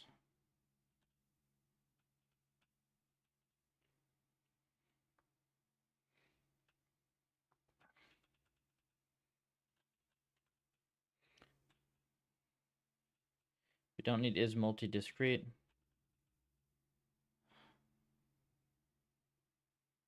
And then .linear 6. So if it's continuous,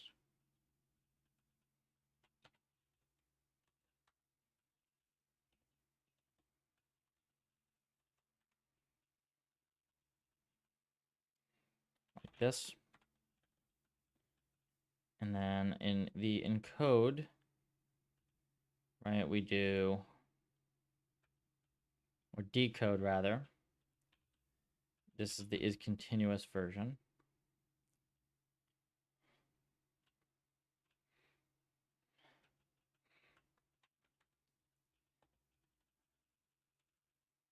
Else.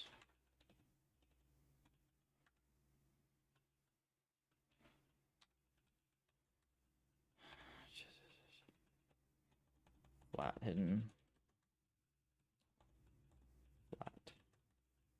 Okay, so now we should have a reasonable network that can handle discrete and continuous versions of the same environment.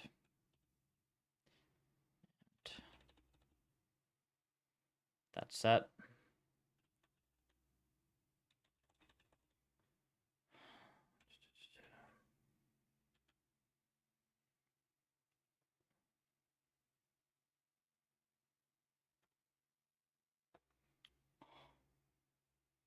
This does not look particularly encouraging. So I'm assuming that this is just not working, and I'm going to ignore that for now. Let's see. Mode train.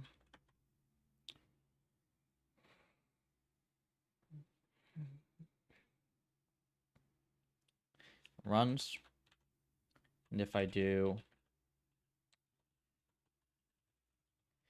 edit the environment, we can do discretize false. I'm going to run the same thing.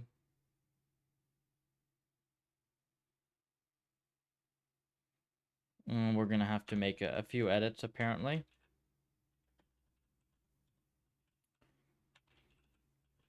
Few edits.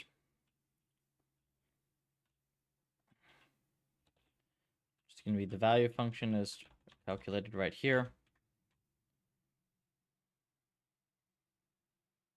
Okay, so now we do have the full ability to run discrete and continuous.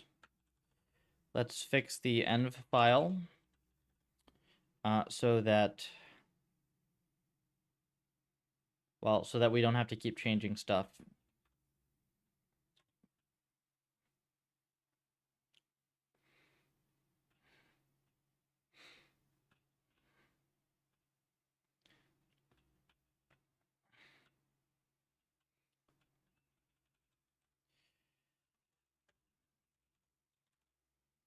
Make grid continuous.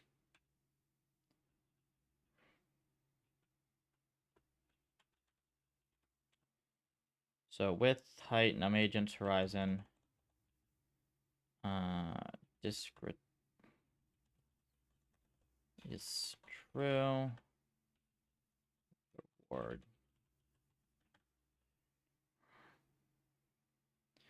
Okay, and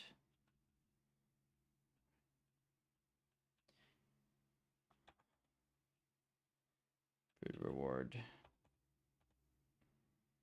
Then we do task.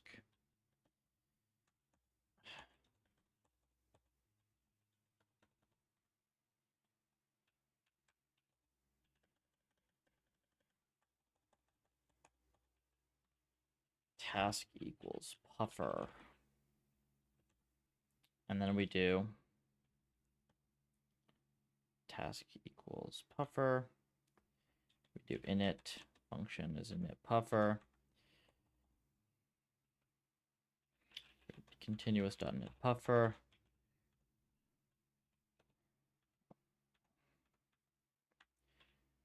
Puffer, predator, prey, group, center.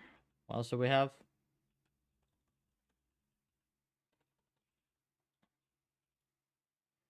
Puffer, center, predator, prey, foraging. Yeah, foraging is the other one.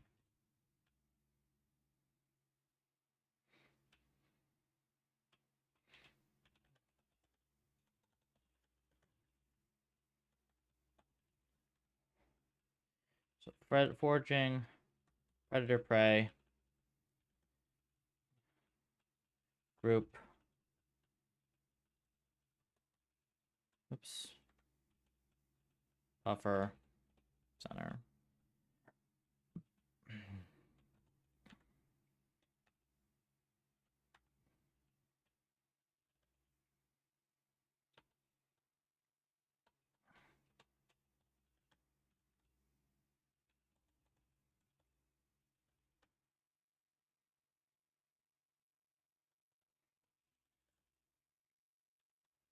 Okay.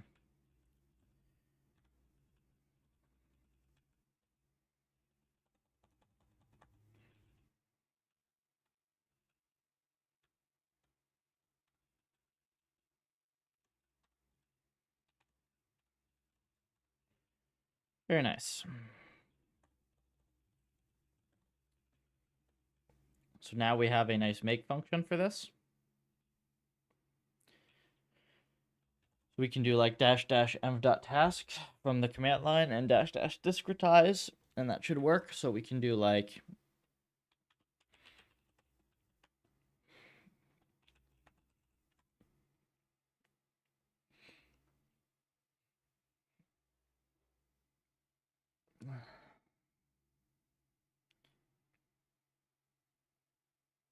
yep. So now we can specify task is very nice. And if we give it an invalid task like forag, task not in foraging, predator prey group hover center. Perfect. That is what we wanted.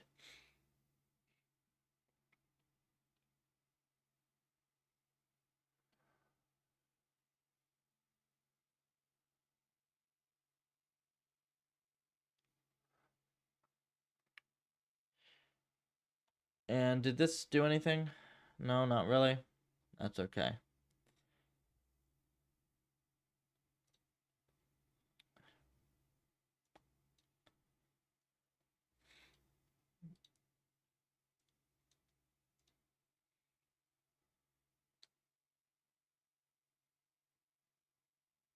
Oh, this is just random robotics group chat, whatever.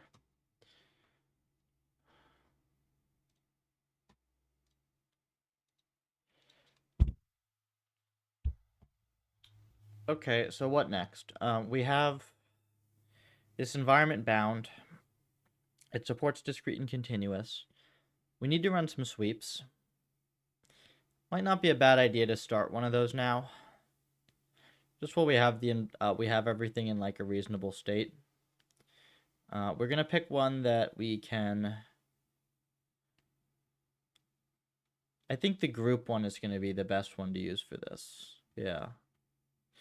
So let's do the group task.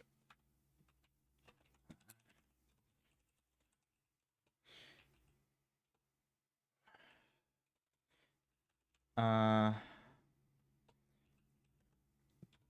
let's actually set the default to something that I want it to be as well.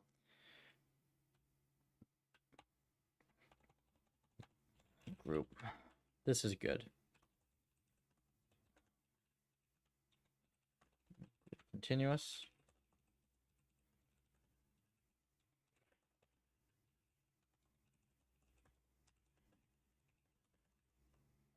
Let's do update. Continuous policy task specs.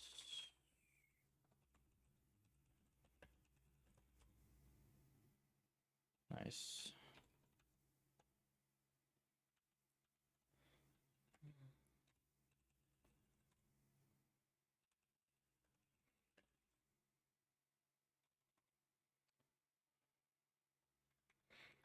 Let's make sure that this actually works, right? And train.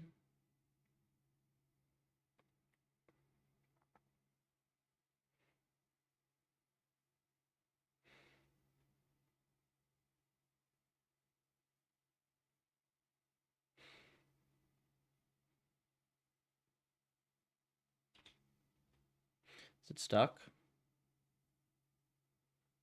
Shouldn't be able to be stuck. That would be weird.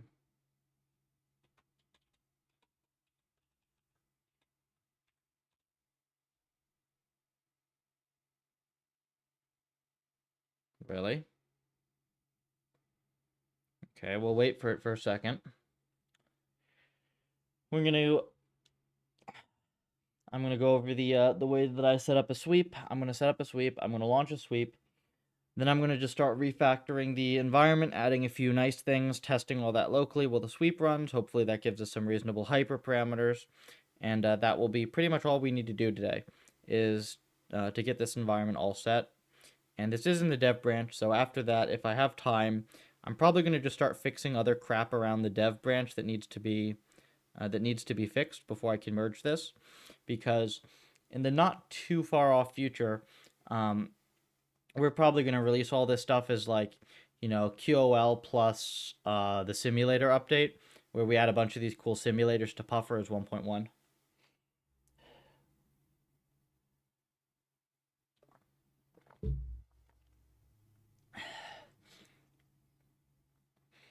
That's a pretty sweet update, like Puffer 1.1, the ultra high performance simulator update. Okay, so this thing is running at 2000 SPS, meaning something has gone absolutely horribly wrong.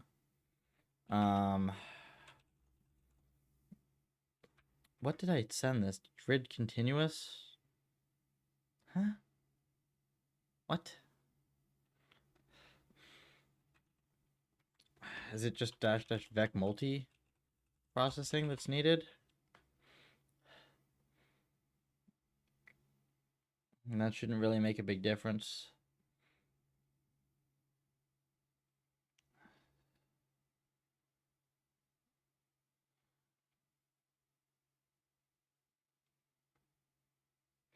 Okay, something is incredibly, incredibly broken. Let's see if it's broken locally as well.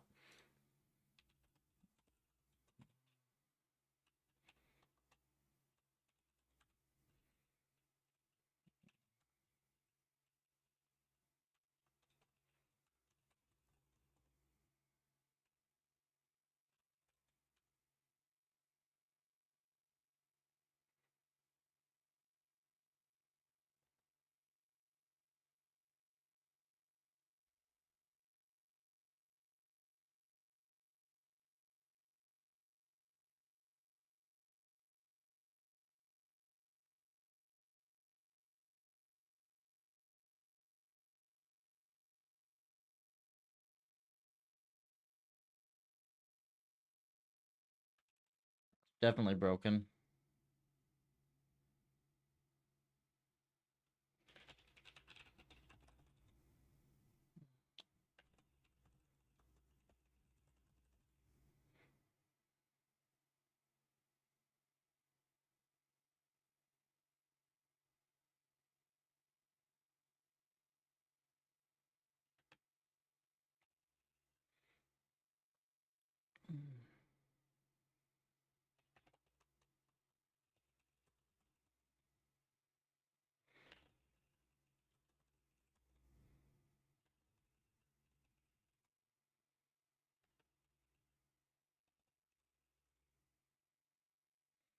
So the only thing that's different, discretized here is false, right? Which is weird because I thought I'd set it to true. Discretize set to true.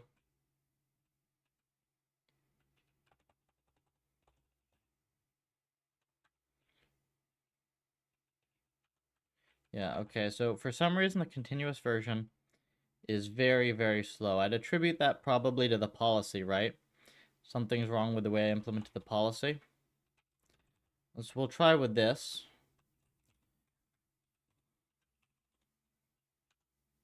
This should be fast again.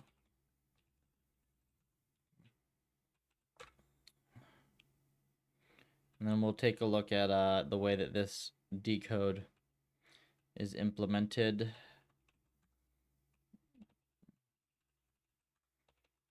No, still slow? Definitely something wrong.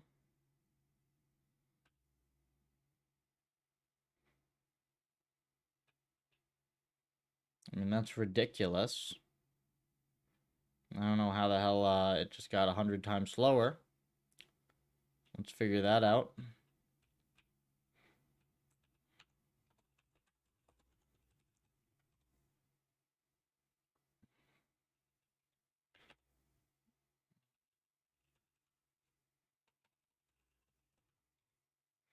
Discretize is now true.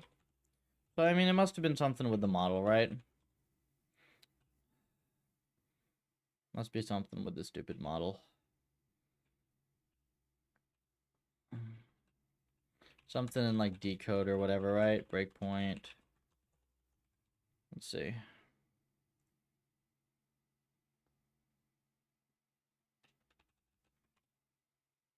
We'll see what's wrong with this. Okay, not continuous. That actually looks very reasonable. Action, shape. Action, yeah, that's fine. The heck just happened? I mean, I can let it run and see if it's halting in the environment or in the policy. That would probably be useful, right? Oh, I also might have switched, hold on. If I switch to some functions around, init function, reward function. No, I have init group, reward group. Yeah, the functions are passed correctly, it looks to me. Init function, reward function.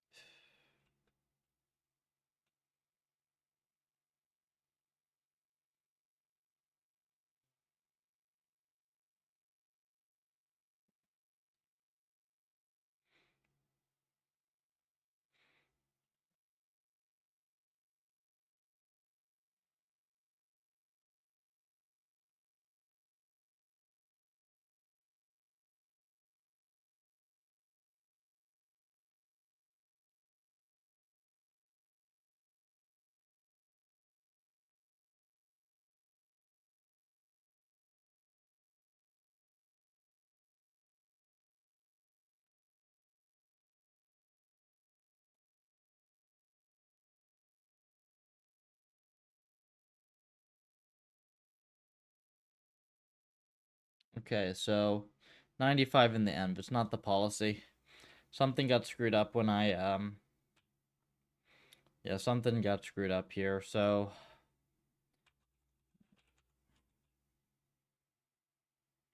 I'm imagining that it somehow swapped the init functions or something dumb, right? Let's check. 95% in the environment.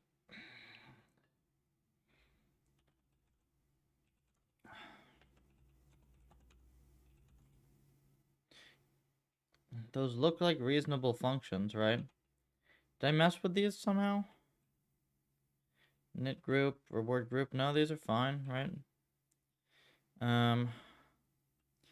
Lifespan. Discretize is true. Engine speed. What the hell? I'm bizarre.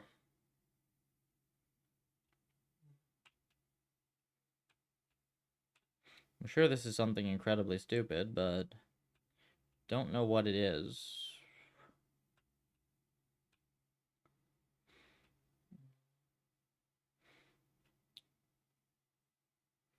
What else did I change? Did I change anything else dumb and forget about it? I didn't think I did. Group, reward group.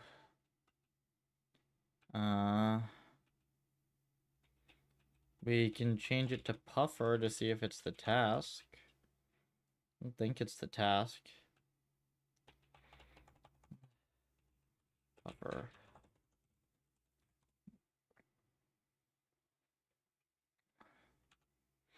Oh, it is the task. That's weird.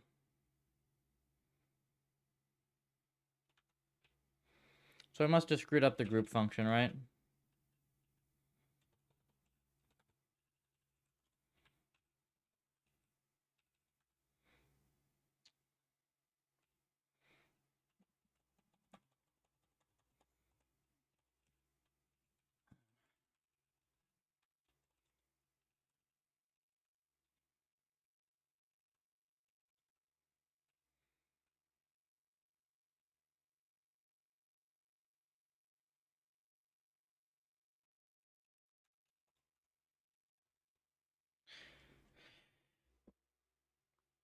Let's see which of these is slow. This is apparently slow.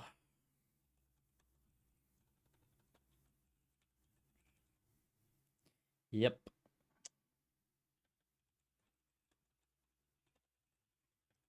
Buffed observations to shape.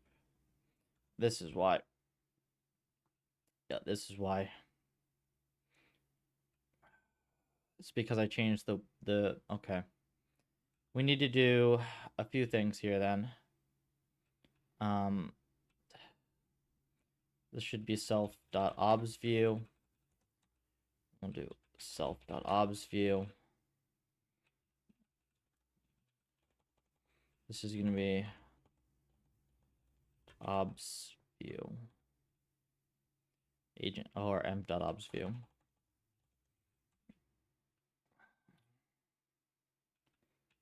And these don't use the obs buffer, right?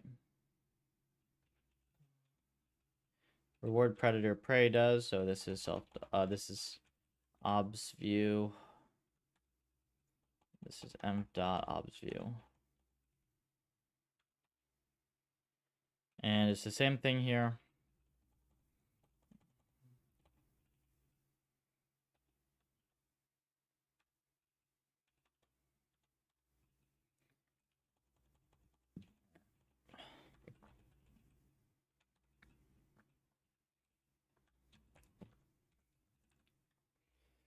Let's see how that goes. Yeah, there we go. That's fast again. Grid continuous environment. The task puffer or group? That's fine. Group. Fix shape.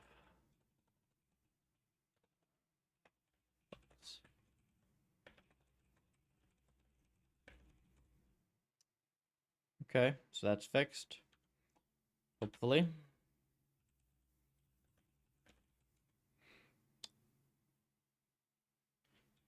Let me make sure it trains and then we can talk about the sweep. Okay, that trains 1,000,000 steps per second and the reward seems to be going up. Now we get to talk about sweeps. This will be kind of cool to see. I don't think everybody's seen these before.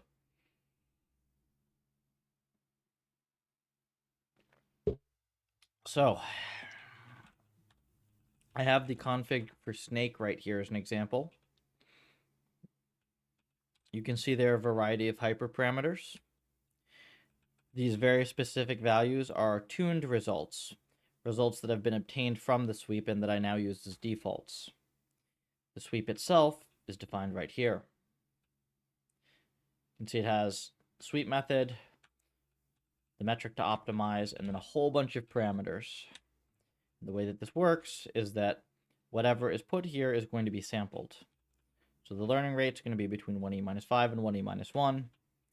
And we are going to just sample between these based on the current algorithm. Now, I think to start, we're probably just going to do a very basic sweep on this, just something to get this going. So we're not going to touch the network architecture. We're not going to touch anything else. Let's see what we can use as a sweep here. Probably I should use the snake environment as a basis for this at the very least, because it does have some nice defaults. So I'm going to copy all of it, but I'm not going to use all of it. I also, I'm tempted to use the carbs algorithm for this, but I haven't fully tested everything with it just yet, so I want to get a basic, very little can go wrong sweep with this first. So we've got bays. We're going to maximize environment / reward since that's the cleanest thing to maximize in this case. We're not going to mess with end parameters or policy parameters. We're going to mess with train. We're going to do learning rate, gamma, lambda. These are all reasonable. Update epochs. I don't really want to mess with that, and we'll keep it at 1. These are sort of, these params don't matter as much, so we will get rid of these. We'll keep entropy coefficient. That one matters a lot. Batch size is going to go, what are we using right now? Yeah, so we'll do from, I don't even see any reason to do as low as 32K, but we're going to do 65K to 262K is fine. Because this is kind of small. Max 5. This at 5.2, yeah. So we'll go even bigger on this max. The mini batch size will be from here to 32K, which is good. And then the horizon, and leave the horizon well enough alone. So very basic sweep. 16, set this to 16. Very, very basic sweep. Yeah, this looks fine to me.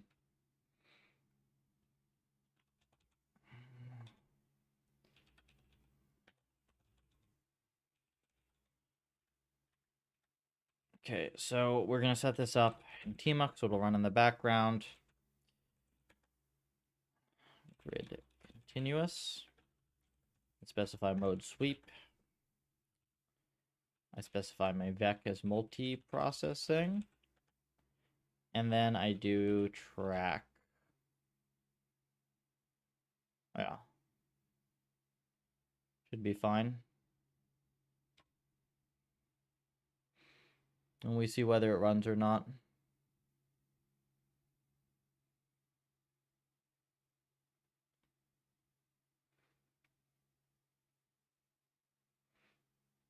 I think I had this set for 300 million steps. I don't remember.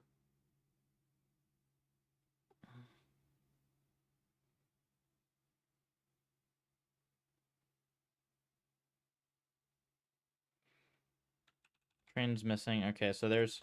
Apparently I hadn't fully updated some stuff.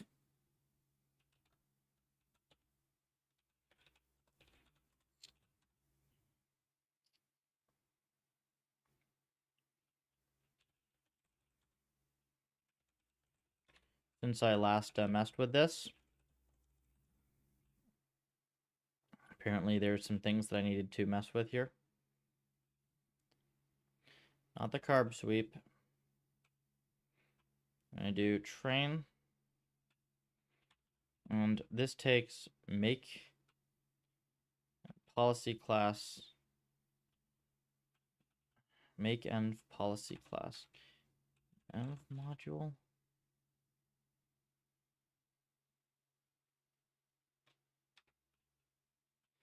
So you need just to add policy class and RNN class to this, right?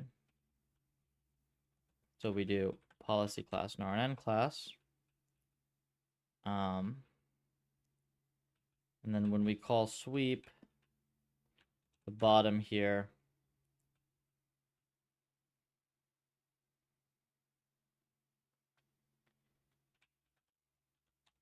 policy class, RNN class.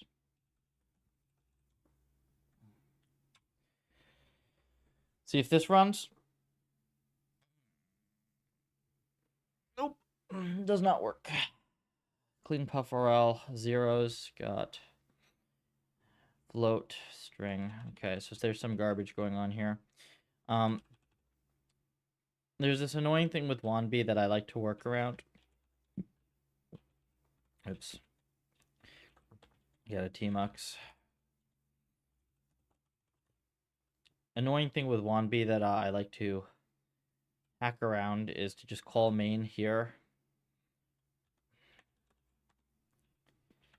I don't remember if this works as is or if I have to change a couple things, but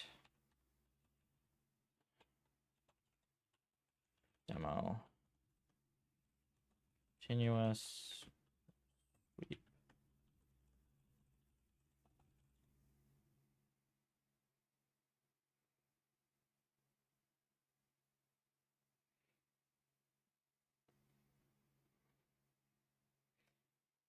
Right, so you can't just do this directly.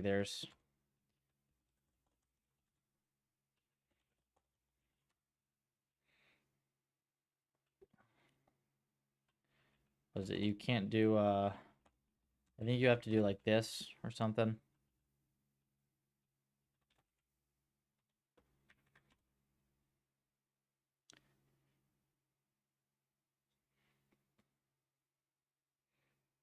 Okay, so this runs, but the other one doesn't. Let's see what the heck happened. Thanks, Wannabe, for the error message. Very helpful.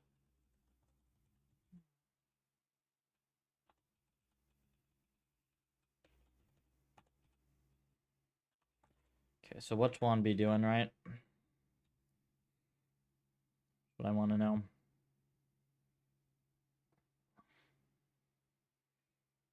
I'm gonna get the full error.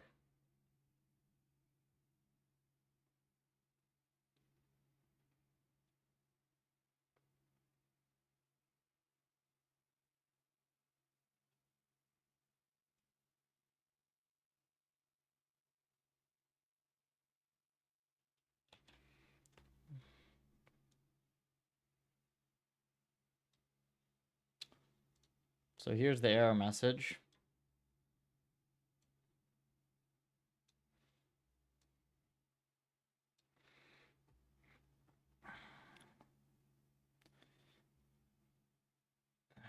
It's bizarre.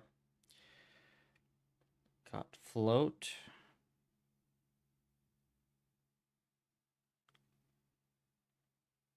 Int.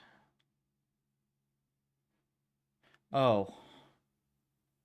Wombi is doing weird things with ints. I mean, with types. Okay. That's fine.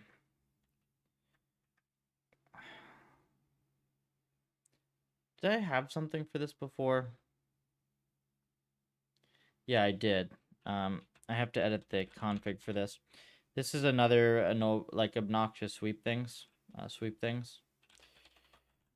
Continuous. So instead of this was a carbs thing. Like I had this set up this way because of carbs. So what we're gonna do is it values. What the heck is it? I know that there's a sweep that has example code for this. I should just be able to find it and use it.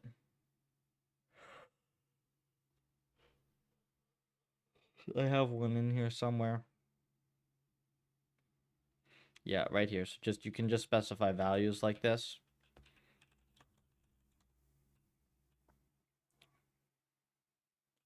And we were going to do that for the batch size, which is going to be 65.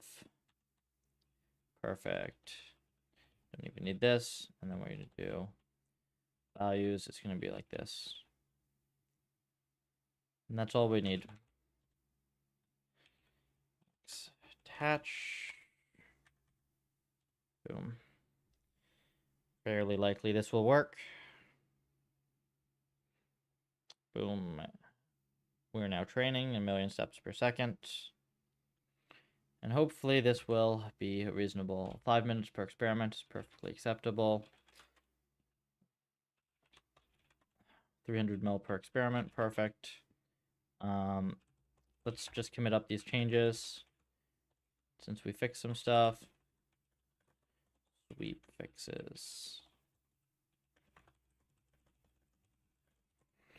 Okay, so now we have a sweep running. And if we look at Wandb, it will be in...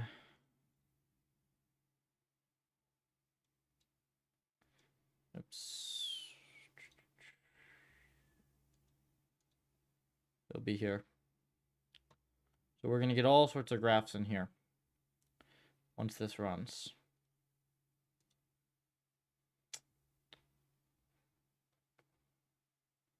Stupid thing.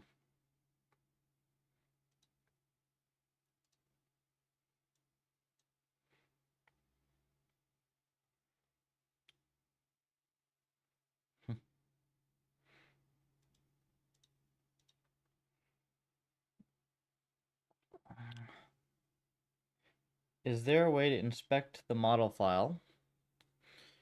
Is there a way to inspect the model file, or is it just easier to PDB the policy and check the data as it passes?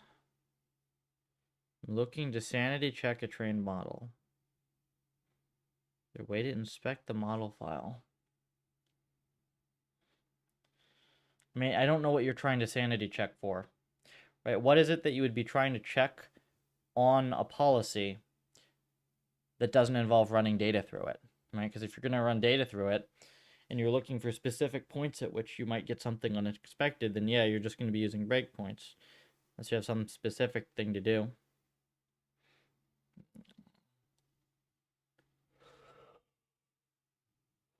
Oh my gosh.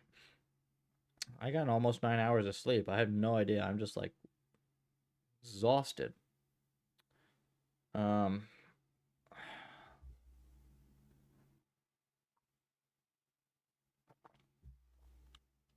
I guess I am at 35-ish miles for the week so far, not including the long run.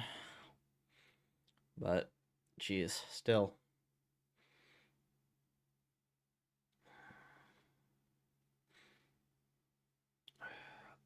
Okay, more to compare two model files from the same run.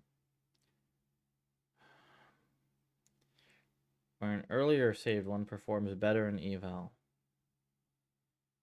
Two model files from the same. I don't know what you expect to be able to compare. The only difference between those two is going to be the weights, right? So, like, yeah, technically you could, like, load up those models and then start plotting histograms over weights and stuff to see how the weights have changed.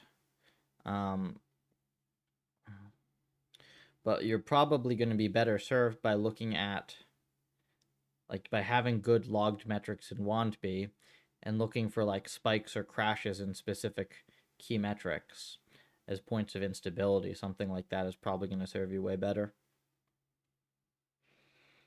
Very rarely are you going to be looking at, looking at the weights directly and trying to understand something just based on the weights. There are very select circumstances in which that is the right thing to be doing.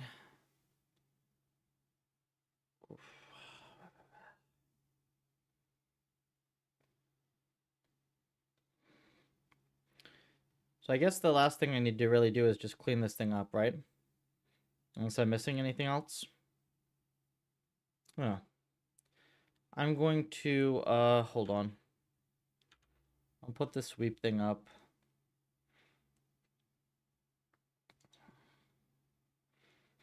I'm gonna go use the restroom real quick. I'm gonna be right back. Let's see if I can wake myself up a little bit. And then I'm going to do this for another 2 or 3 hours, I think. I'm just gonna try to clean all this up, get the project into a good state. And generally I don't try to like full release stuff when I'm not sharp enough to like catch every little tiny thing. But I'm just gonna polish it a little bit, get it into like a mostly releasable state. And well, obviously we've got to run experiments on it, right? This is the remaining thing on the project. But the experiments should be pretty easy and automatic to run, I would say, because I'm pretty much just going to have to run a bunch of sweeps. I'll talk about what I'm going to do when I get back. See you in a minute.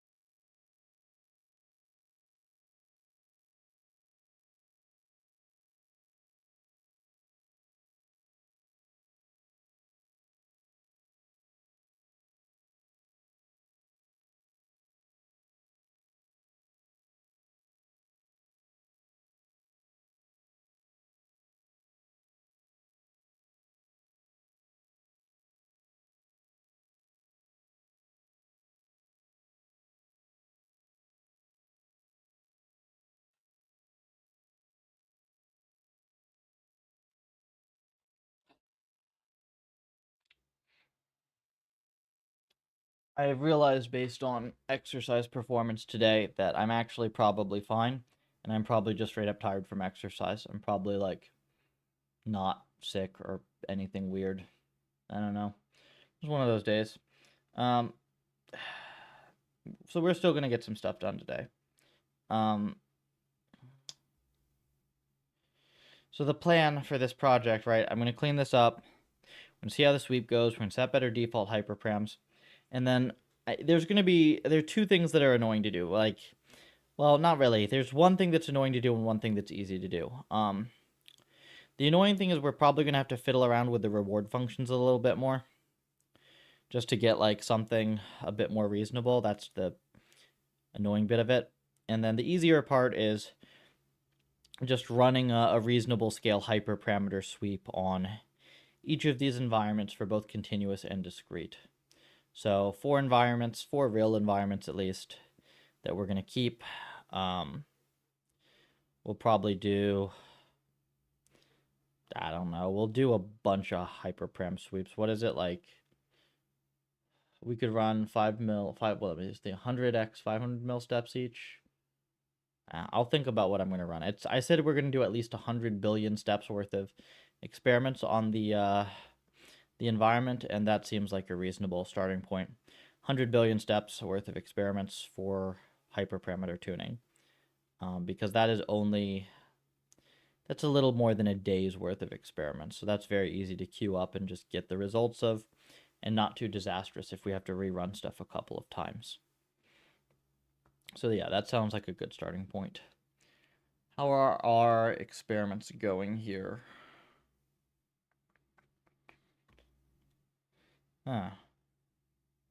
Okay, so the sweep seems to be proceeding. Interesting, patterns here. I'm sure that we'll see afterwards what makes sense here. Yeah, this is just a really stupid gamma value. You both have really stupid gamma values. Hopefully it'll figure that out relatively soon, though, in the sweep. Anything cool happening here? Nope. Well. Oh. Molecular dynamics with Cerebrass. Okay, that's kind of cool.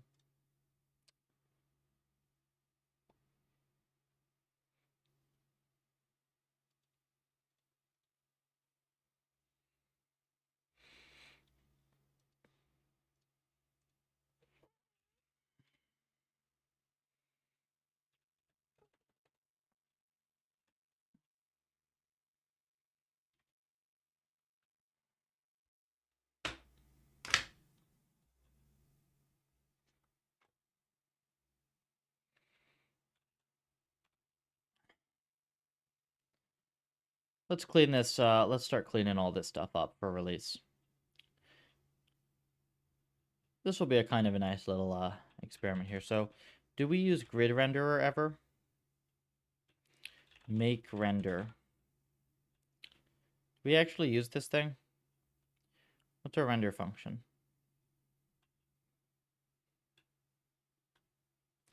I'd really like to implement a capture the flag like task in Ocean. How complicated of a capture the flag task? That's kind of a good one, actually. Yeah, that's kind of a good one.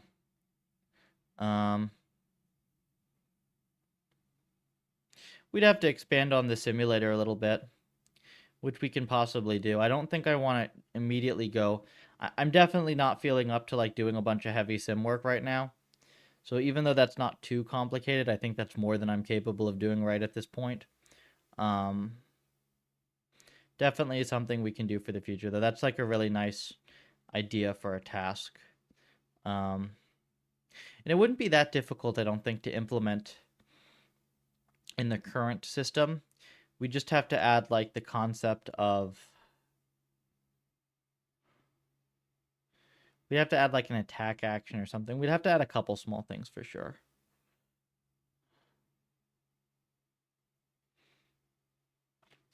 You wouldn't need just +1 entity type. Like, yeah, sure, you want something for a flag, which could just be the food type, to be honest. It doesn't matter. The thing is that you have to add logic into the C environment that is specific to only a single task, right? And you have to add like an action. You'd have to add like a tag action or something to get the flag, I think. So that would be a little awkward. If you have a simpler way of doing it that's like doesn't mess up as much of the logic of the env, then sure. You know, I am wishing it would be really cool if we had like an engine type thing based on this that would make it really easy to add one-off stuff like that. But and I think that there will probably be one of those relatively soon, but in the time being, I haven't found a better way to do all of this stuff than just like single purpose per project for this. So there's like a lot of similar code. The snake env and this env, a lot of the code is very similar. Yeah, once I figure that out, I think it's going to be really easy to have a bajillion different types of tasks and stuff. And capture the flag is a very good one, especially like huge, large scale capture the flag. That could be really cool. Yeah. Well, let's do some nice code cleanup stuff here. Just a little bit. So the way all these are defined,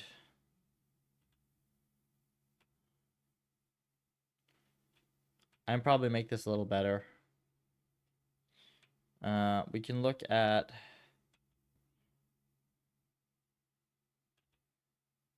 okay, so this init predator prey.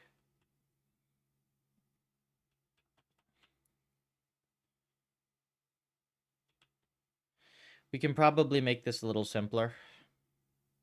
We might not even need the init function, actually. Well, we do need the init function for the puffer one, actually, so it's okay.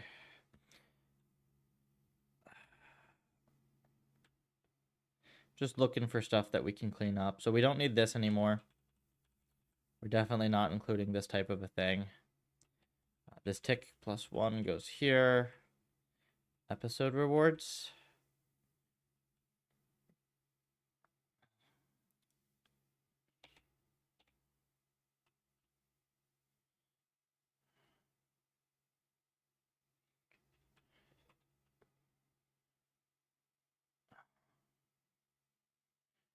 Can do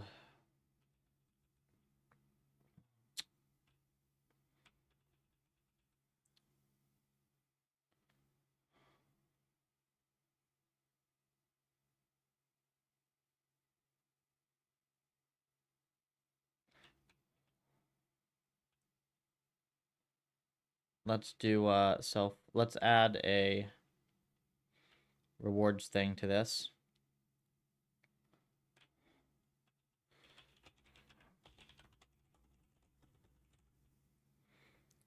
This will give us smoother. So this is a nice trick. What you do is you do sum rewards dot append rewards dot sum, and then what we do, we have to add a report interval as well, right?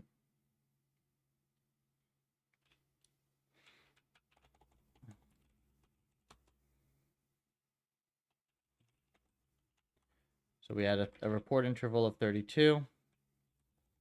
We add this report interval.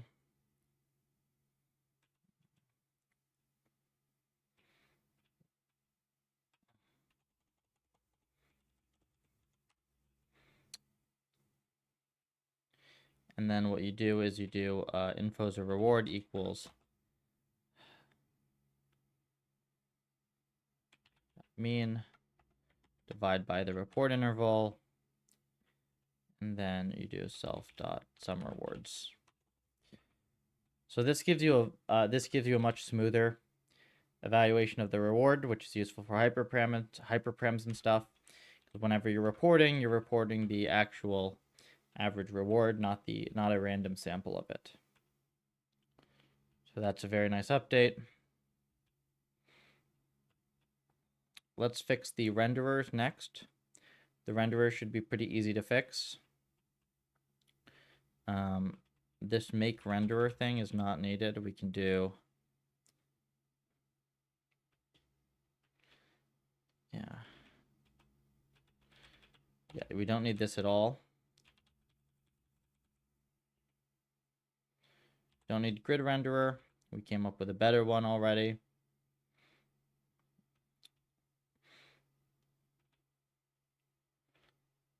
Self.client. Oops. Client.render. Very nice. And this Raylib renderer is actually pretty useless, I think. Is this Raylib renderer kind of useless for this one? It is, right? Because this is like such a particle sim thing. I mean, the only thing it would be nice for is to make it human playable, but...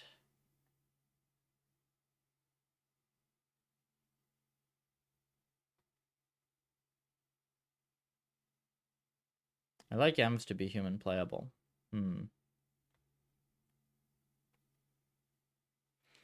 Think about that and go check the Hyper-Param sweep to make sure it hasn't crashed.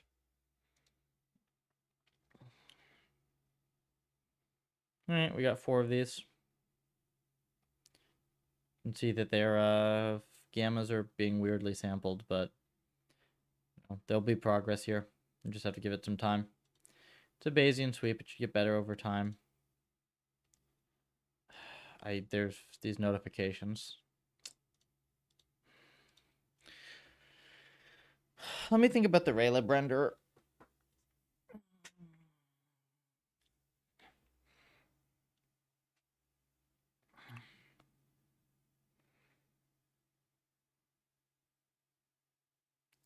Does this make things better?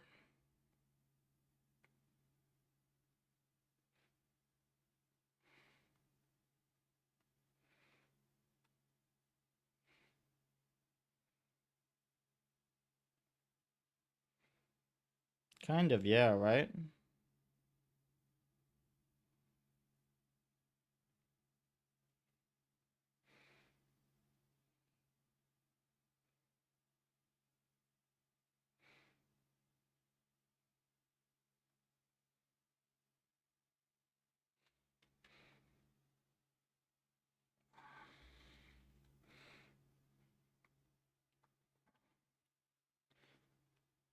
I think I'm gonna mess with the Raylib one later, though.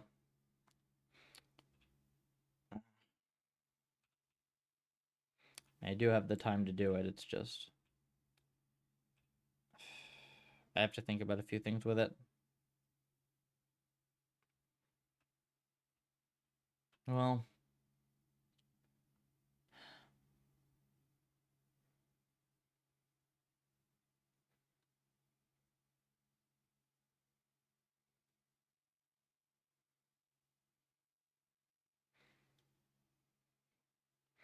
No, I should really just do the renderer thing.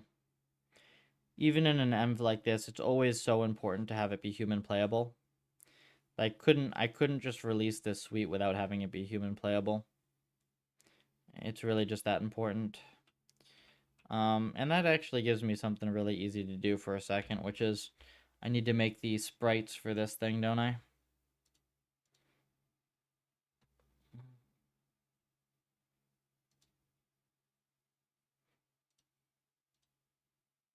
Oh, right, I didn't do it on this computer. Here, hold on.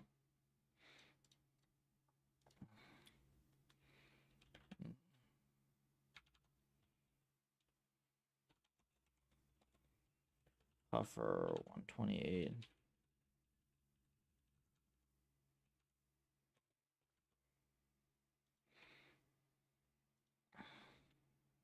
We're going to make it human playable, and we're going to make it so you can drive a little pufferfish around. Because why not? Actually, yeah, as annoying as that is, that's actually kind of the best thing I can do right now. Fairly easy, pretty useful for project. Yeah, that's exactly the type of thing I should be doing right now.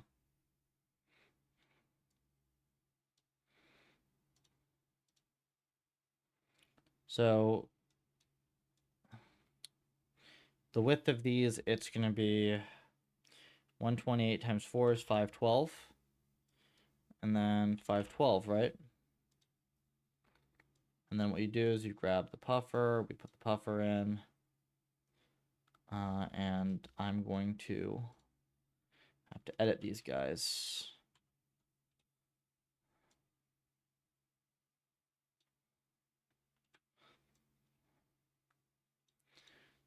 View guides. Layout 4 4 0 0.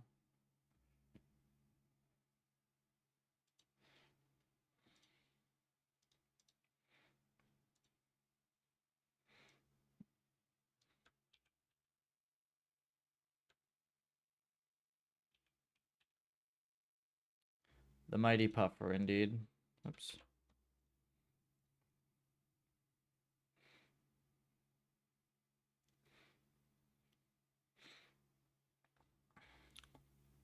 Did I downscale this as well as I could have? Probably, right?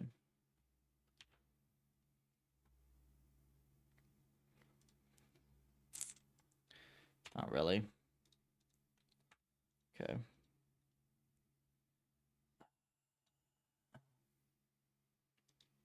There. We're going to grab a better puffer. There's a puff.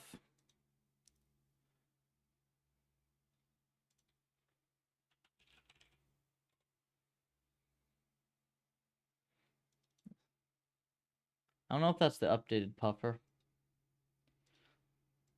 Let me go grab the updated puffer off of the drive. I'm going to make some different color puffers. And yeah, I'm going to make some different color puffers. I'll be good.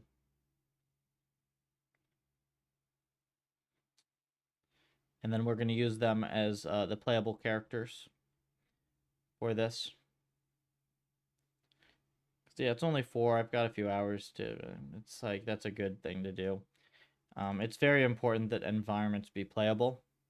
It really just helps you get a sense of what you can do in the env. It helps you catch bugs. It's always worth the investment, and nobody ever does it. Okay, so downloading this on the other page here.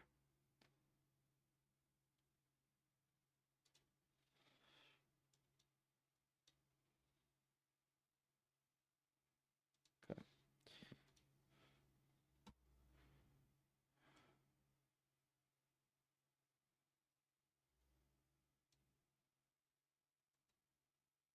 What the? I don't want this thing to be...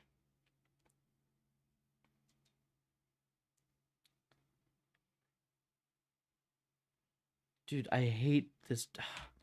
Adobe is the worst fucking company, I swear.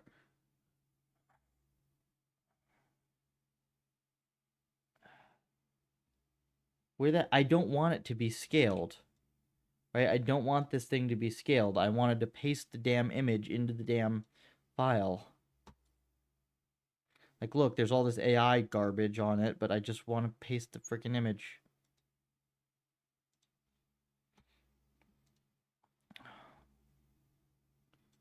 Holy hell. I swear it used to be better.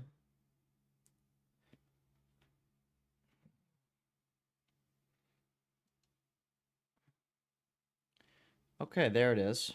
Perfect. Now I have a puffer, right? And how big is he? Very big. Transform. What is it?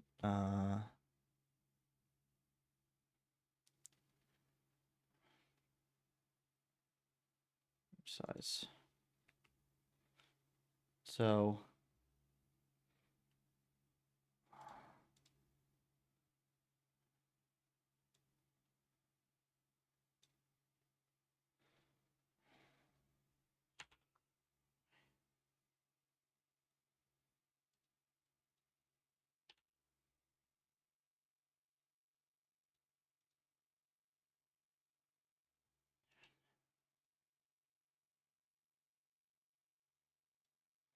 that is not what I wanted.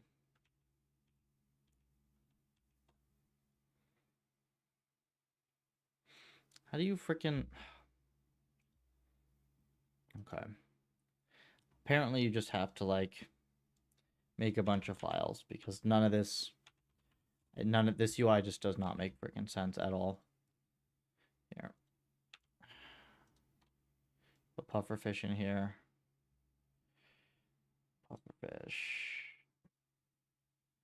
Okay, cool. Now we can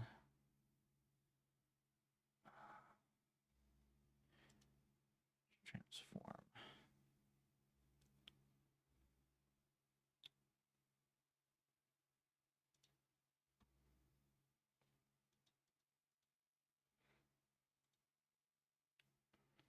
Pixels. Pixels.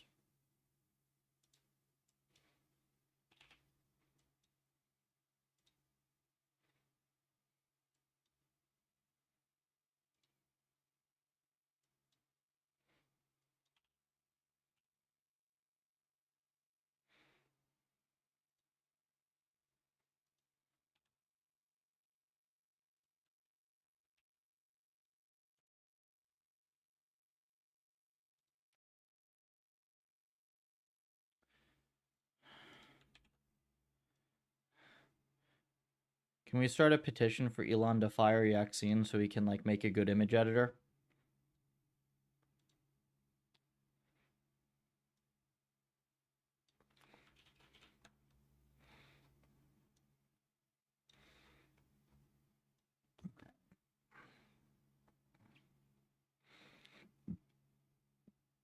Is this decent? It looks kind of blurry, doesn't he?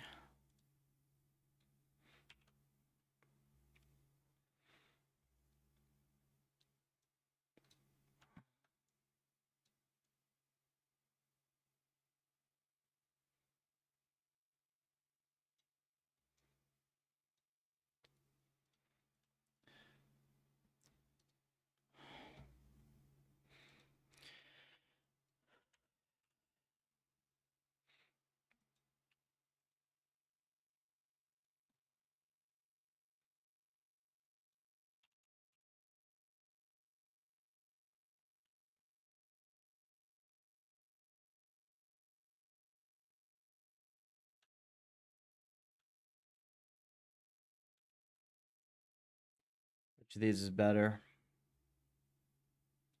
They look the same to me. I can't tell the difference.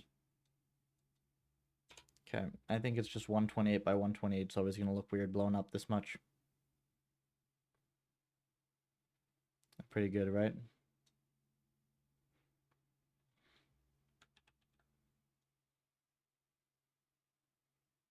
Okay. Form. Flip.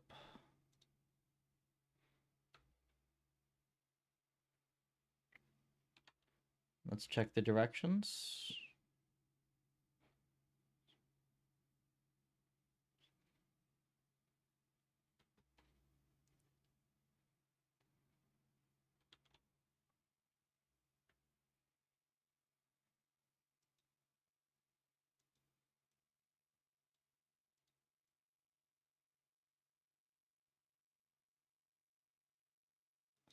Yep.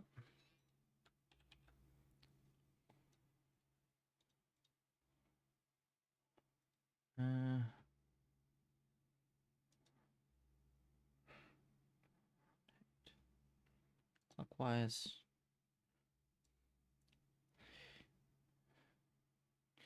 You've heard of puff up, but have you heard of up puffer? This is the up puffer.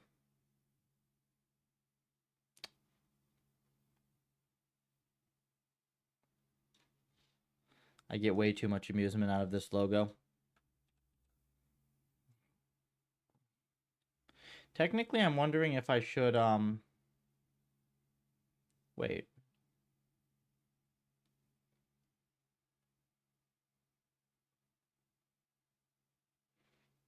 I shouldn't have to do any of this, right? Yeah, hold on. I think that what I can do is...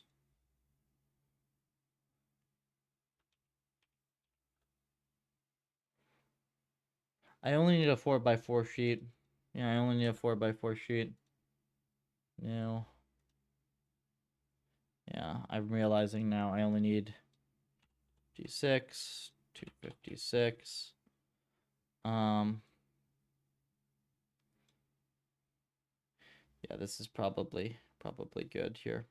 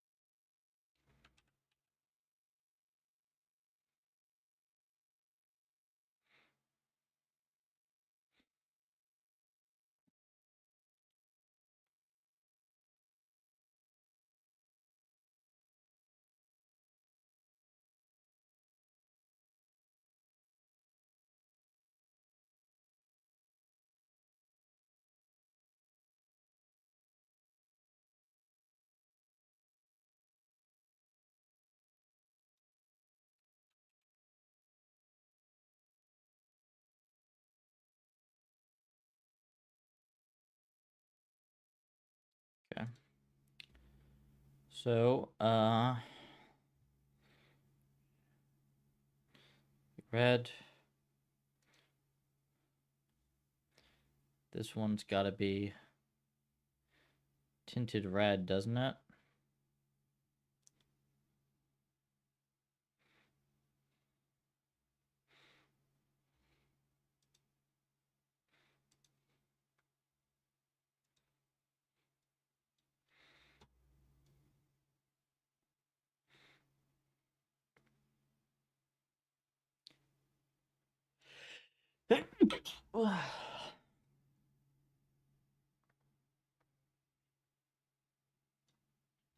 We've got red puff, 40.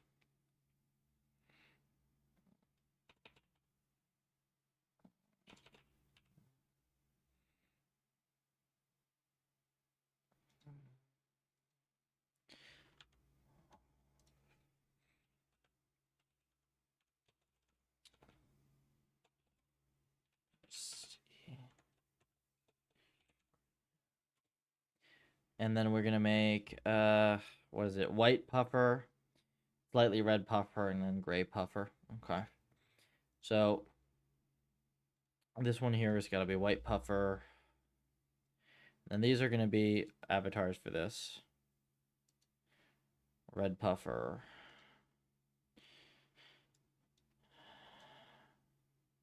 Well, this is not the slider I want, right?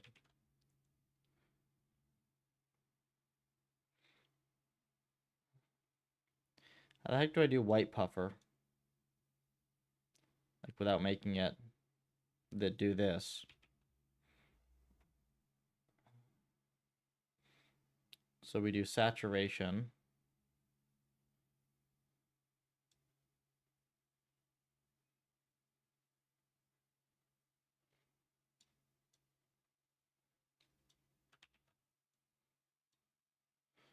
Well, okay, I don't know about this one. This one I know how to do. This one here is here.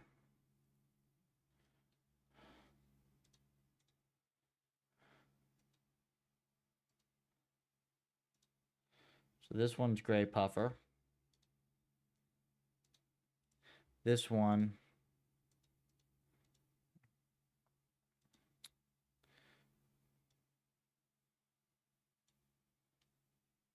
actually, wait, this one doesn't need this. This just needs to be like this. Okay, so we've got this puffer here.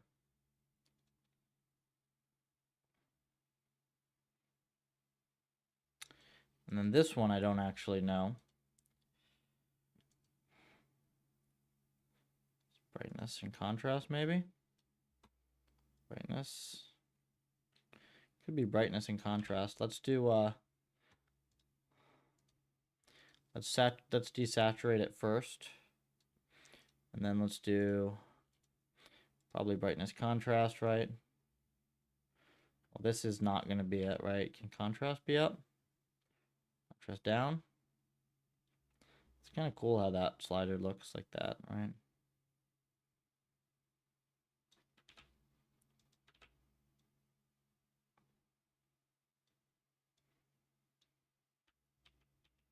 I don't really like the way that this happens.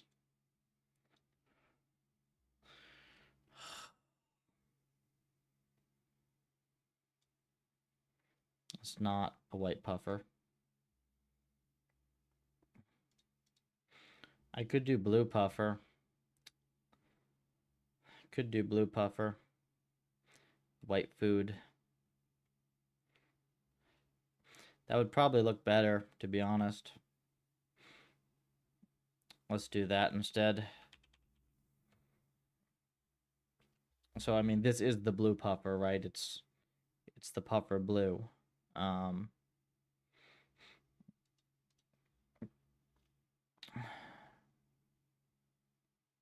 then we do contrast. Image, just match. Nope. Do it like this. Then this one here is going to be super blue, I guess.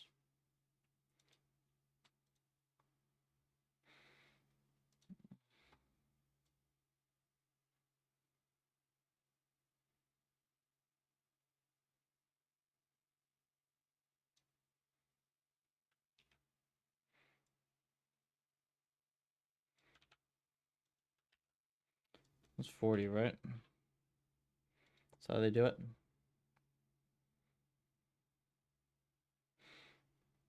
That's decent.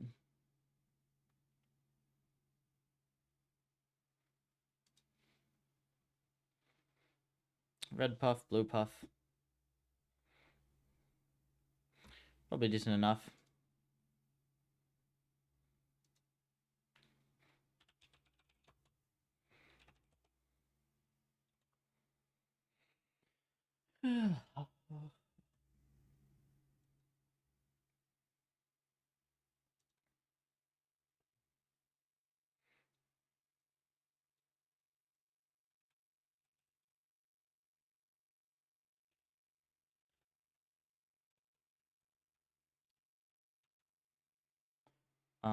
Users. Puffer. Okay.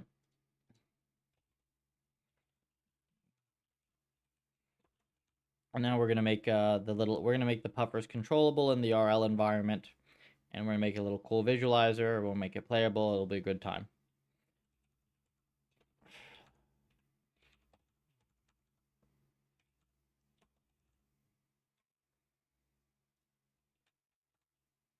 Okay.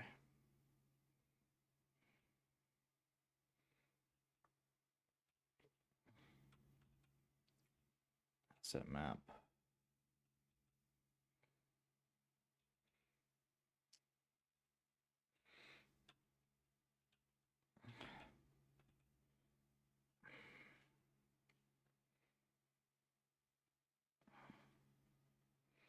Sprite sheet path is going to be buffer chars.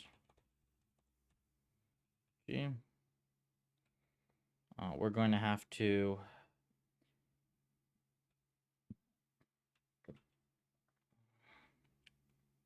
I'm going to have to check the snake one.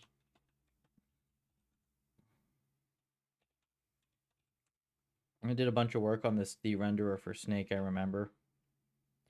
Yeah, so this is how I did the snake render. I probably just want to copy this one as is and just start from here because this is going to be way better. Yeah. This takes width, height, asset map, tile size.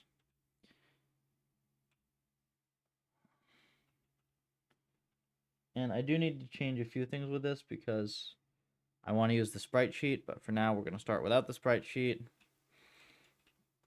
So I just made it.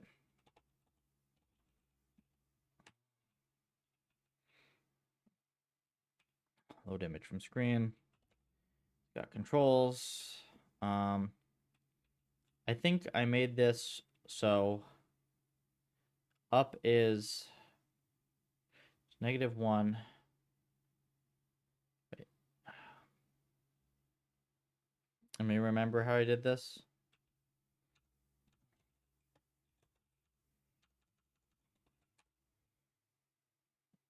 Zero, 1. So yeah, -1. And it's y comma x. But it's actually in terms of row. So I think that up is going to be 0. And then down is going to be 2. And then left is going to be 3. And then this is going to be 5. I think that's how the actions map out.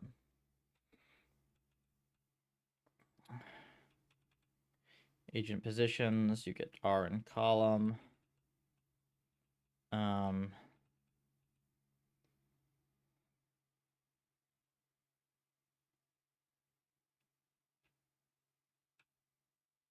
Okay, well, we're going to see what happens when I do this. And we will, you know, we'll go from here as needed, but this is going to be a fun thing to just fix up and have a puffer renderer thing.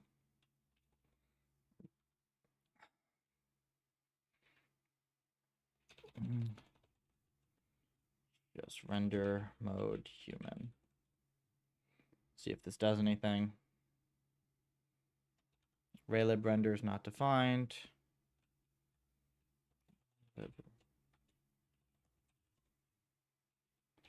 Client. Asset map is mandatory.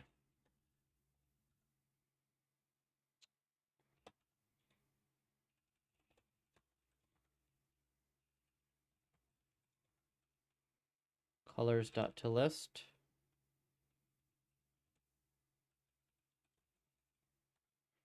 Yeah, we're gonna do same thing here.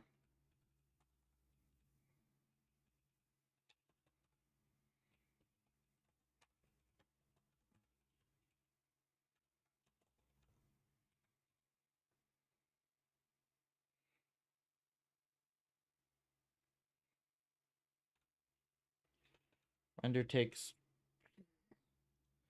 3 positional arguments, but 5 were given. Okay.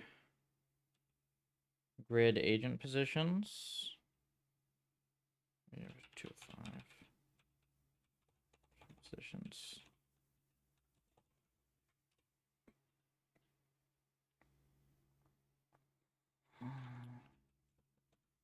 Cannot be interpreted as an integer.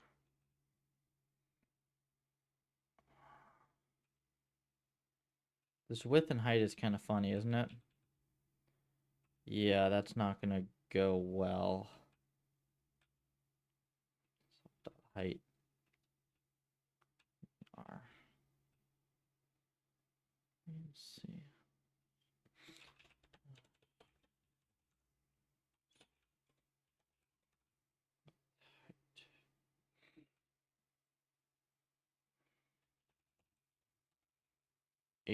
Okay, so it's in tiles, I think. So I'm just gonna do 80 by 45 here. 80, 45. And then here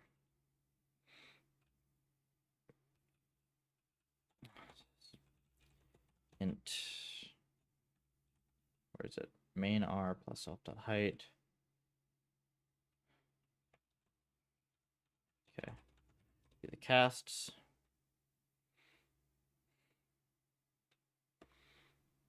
Okay, that was surprisingly quick to get something to work.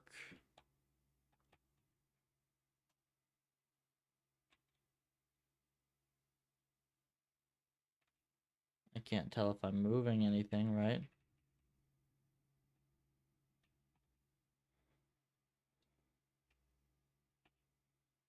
Can't really tell if you're moving. Looks like I'm moving, right? I don't know.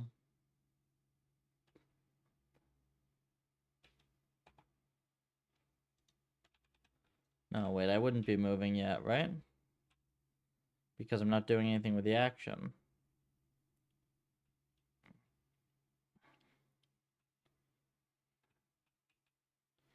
Yeah, so it's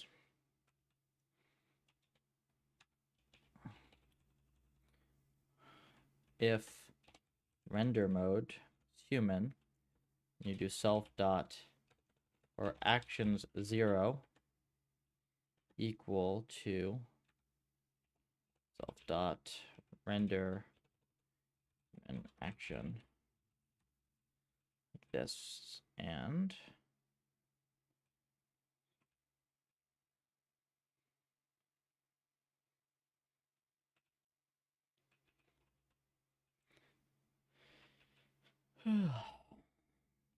frame action self dot human action. It's not bad.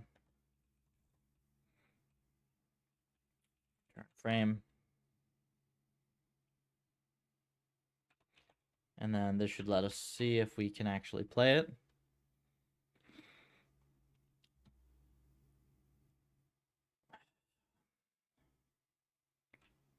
None type, okay.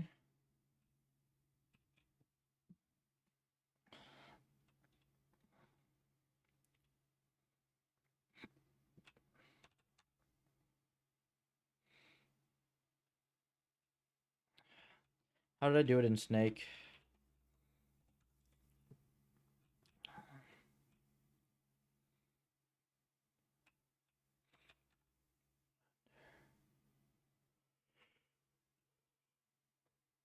I returned the action.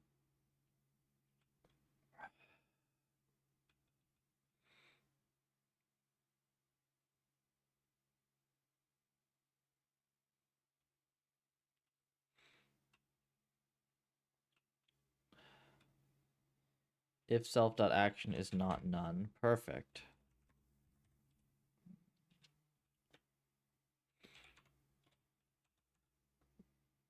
That's a very clean and easy way of doing it, isn't it? So now we do if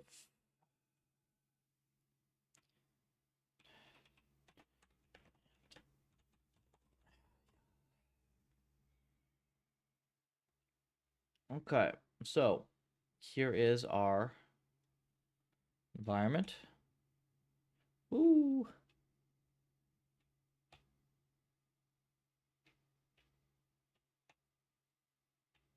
That's funny.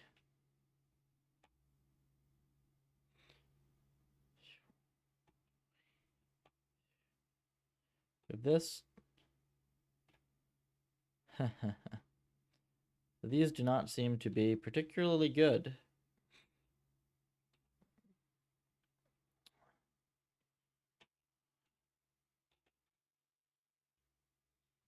Let's fix the controls.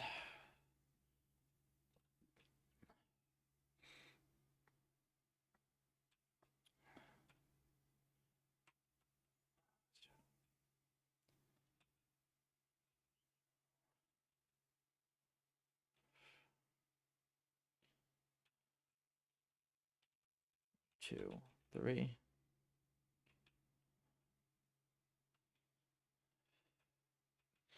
Well, let's do dx and dy, right?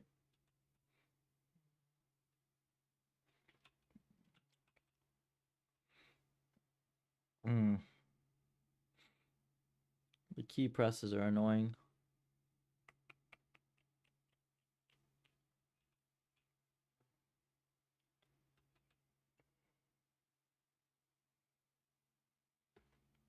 Because you should be able to move in whatever direction. So, yeah, I gotta go D, dr, bx, y, bx is 0, by minus equals 1, by is equal to 1, bx is negative 1.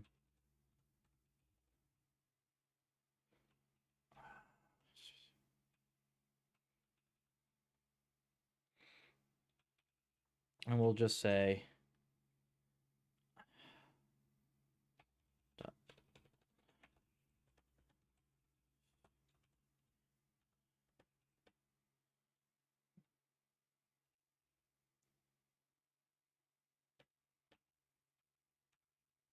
cool, whatever.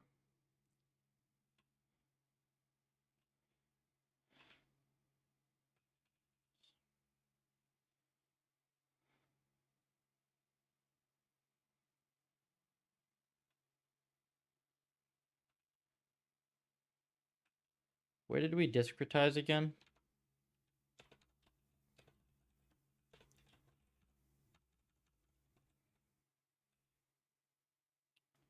So if it is discrete,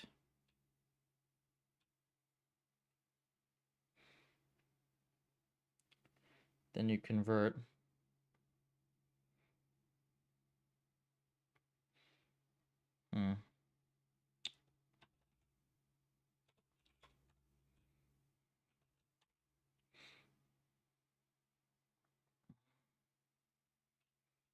So I should be doing A, I guess. AX.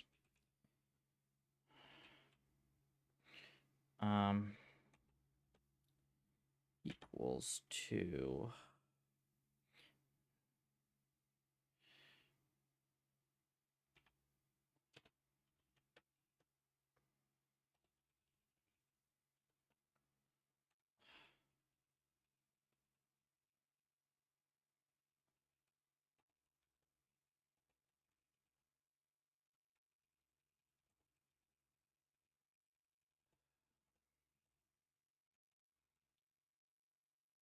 else.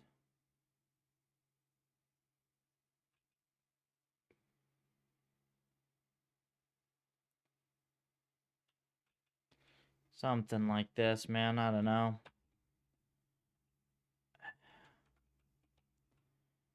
And this is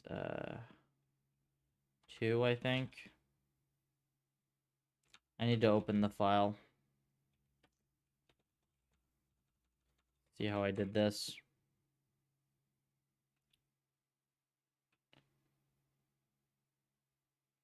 -1 times discretize should be faster. That doesn't do what I want, though. Because it's 0, 1, 2 if it's discrete, and it's -1. Yeah.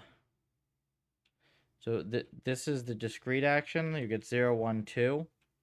And then that gets broadcast to -1, 0, 1.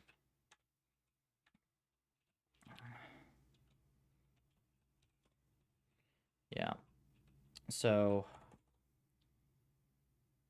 I'm getting confused with the directions is all. So if we're discretizing, it shouldn't be -1. It should be 0, I think. No, 1 is... Yeah, this should be 0. Otherwise, it's equal to -1, I think. Yeah. And then here, AY is equal to 2 if discretized, otherwise 1.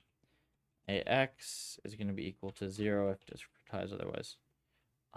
No, not 0. This is now 3.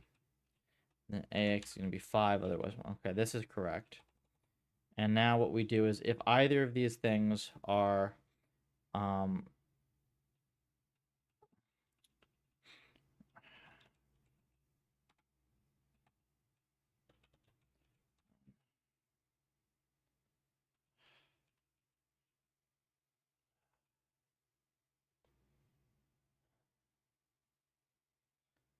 and then what AX is going to be,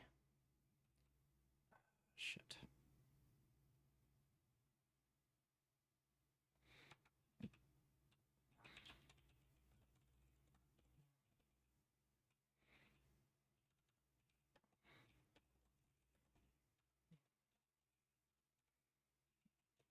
Else.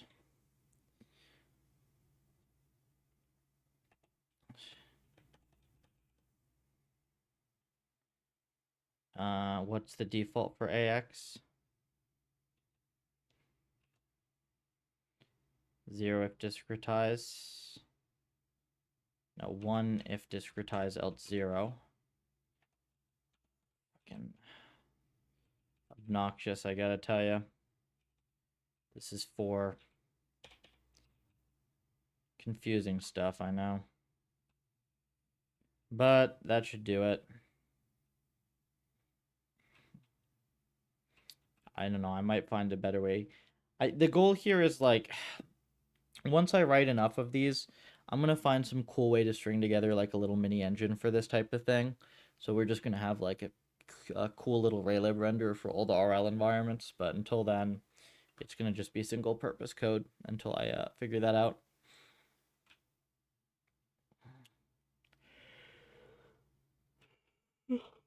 It's hard enough as is.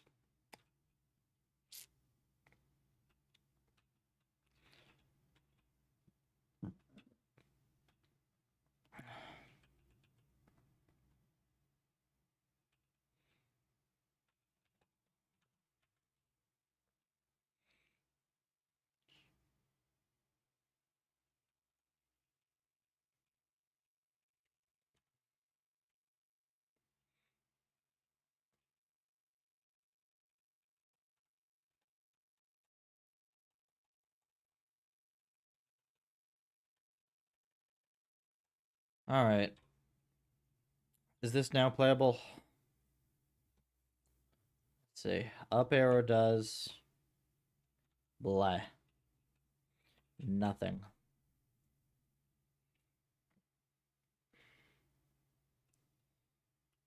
What did we do?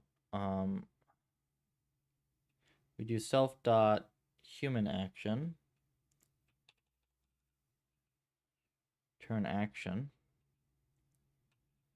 Action equal. What the stupid AY AX. Yeah, like this. Duh. Yeah. Okay, now we have our game. If I press up, it goes down. If I press down, I go up. Wait, no, if I press down, I also go down. I just go down slower, I guess.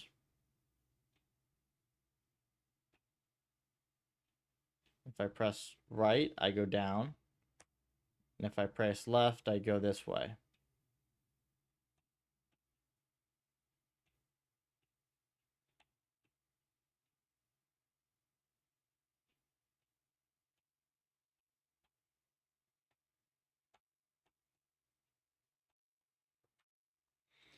Why? Why are the controls wrong? First of all, do I have discretize on? Discretize is true. Yeah, so I have discretize on, right?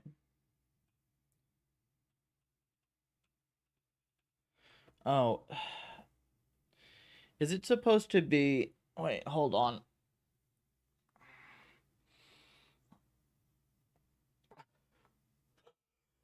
I think I did it slightly off.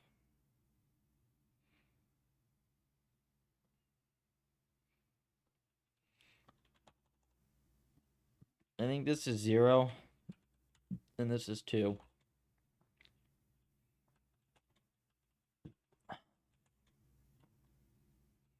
And this is probably, what, 2, 0? Freaking no. There are not that many combinations. We'll just try them. Okay. So this makes you go down slowly. This makes you go down quickly, which doesn't make any freaking sense. And then this makes you go down slowly. This makes you go down quickly. Okay, fucking doesn't make any goddamn sense.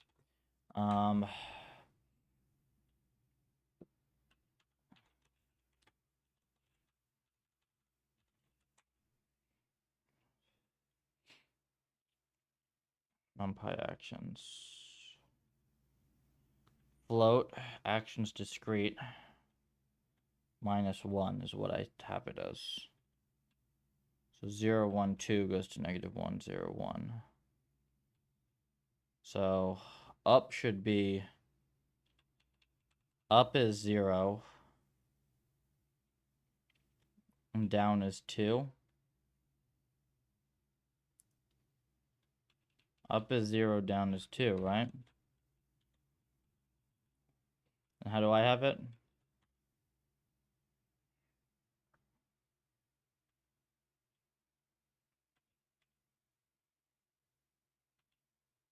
Up is 0, down is 2. But that didn't work for me before. 0, 2, AY, AX. If they're both none, then it's none. Otherwise, you submit an action. Let's do print self.human action, right?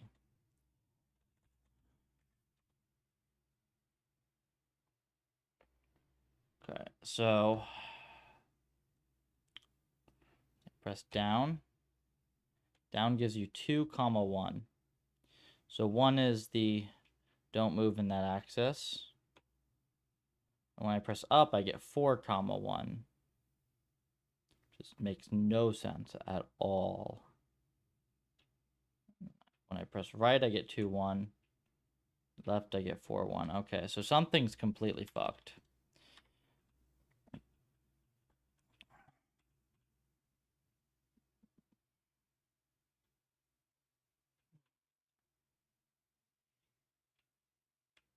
Oh.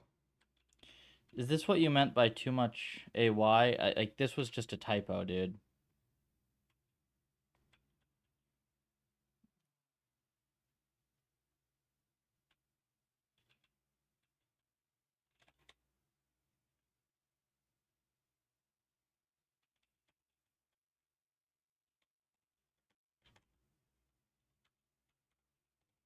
I'm gonna be real stupid about it then.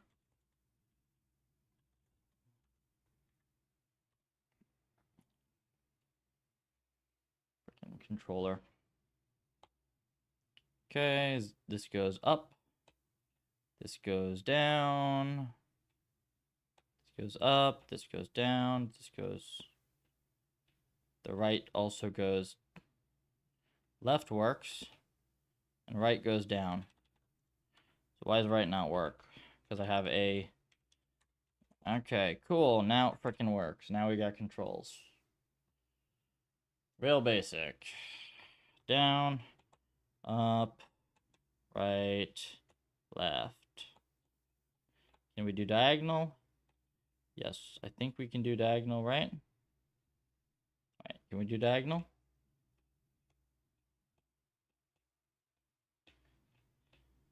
Wait. If I press down, wait, hold on.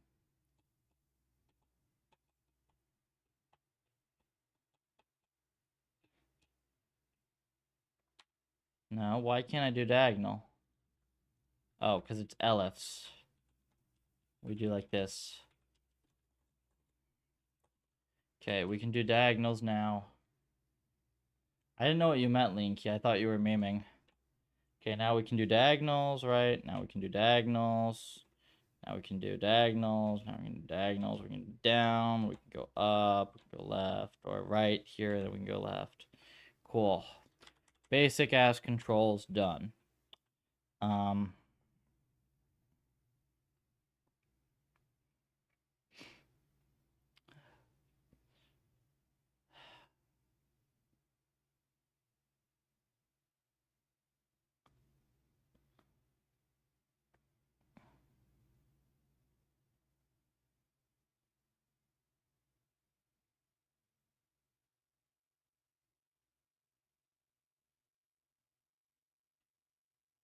That's technically all we need, unless I mean, I could make it doable with the puffer fish, though, which would be more fun. Render with the puffers.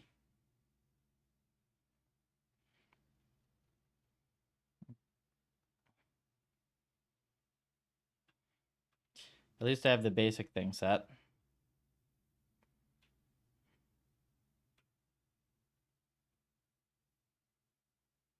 I think I want to save the puffers for when I do, if I'm going to do acceleration. Because that'll look more interesting.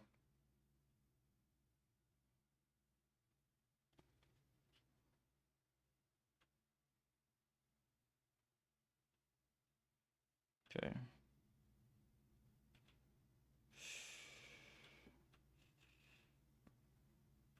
Cool.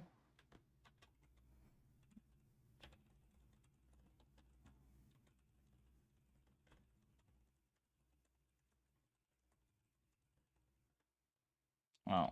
Let's get rid of the old renderer. We don't need this this old one here.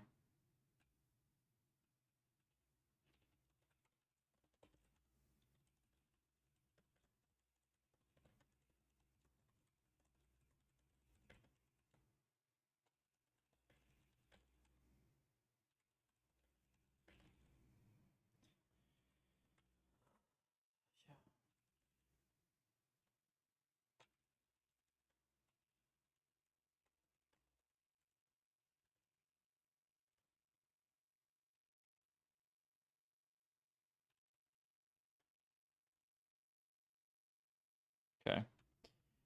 How's the sweep going is the question. I refresh it.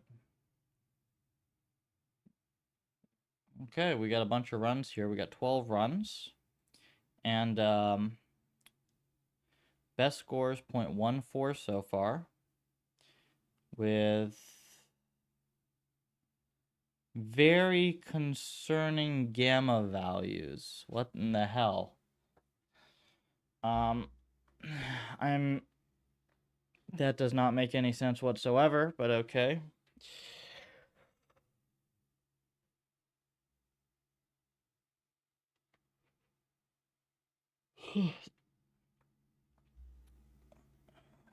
Gamma values are bizarre. Discounting on this.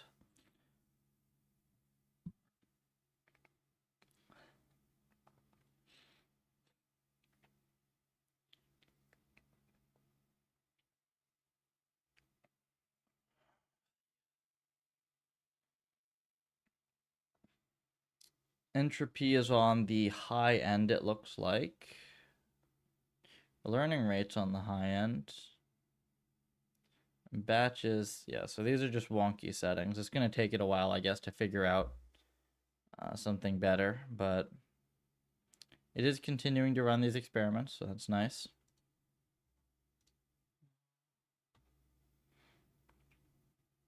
Did NVIDIA do something cool?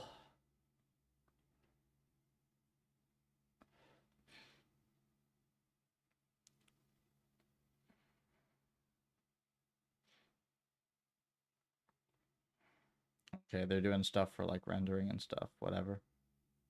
Cool.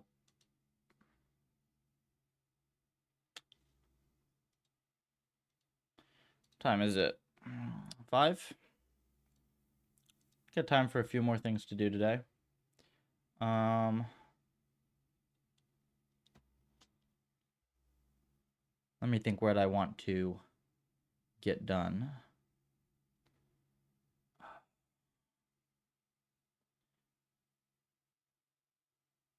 So right now I have it so that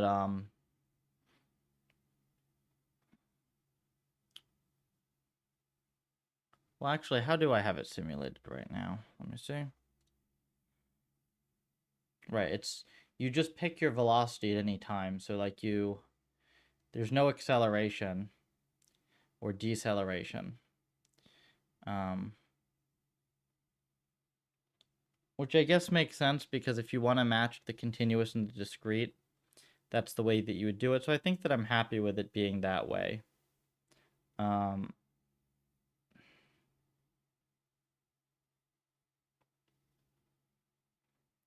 screw it. It's 5. Let's try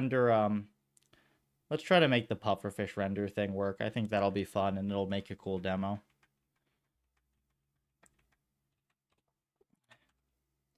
Why not, right? I'll make a pufferfish render. I am going to have to go grab some of that code I just got rid of.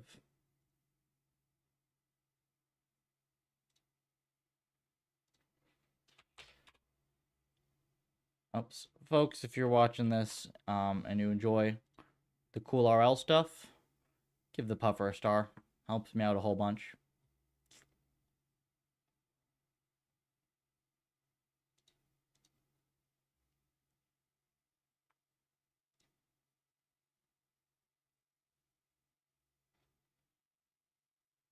It'd be really funny if I were to render food as stars in this environment, right? Oh, now I've got to do that. That's so funny. Why don't I just make the foraging environment like pufferfish collecting stars? That's like the best advertisement / RL environment ever, right? The sanity check environment is literally train the pufferfish to get stars. Okay, let's do it. This is so stupid, but let's do that. It's 5 p.m. I'm half asleep. It's gonna make a cool demo. Let's do it. 5 p.m. on Friday. What are you doing? Surely it's not something so important as making the pufferfish collect stars.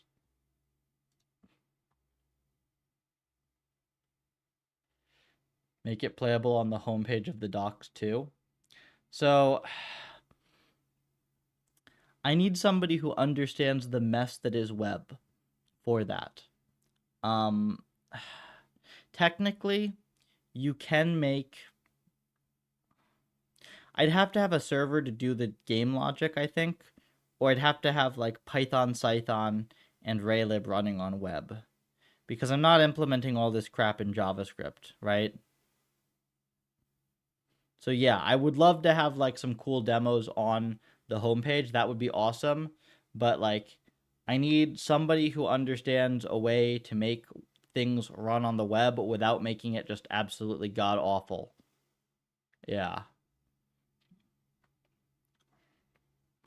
If you know anybody, let me know. Wants to make pufferfish eat stars on the web.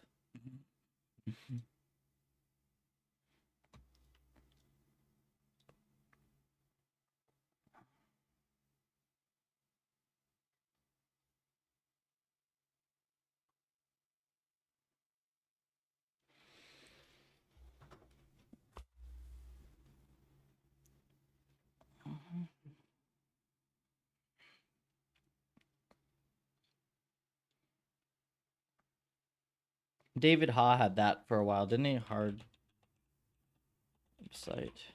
They still have it?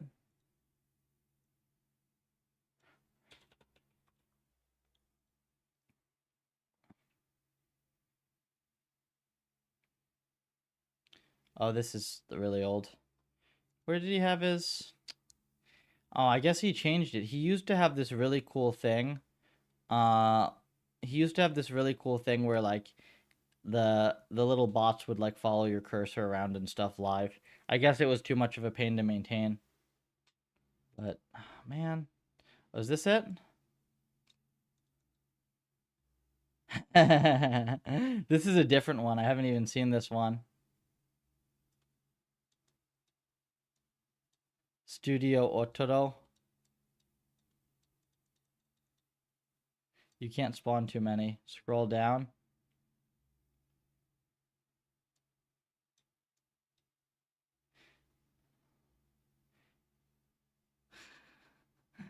That's so funny.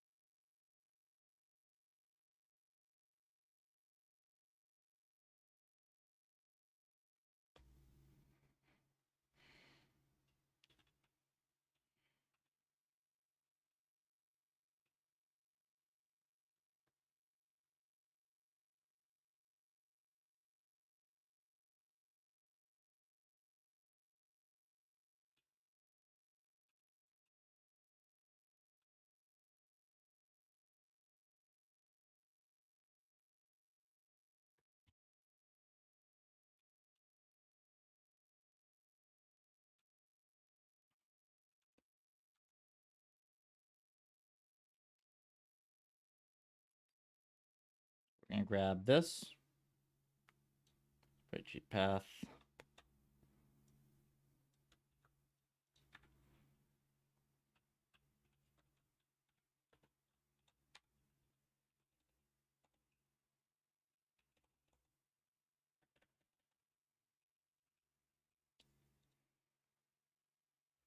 Grab this.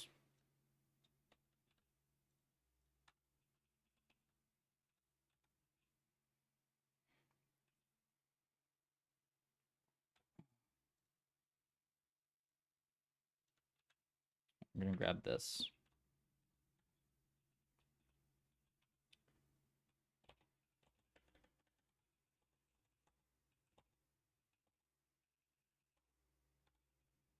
So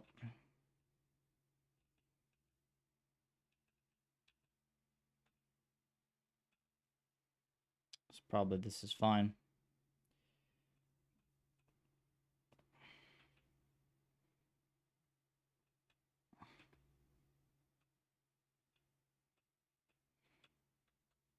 And we want the draw command, right?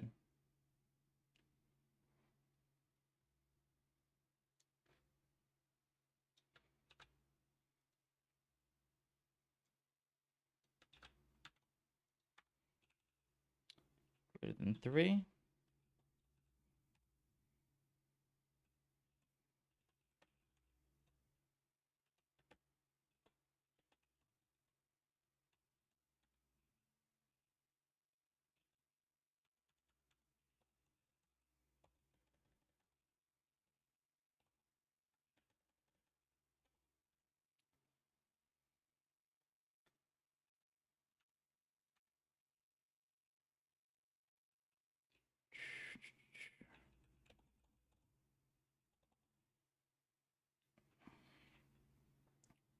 We need to pass actions as well now.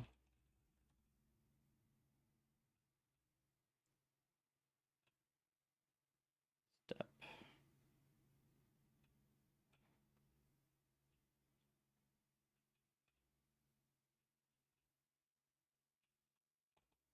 Which is fine. Self.actions. Right?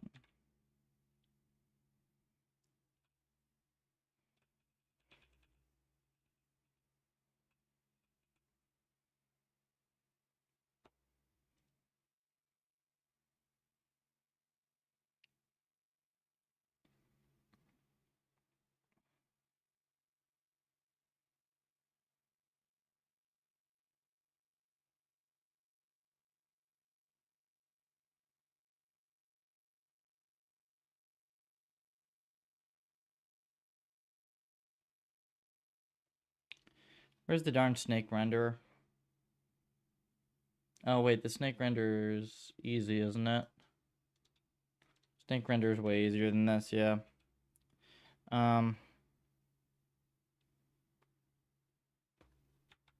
Well, we'll do like this. Asset map of, it'll just be tile -3, I think. Yeah, tile -3. Dest direct will be column, row, tile size. And then what's this? Self dot.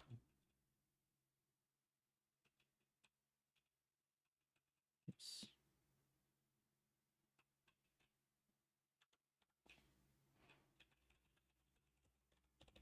Or actually, I can just do rl.colors.white, right? No, wait, it's from Raylib import colors.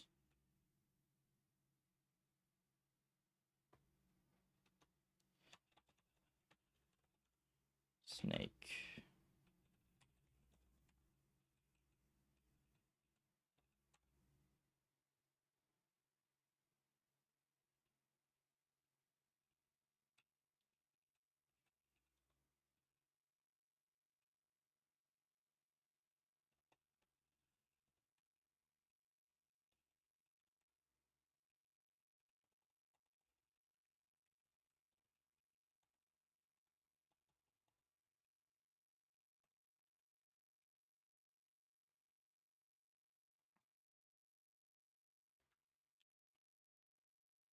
Uh, 278.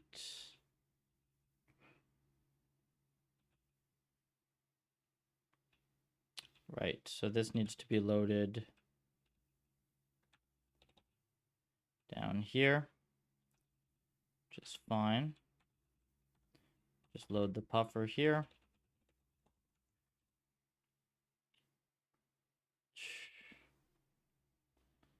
Well, that's not what we wanted, is it? It's just blue.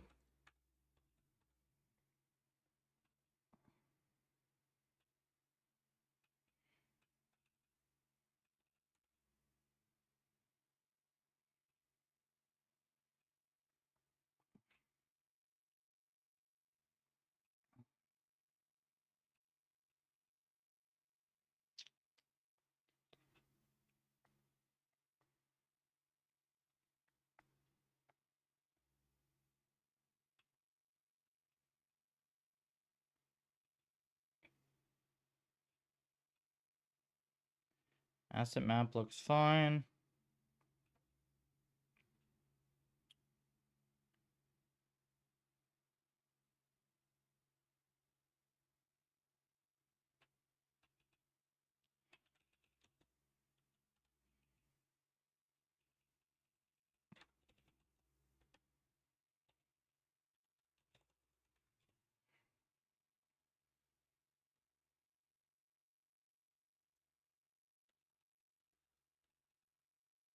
Okay, so the dest direct is insane.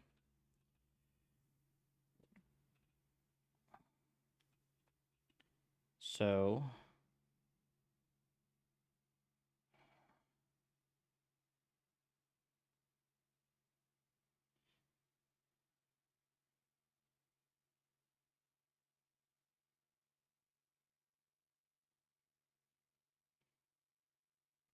how is this stupid thing supposed to work in Snake again?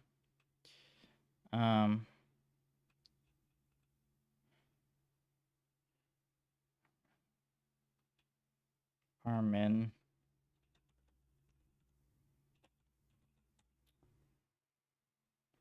So you get the agent position, right? This is your agent's position. You go through the surrounding positions.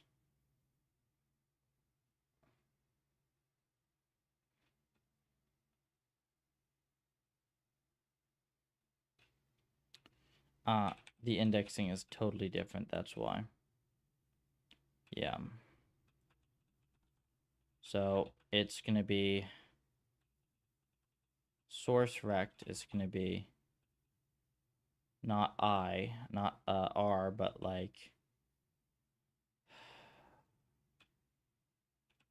J, I.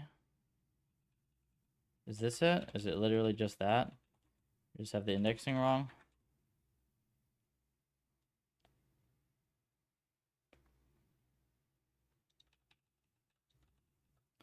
Let's see. So, okay, so now these destination tiles actually look reasonable, right? But I still don't see anything on the screen. Self-dot. Did it load the puffer, actually? Did it load the puffer? Probably doesn't load the puffer, right? If it doesn't load the puffer, nothing's going to show up on the screen. Let's see. Do load the puffer. Failed to load puffer. That was an accurate diagnosis. Because there's an underscore, not a dash. That would be why.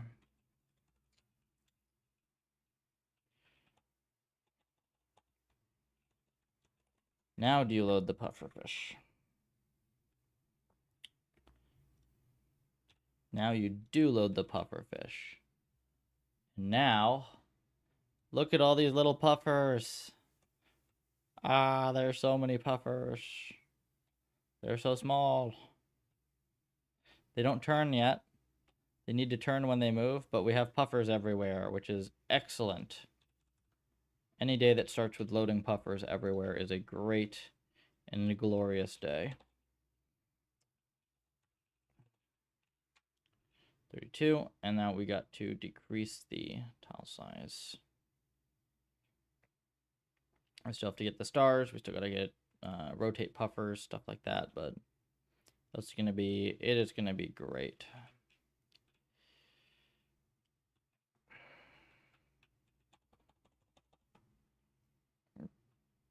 This appears not to be divisible by 32.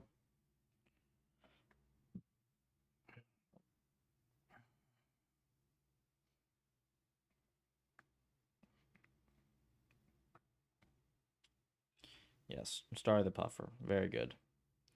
Very good promotion, Lanky. Very good. Top tier. 45 divided by 2 and 20. We'll keep 23. 3. Something like this, maybe. And we'll leave the tile size.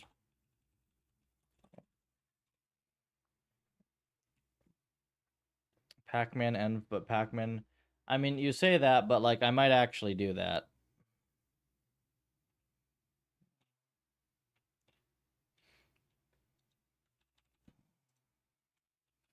You say that like it's not going to happen. I'd be very suspicious of that sort of a thing. Might in fact happen.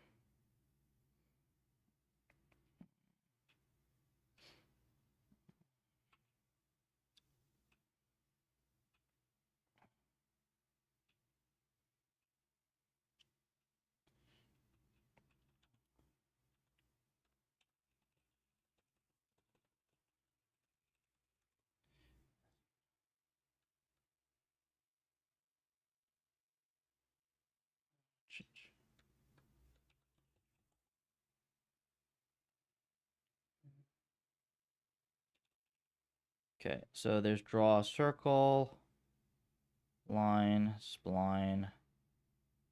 They don't have a draw star, so I have to just get a star. That's fine. I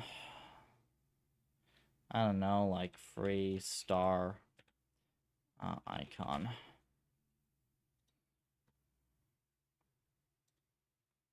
This one looks fine, right? I like that. Stop it. Stop it. PNG. You must attribute the author of this fucking 3 seconds of effort star. No, thank you. Do I have to draw one?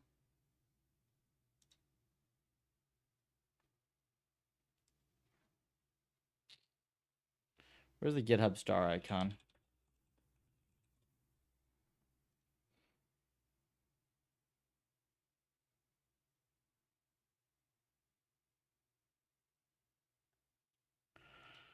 mean, I might as well. It's like,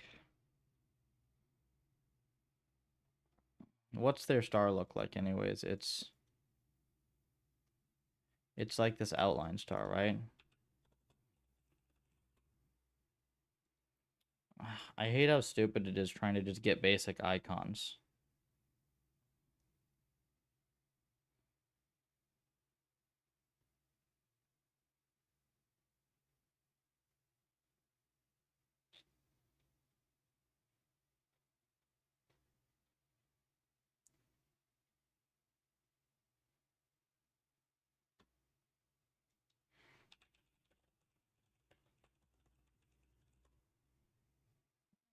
Okay, here, this is the GitHub star icon.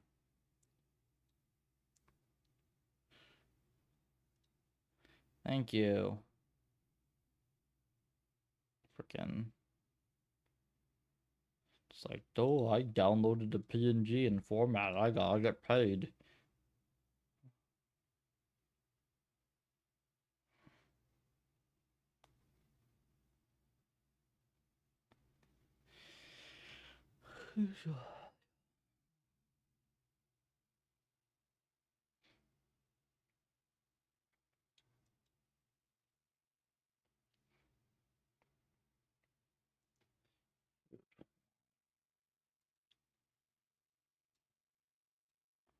So we're gonna do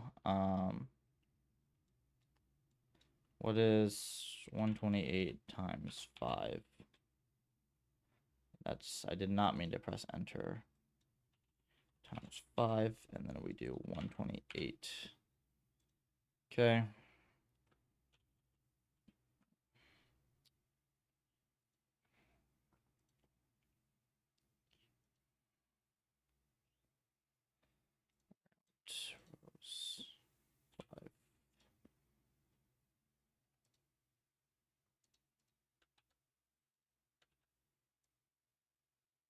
Red puff.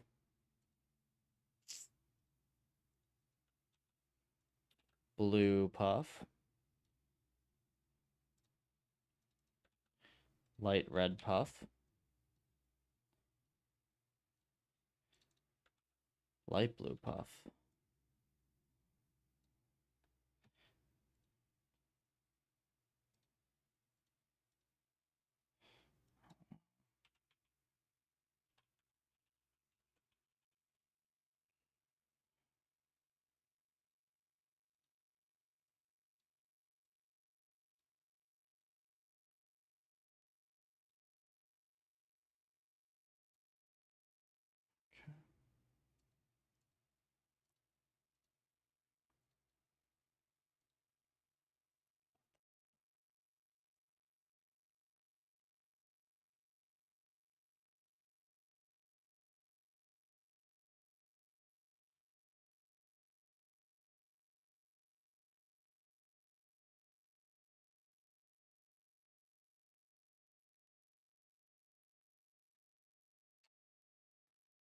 You know what? We're just gonna copy it and put it in here.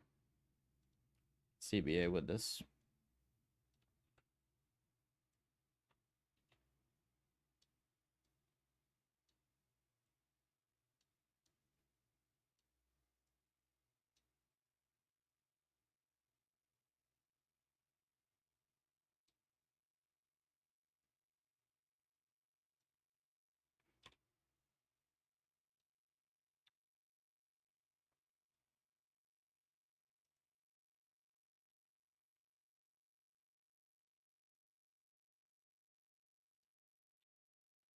Great.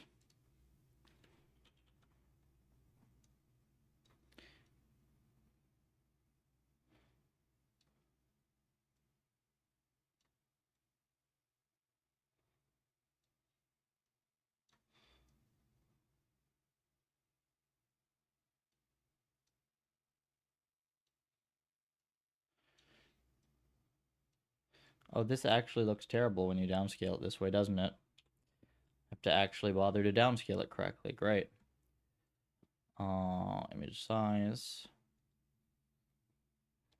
1.8, 1.8 pixels.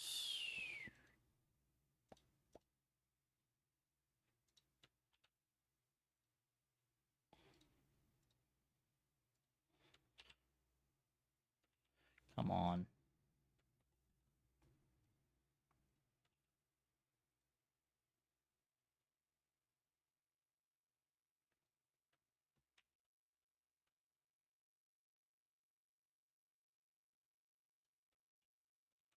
These are too big.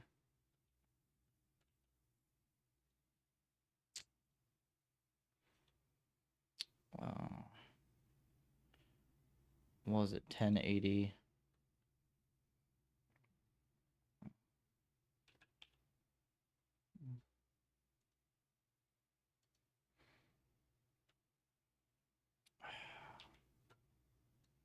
This is kind of obnoxious. I want to do 1024, 1024. I can exactly downscale.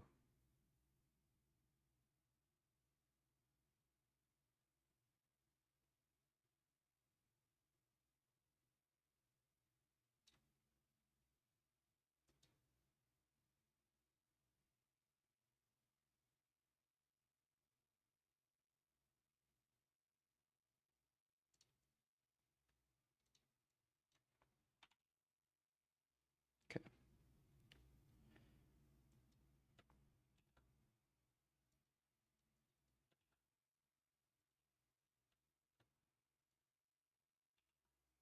Star goes here. That looks like that's slightly better.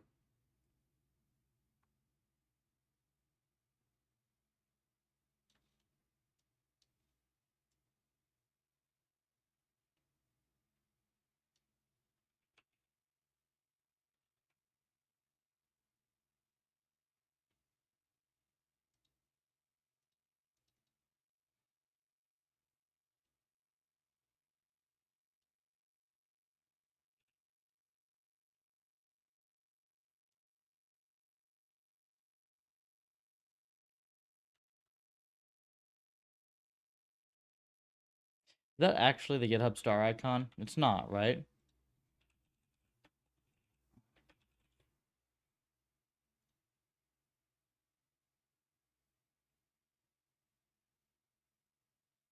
What? It just mirrors that look really bad.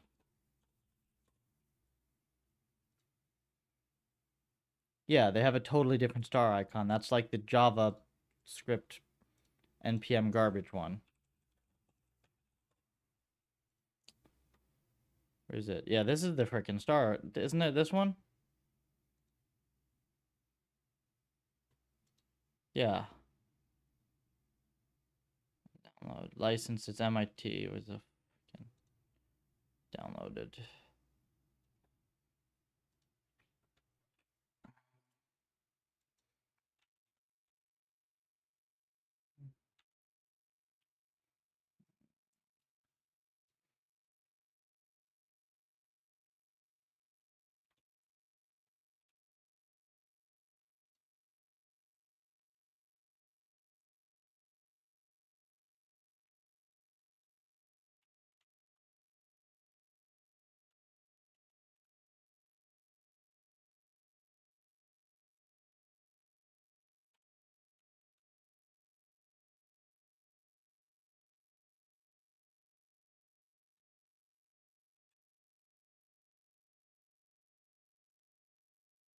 There we go.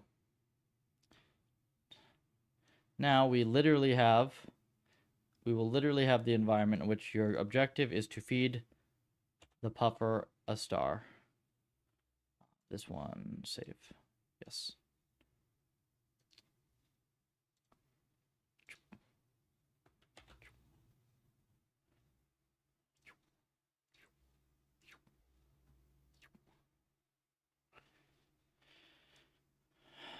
Okay. We are now ready to unleash the puffers.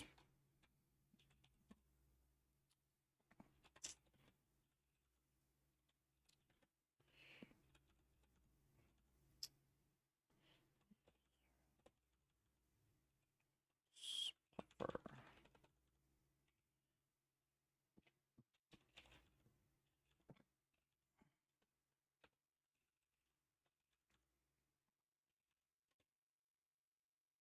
Oh, shit.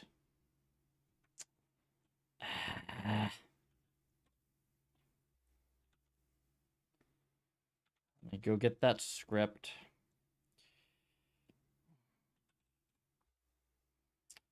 Copied it over my freaking start script. Buffer AI.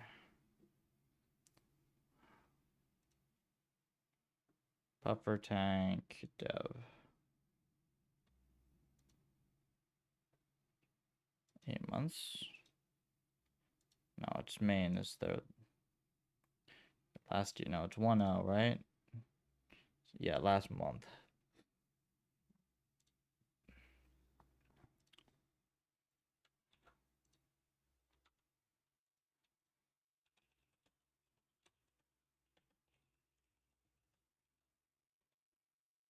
Okay, perfect. Now I got my script back. Cool.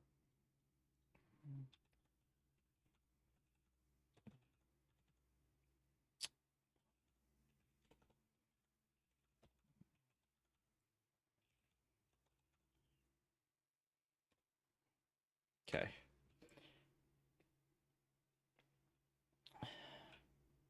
No longer need. Well, we do still need the asset map, don't we?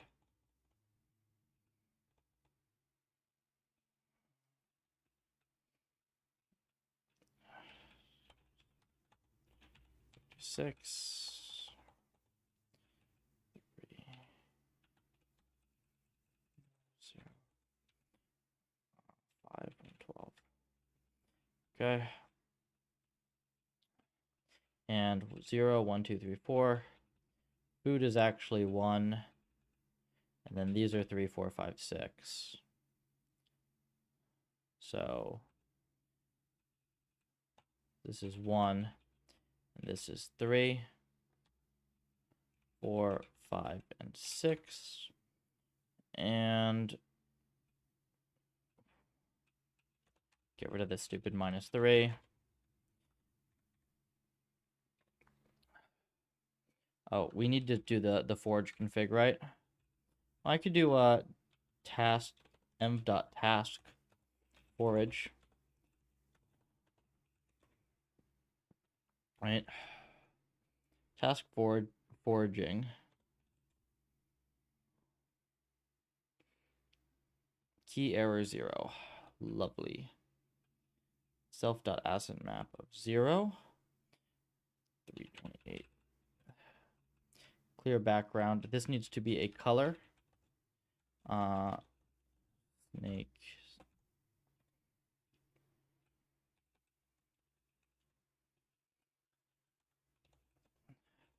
This is the puffer color, the puffer background color that you see on my term and everywhere else.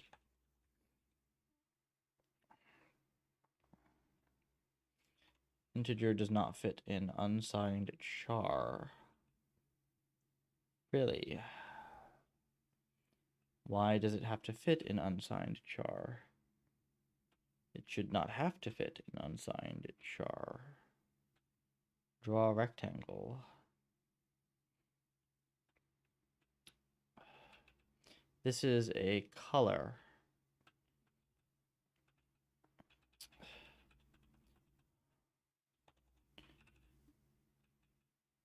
One or two.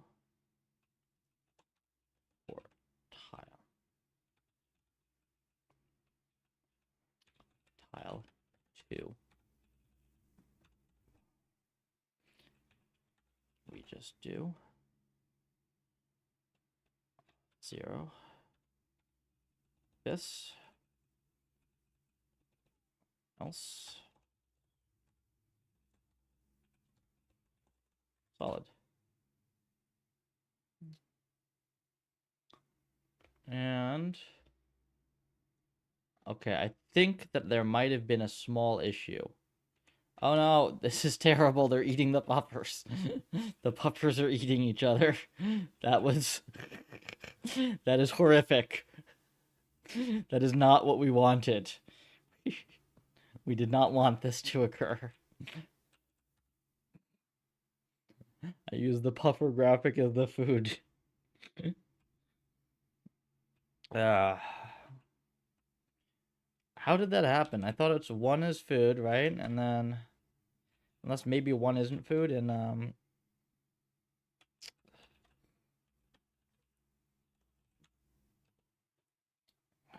see. Yeah, one is food. What the hell? 3, 4, 5, 6, right?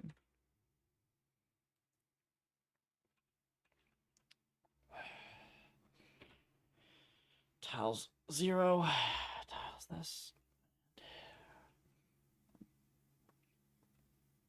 Self.asset map is here. Is this not it right here? This is it XY or YX?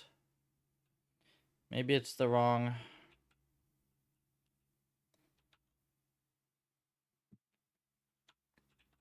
Let's see how I draw this one. So I draw X first, don't I? When I do these desk directs. So this is. So maybe I did the wrong order. Maybe it's zeros next.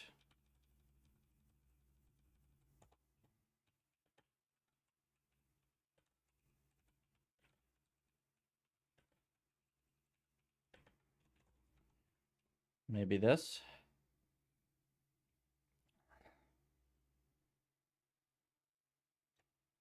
No. There are puffers now, and the puffer is... There are puffers, but the food is also... That doesn't make any sense to me.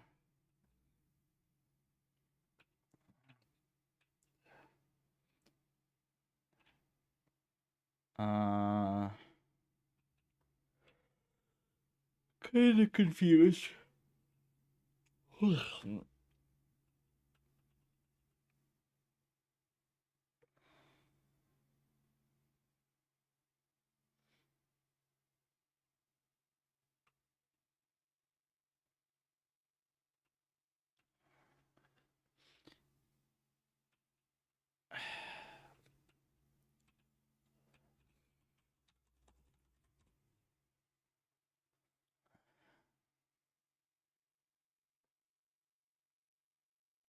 Oh, the puffer texture didn't get updated correctly, it looks like to me.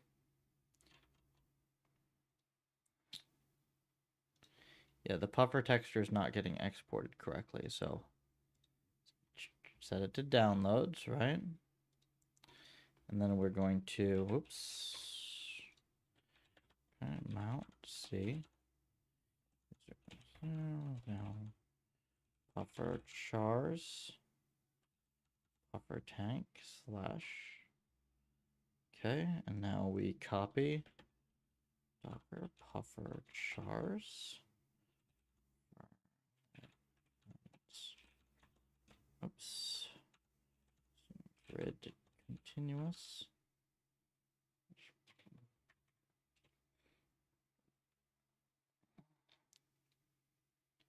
640.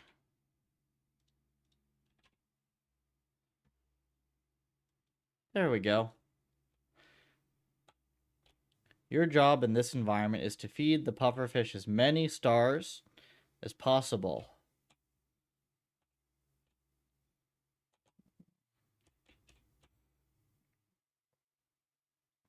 Your job is to feed the puffer all of the stars.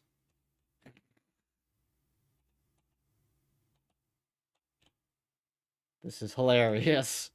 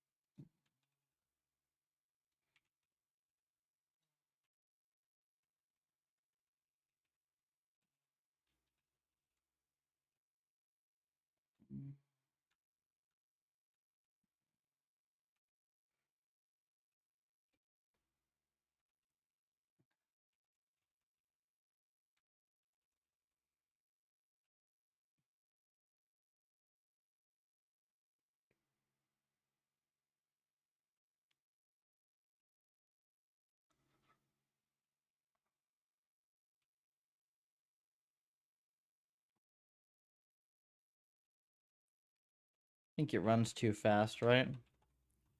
10 FPS.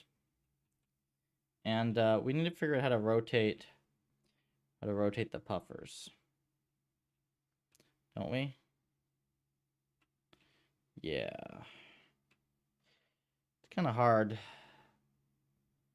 to figure out how to rotate the puffers, though.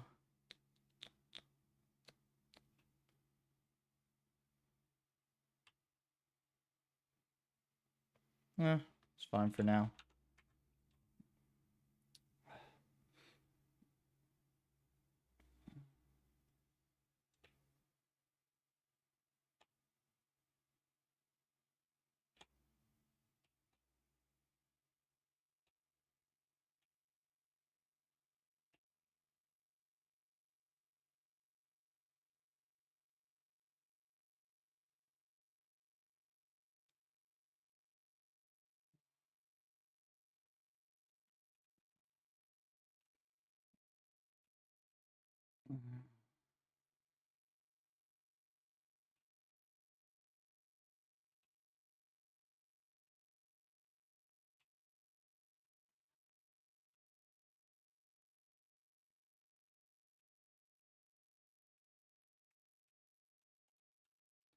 How's our sweep going?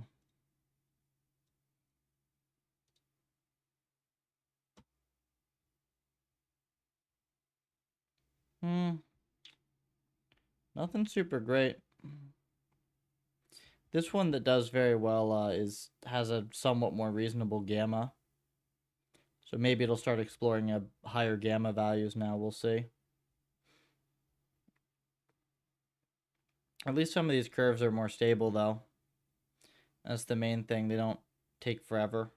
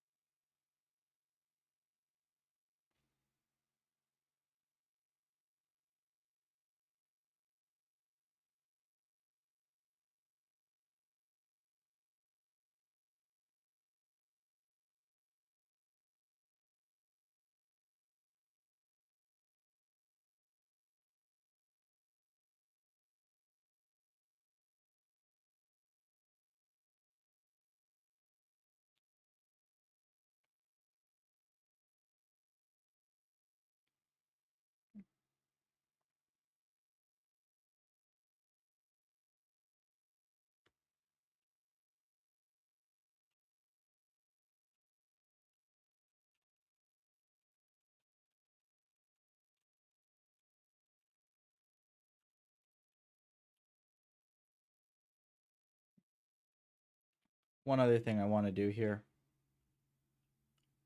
with the border.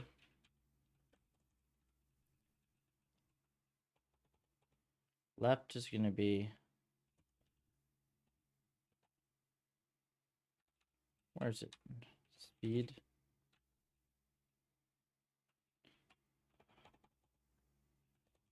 Dot agent speed times.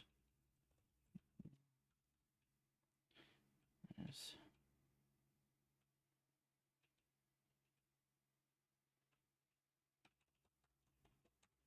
Self.vision range -1. Okay. Now I should be able to have fast puffer, right?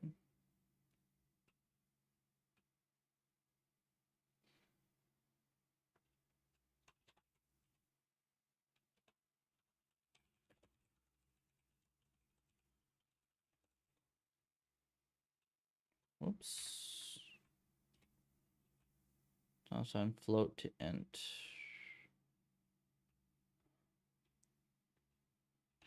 Speed. Int.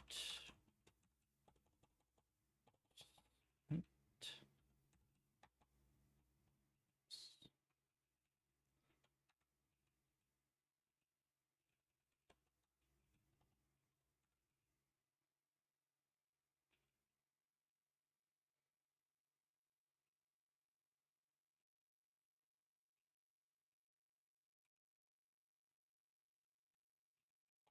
I actually think this is correct.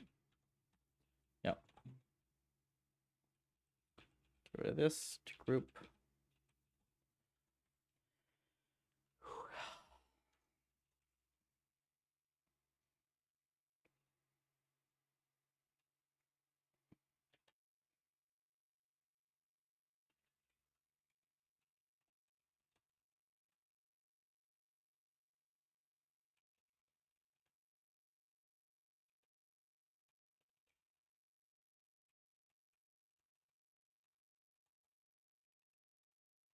Do 3 speed.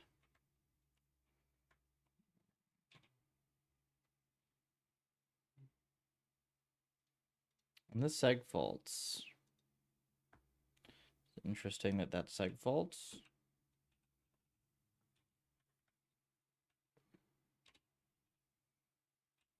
Oh, I know why it's seg faults.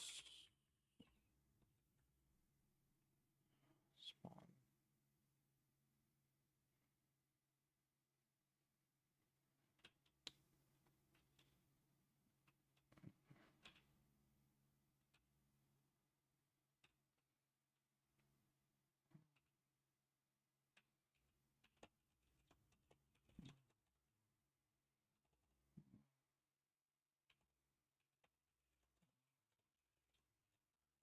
Vision range.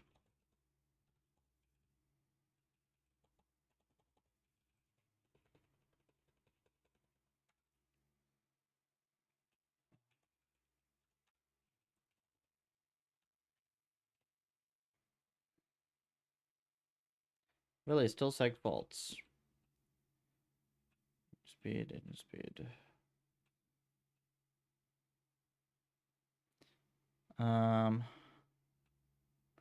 Does it still seg fault if I set it to 1?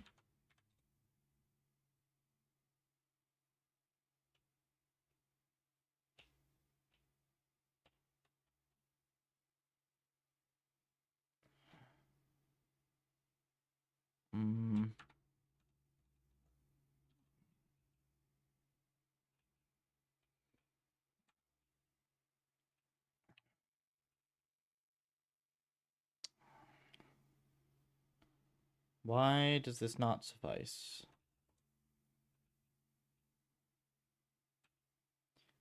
Spawn position cans is agent speed times vision range.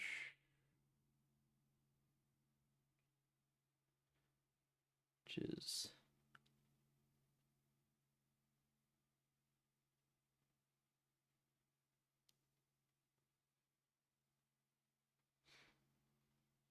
I shouldn't even have to do this, right? Yeah, wait, I should not even have to do any of this crap.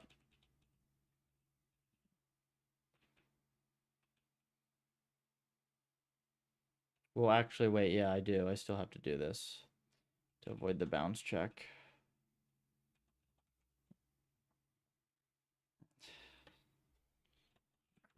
Continuous.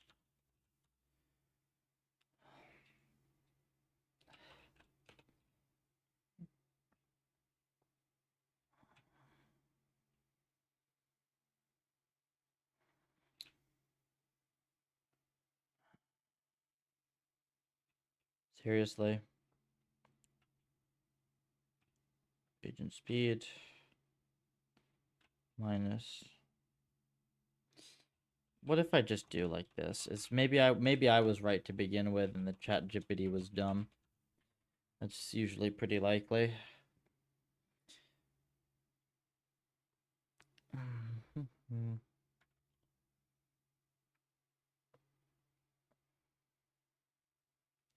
Okay, or maybe we're both dumb, right? That's the second possible conclusion. Hold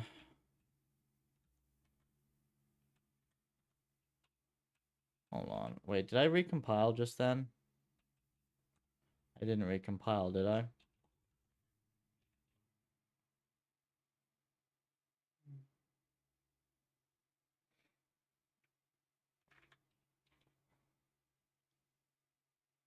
Oh, okay, I did. It's still wrong. We'll leave it as is, actually, so we can bounce check true.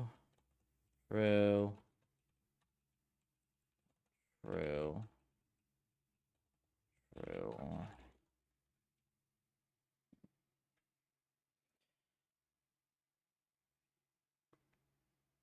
Almost done for the night here. Okay, out of bounds.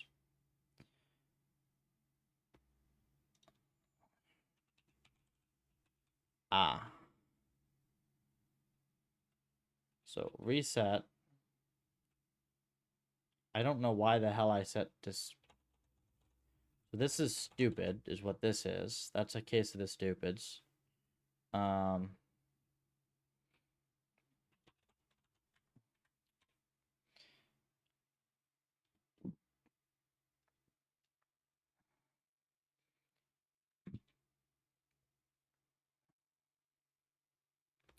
Okay, so that runs.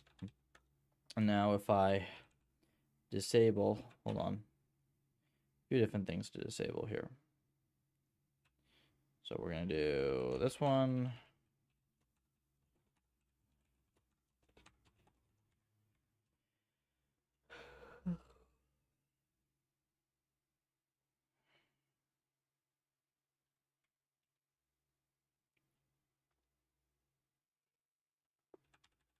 That one still runs.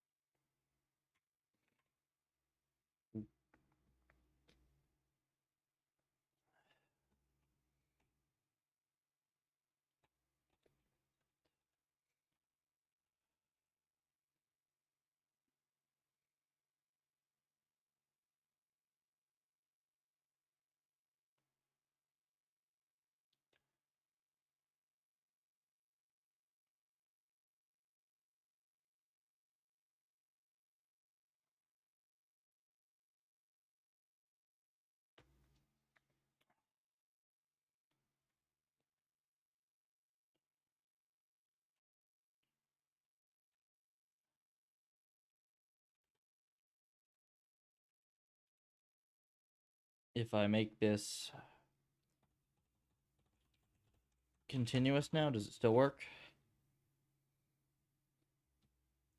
Yes, it does. And it actually looks more reasonable, I think, because the puffer doesn't always go 3 cells. Oop. You can see the puffer doesn't go crazy. Puffer. Puffer.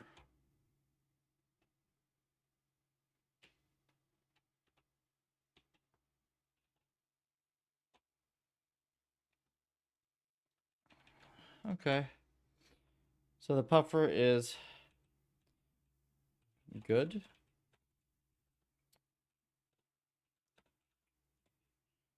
Puffer is all set.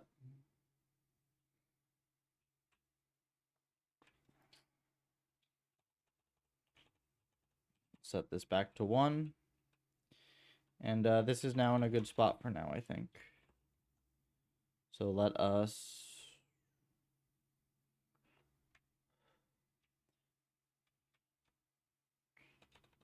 train.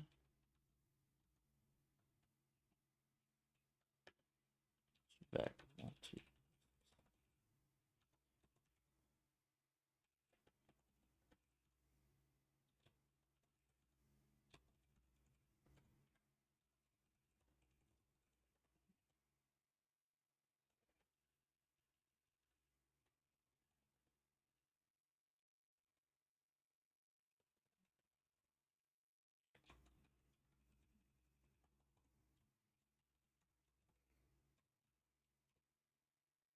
Let's see if it trains locally. 300,000 steps per second. Then the reward will increase. The reward is increasing too much. Should not be able to increase that much.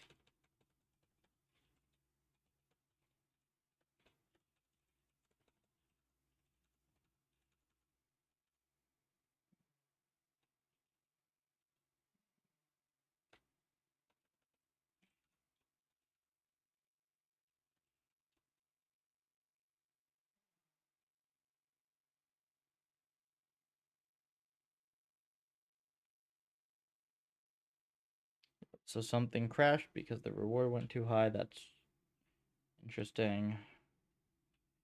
Reward for foraging is should be 0.1 per food.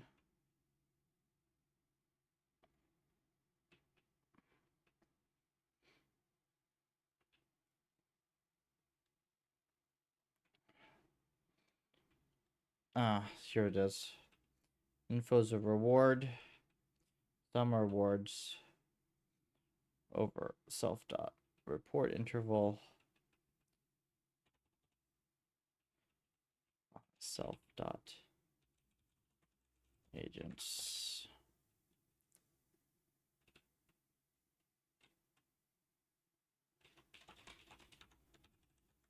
Here. There we go.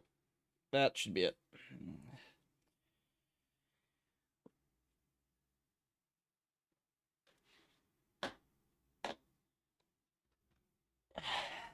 Much better.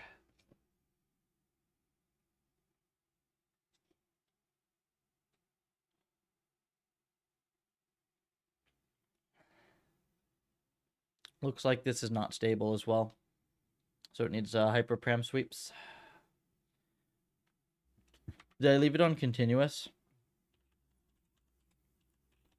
No. It's discretizing.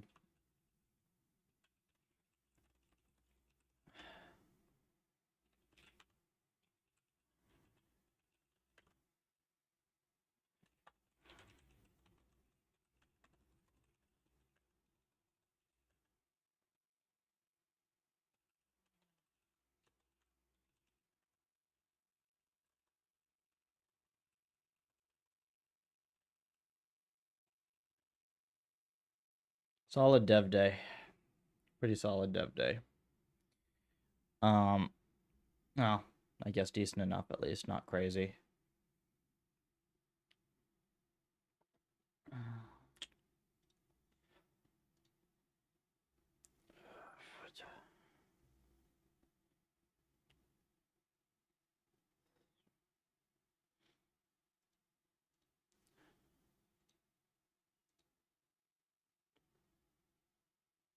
Some of these must have crashed. No, this is the current one, I guess, that's doing like this. Oh, so the current one's actually doing pretty good. Yep, you can see that it is starting to catch on. This is like a huge improvement, right? Policy by 50 mil, same quality. This is what we were seeing before, where it would take a while to get going.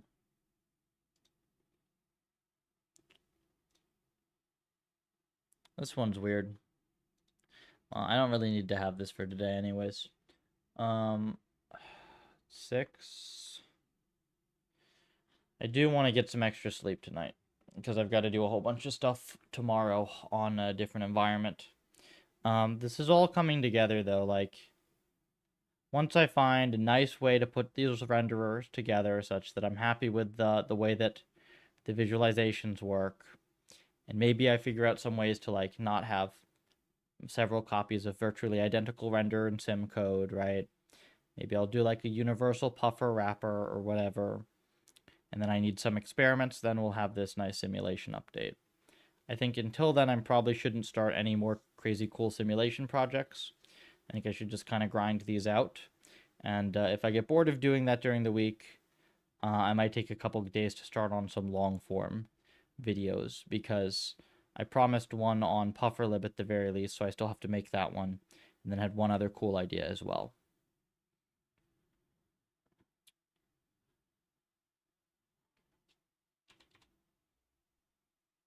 This is actually training now, so I'm going to let it train. And I'm going to order myself some food on the side here, and then we will take a look at this trained policy when I'm done with that.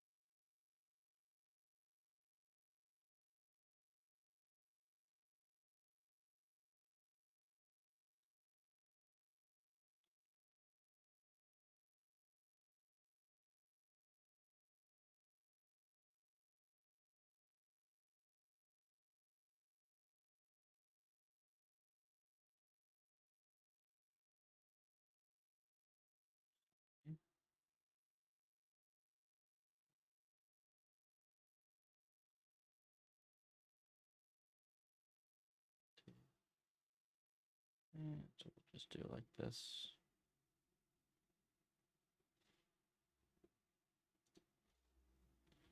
Okay. There's a nice little place nearby, a sushi place nearby. I hate sushi, but they also have nice teppanyaki.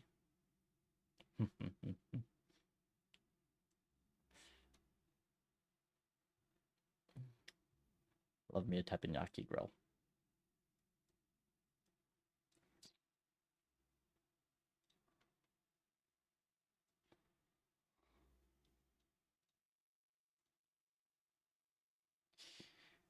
This is almost done. Does seem to be improving. This is actually this is a particularly interpretable reward function here. This reward tells us that 32% of the time it is the agents are picking up food. So they're actually very good at picking up food, it looks like. Or in this case, the puffers are very good at consuming stars.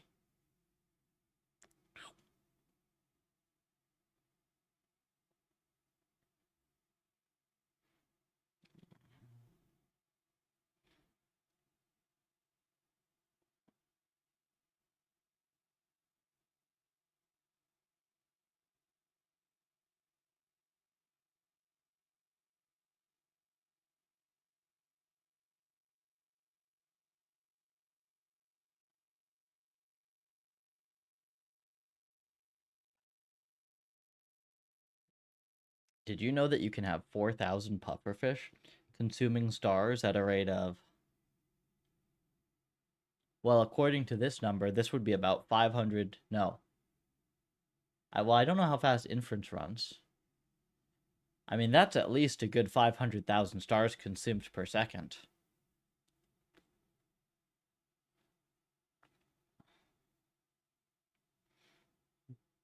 Because you have to run the policy.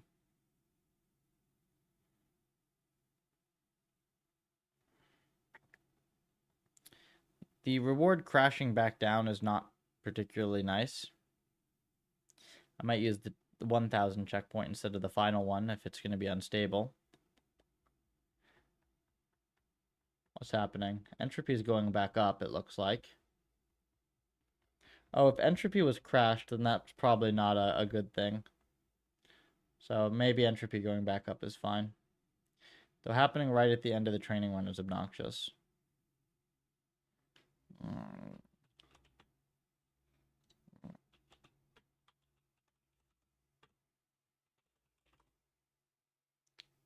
Okay. Done. What is it?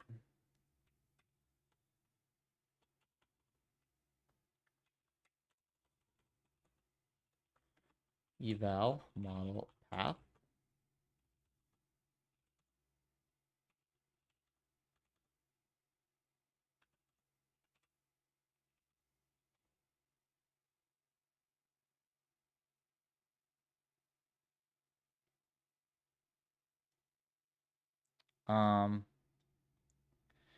Okay, so this is how they eat the food. This looks like very reasonable food eating, right? Very reasonable food consumption. And then, can we save a GIF of this?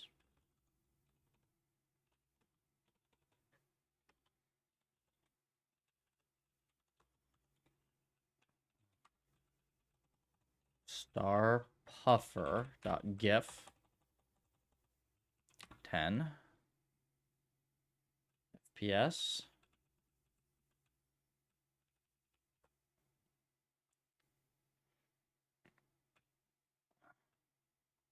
I think this is actually like a 5 FPS GIF, right?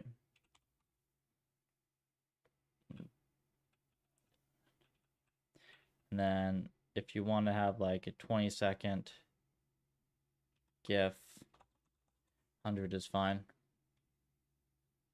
And does it render? Yeah, try it. Render dash mode human.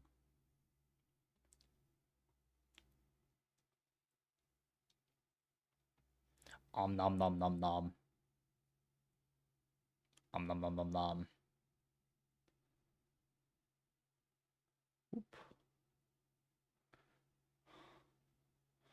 Om nom nom. I'd like to get one that doesn't have the puffer at the edge of the map, though. Let's try that again. Go on, puffer. Nom, let's get some stars. Yeah, that's good. If only PufferLib could get stars that fast, we'd just be set. Nom nom. Okay. So that is the GIF. The GIF should even look a little better, I think. I'm going to post that in the morning, I suppose.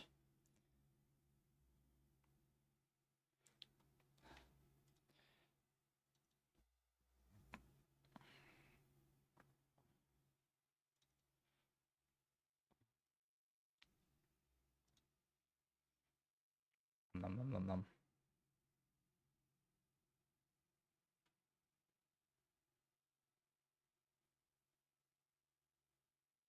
Om nom. It's pretty funny.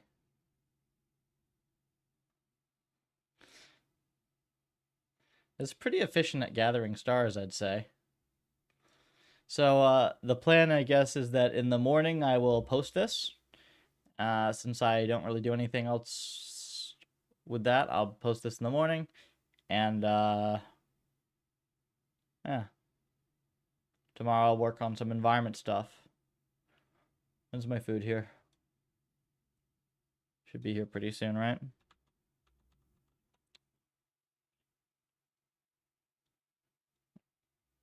Let me look.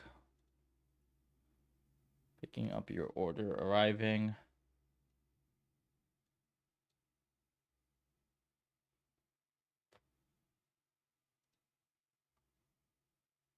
I am confused. Does it have time? Oh, that's obnoxious. Well, I think we're good for now then. I'm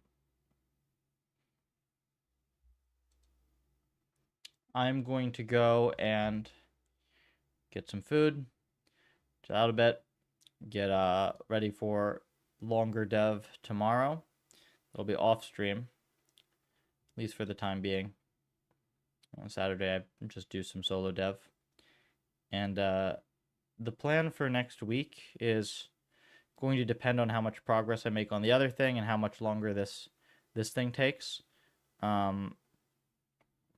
Probably throughout the weekend, throughout early next week as well, I'm going to just be running some really basic hyperparameter sweeps on these environments, tweaking reward functions, that type of a thing.